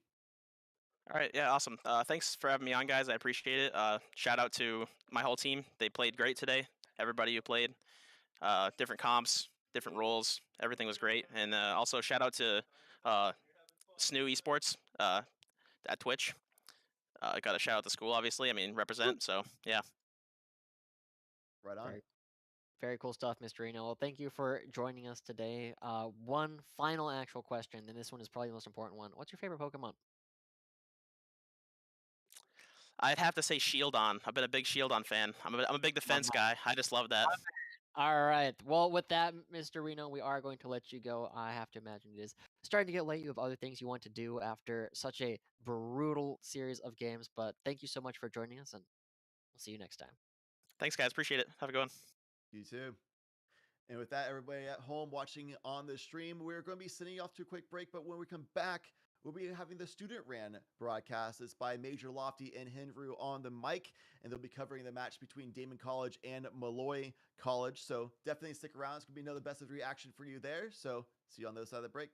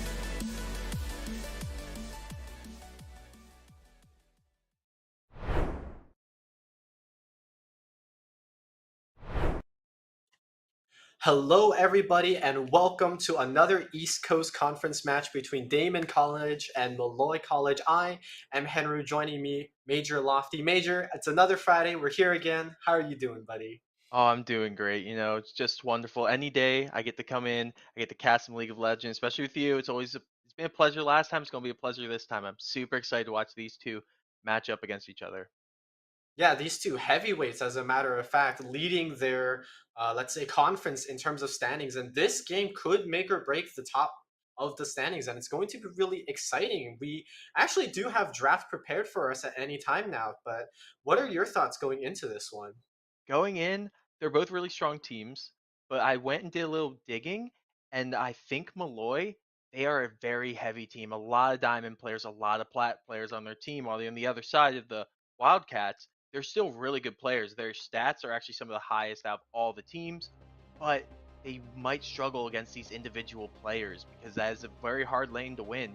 There's a big difference between Diamond and Gold players, but we gotta see what they are going to really do about it, especially with the ADC of Virix. I think that's going to be for the Wildcats. That's their ace in the hole. Absolutely so. And so I think what you're trying to say is this is going to be a matter of whether individual lanes in the micro sense can win or who will come out on top in the team fights. And that's a pretty good storyline, That's two different play styles. You can either play split push or you can play team fighting. So there's a lot of potential going on right now.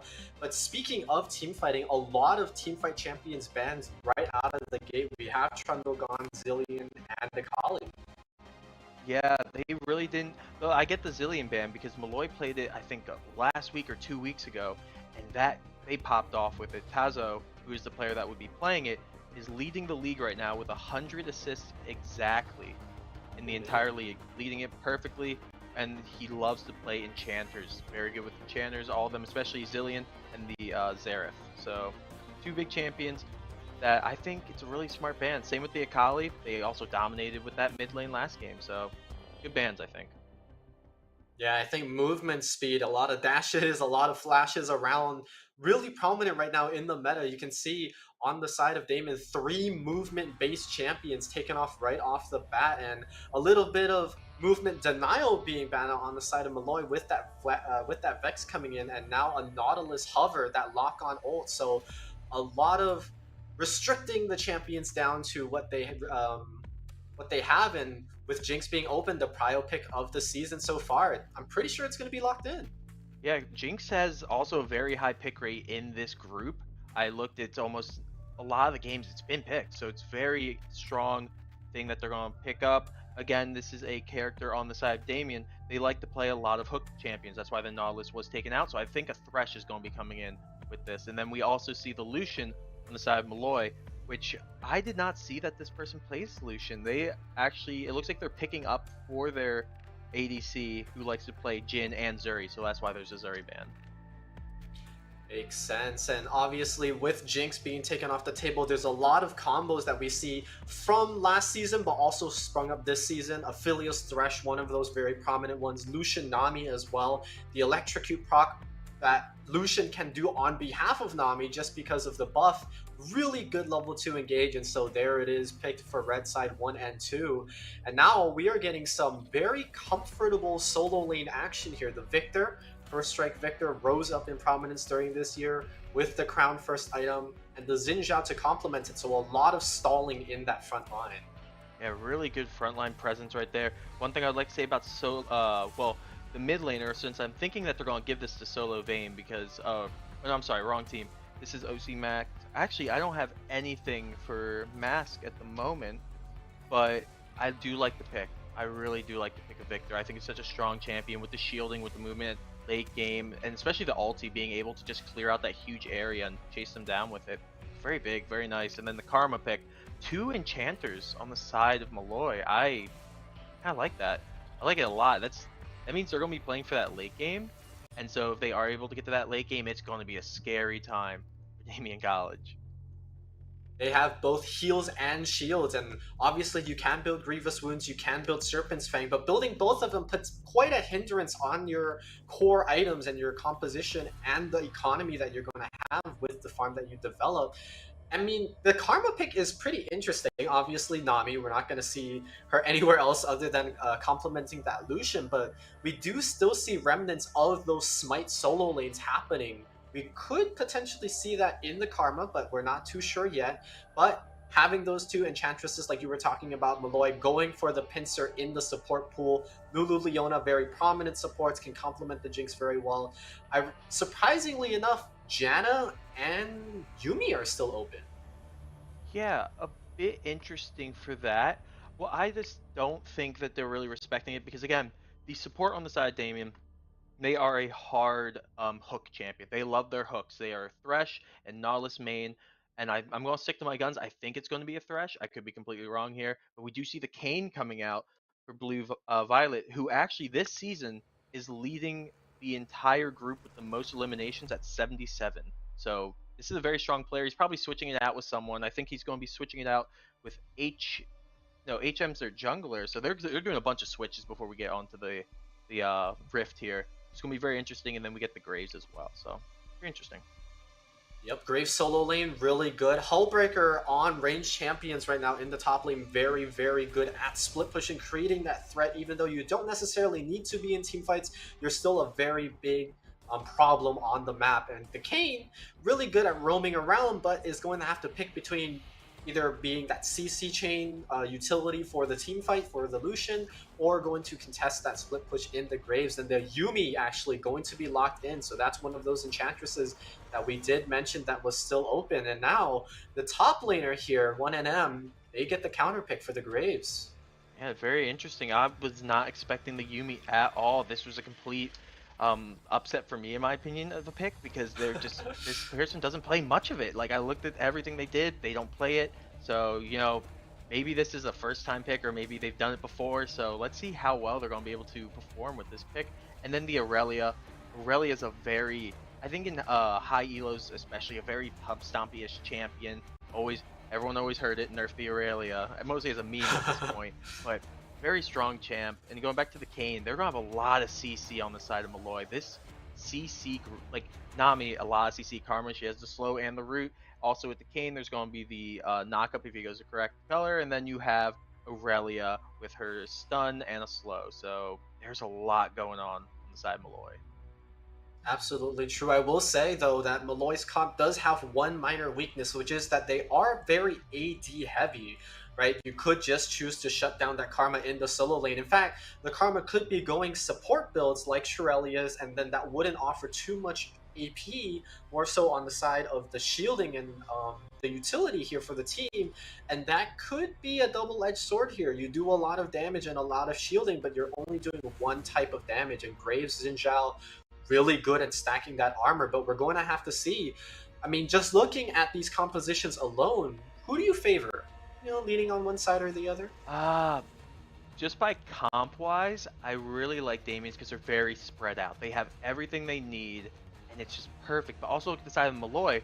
I like it because of the fact that Kayn can go in, take so much damage, literally lifesteal most of it up, or even go into ulti and start like stalling out, and then just get more healing and shields from the Karma and Nami. So this is a hyper healing comp of making sure that whoever goes in, either the Aurelia or the Kayn, they will survive. There is a high chance that they will survive, so we need to see a Serpent Fang and some Grievous Wounds on the other side of Daemen College. Absolutely right. We've seen, not necessarily, we haven't seen a lot of Kayn, but we do see a lot of I forget what the item is called. Gore Drinker. We see a lot of Gore Drinker junglers nowadays. Kayn, a very prominent one.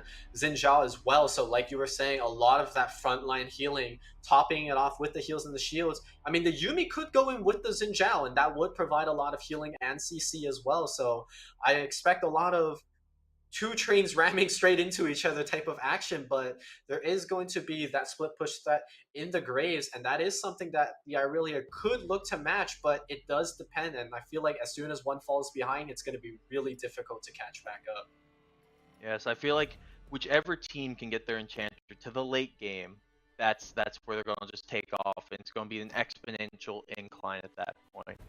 It's going to be whoever can catch up to the other one. I do like the ADC pick, though, better.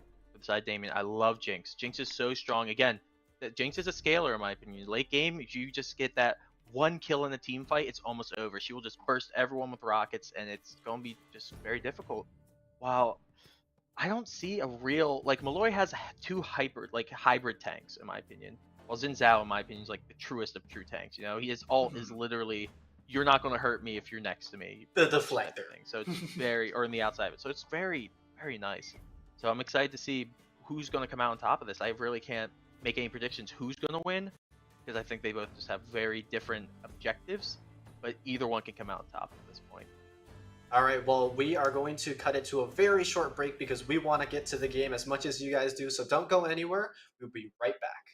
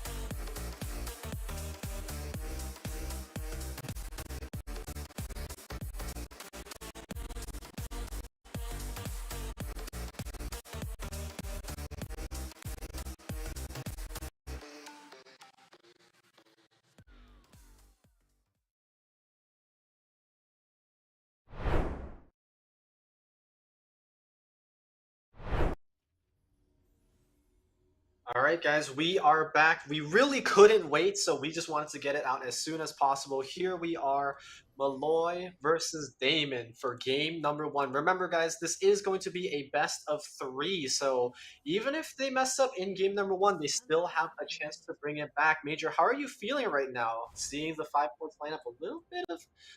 Band-aids. Yeah. Yeah, I'm a big excited to see what's coming up this early blue ward. You know, they don't really want to do much there. There's going to be some poke in the mid lane. Oh, Nami takes a lot of damage, but they'll be able to back. Nothing big.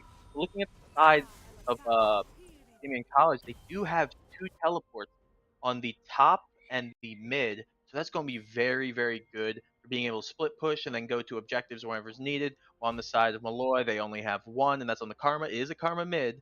So we're not seeing any wacky Nami mids today, sadly.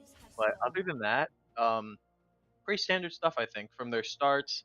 Nothing crazy is going to happen, just some early warding. So hopefully we get to see some early action, though. Even though with Enchanter comps, I don't think we're going to see much in the bot lane. We might see a little bit of level 2 engage because of that Lucian Nami combo. I think if they get that level 2 first, they can push the Jinx and the Yuumi out of XP range even. But you're absolutely right. Not going to do too much. I do want to bring your attention actually to a very interesting rune choice here by HMO2.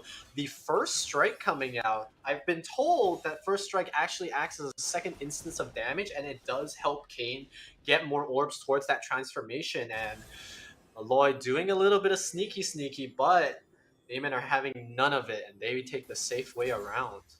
Yeah, very interesting. I was hoping for a little engage there, but you know, they were playing it very safe. A lot of players will just walk immediately to that bush, not thinking anything's wrong. So good awareness from them. And the press the attack, it's very, or first strike, sorry. Yeah, that's a very interesting. I actually haven't heard about that yet because I don't see many junglers actually running it. They just, you know, run the normal, the electrocute or something like that, conquer type of stuff. So it's going to be very interesting to see how it's going to go for the jungler. Hopefully it goes well for him and we're able to complement him, or it might just blow up completely. But there's a lot of poke in the bot lane already, down to almost 10% health on the Jinx. Wow, that was very quick. We didn't have time to even really cast it. I mean, yeah, we were talking about the prevalence of this Lucian Nami combo. They are going to try to go in here. Double autos here coming out from Blue Violet, and a really clean first blood, pushing the aggression, pushing the level advantage. And you can see right here, Jinx is going to lose a majority of this wave. Still level 1, both summoners down. This is how you shut down that Jinx early. Exactly, especially with the Yuumi. Yuumi is so weak early game. So if you're just able to just go and get that first blood at first level, or even get a fight oh, we do have a fight in the top lane, but nothing's going to come out of it. But I'm just going to keep going back to it, is that just punish the Yuumi early, and the ADC is going to suffer. And look at them, they're proxying the wave and pushing them off. She's still level 1 against level 3s. This is horrible. This is becoming such a clusterfest, and they're going back in. Oh my gosh, there's the Aqua Aqua Prison. It's going to land the exhaust. Is it going to be enough? It is going to be enough. The final auto coming out here for Blue, a double kill. And you can kind of see they expected this type of aggression. The Lucian actually starting Longsword triple pot, so he can stay pretty healthy with this proxy. And you see that the Xin Zhao actually decided to path from bottom to top, so is not going to visit this bot lane anytime soon. Yuumi, very defenseless here, you know, a little cat in the alley, but the Kayn wants a little piece of this action, wants to start collecting those orbs, wants to utilize that first strike. Eric's going to have to play very safe, and we were talking about the rank distribution of these two teams, and Daemen, they typically do play around their bot lane, so props to Molloy for recognizing that and shutting it off. Wind becomes lightning, not going to connect onto the Karma. Is gonna shield away, and nothing for the time being, but I feel like another bot fight's gonna happen soon. They spot out the Kayn. Yeah. This feels almost like bullying in the bot lane. This doesn't feel right to even watch at this point. You know, 2 kills in the first 3 minutes, and there is going to be a little skirmish in the jungle, but I don't think they're going to do anything. Same levels. Anami is rotating up to the mid lane, just trying to give some support. But they were able to get a lot of plates in the bot lane. 2 plates are down, and they're fighting over the Raptors right now. It is a 2v2. It looks like they will be able to go in, and it looks like they will be able to disengage, though. Oh, no, they're going back in. It looks like the W connects, 3 talent strike, needs 1 more auto attack. It's not going to work. They do knock up the Nami, though, with no mana. Jinx, Yuumi as reinforcements, but coming a little bit late. Karma tagged by the Prowling Projectile. The zap from Jinx not going to land. Another W coming out here for the Xin Zhao, but the tether going to keep him at arm's length. Victor a little low on mana as well, not able to capitalize. A good peel, good disengage on the side of Molloy. Great disengage. One thing I don't like that the Jinx came up. True, it was the right call, because if they did fight, that they're coming in, they might be able to get a kill. But Jinx just lost a lot of XP in that bot lane. They are down 25 CS right now, which early game is not too bad, but look at the gold difference. They are down by 1,300 between the two ADCs. That is an absurd number, and I don't know if they can really recover that well from it. So this going to be, oh, we do see there might be a gank from the Xin Zhao, though, coming soon. So they might be able to help out the bot lane, but no, he's just going back. So here we go. Most lanes, nothing has happened. Bot lane's been all the interest, and so that might be just the lanes to keep watching. Top lane is going to be very safe until they hit 6, probably. Yeah, Vamp Scepter on both top laners. The Xin Zhao was looking for something in the bottom lane. As I say that, hold on, the tether from Karma. Just a little poke damage. But yeah, I mean, the wave was just not in a great position. You already see it here on the side of Daemen. They're pushing it in.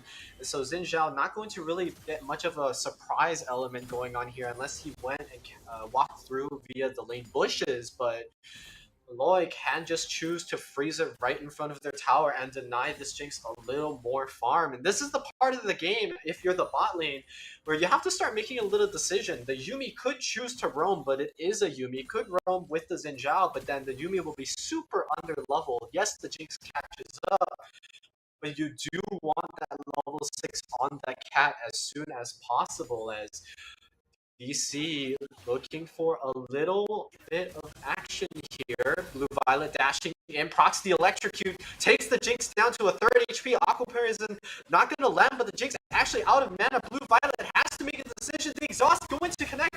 3 talent strike. It's going to be a shutdown for the Jinx. She's excited. Not going to land the zap, but Kayn is here. Jinx cannot get too close or will take a lot of damage. First strike. Gonna get that little extra orb count going on the way of the Kayn. Vanguard's edge actually, and engage for the Aurelia. Can't dive here. Tower going to tank him down. And now we're going to push it in. A very great job in the bot lane. That is just pure effect of not warding right there. There was no ward in the tri-bush. So it's just going to be an easy gank. A little bit poke in the mid lane. Just such a great gank by the jungler. The awareness was nice. I'm pretty sure he went through the wall too to get that, to be able to hit them, slow them, and then just great job by the team comboing their slows. And also the traps coming out from the Jinx, making sure that they couldn't backpedal, that they were forced to either walk in. Oh, but here comes a gank in the mid lane, but he'll just be able to walk right back to tower. Yeah, missing that W is very detrimental. You really do need that slow if you want to walk up on Xinjiang without investing your E. But Molloy, they do get something from it. They see the Xinjiang mid, they take the first dragon. Granted, it's a cloud. I think cloud dragons are not as prevalent, but when you have a composition that involves something like a Kayn that can just run at you, one dragon could mean the difference. And as I say that, there's that engage coming in. The instant deletion onto the Jinx. The electrocute prop doing so much damage. HMO2 going to tank the tower, has the ult, but one too many tower shots on the Lucian, and DC evens it up 1-for-1. It's maybe looking for Nami. No sushi on the table for tonight. Just a disengage. Yeah, the damage was just insane. They just have a nope, but there's also a fight coming out in the jungle. There will be the ult coming out from the Victor, and down goes Kayn. Very good pickup from the mid, knowing that they have to rotate over so they can cut them off. And they pretty much gave kill for free, just like spending an ult. But to get kill on the jungler, very worth to use the ult there. It looks like the bot lane, they're still down 50 gold, or 50 CS, sorry, but it's looking like it's not going to be too bad. They are getting kind of deleted, and now the Gale Force does come out from the Lucian, so this is going to be a bit scary, but they just have to keep, I can't even say play safe, because they just got dove under tower and deleted, so that's as safe as you can almost play, unless they're going to go down to tier 2. So hopefully they're able to maybe just not get caught out as much, maybe put some more wards down so they know when this Kayn is going to be coming to the lane and just hopping over the wall. And I think there is a little bit of silver lining here for Daemen. If we're talking about power spikes and when these champions come online, we were talking about Jinx in draft. She's a late game champion, right? You do have to hit 35, maybe even 40 minutes for 80 carries like Jinx to come online. Victor and Lucian, on the other hand, as I say that, there's going to be the tidal wave and a lot of damage coming out from the cat. Are they going to be able to kill him? There is the piercing light and the double kill for the Lucian. There's that bot lane going down again, but they do let me finish that statement. Lucian is one of those mid-game champions, and so is Victor. So if Victor can continue growing this lead, getting those kills every now and then,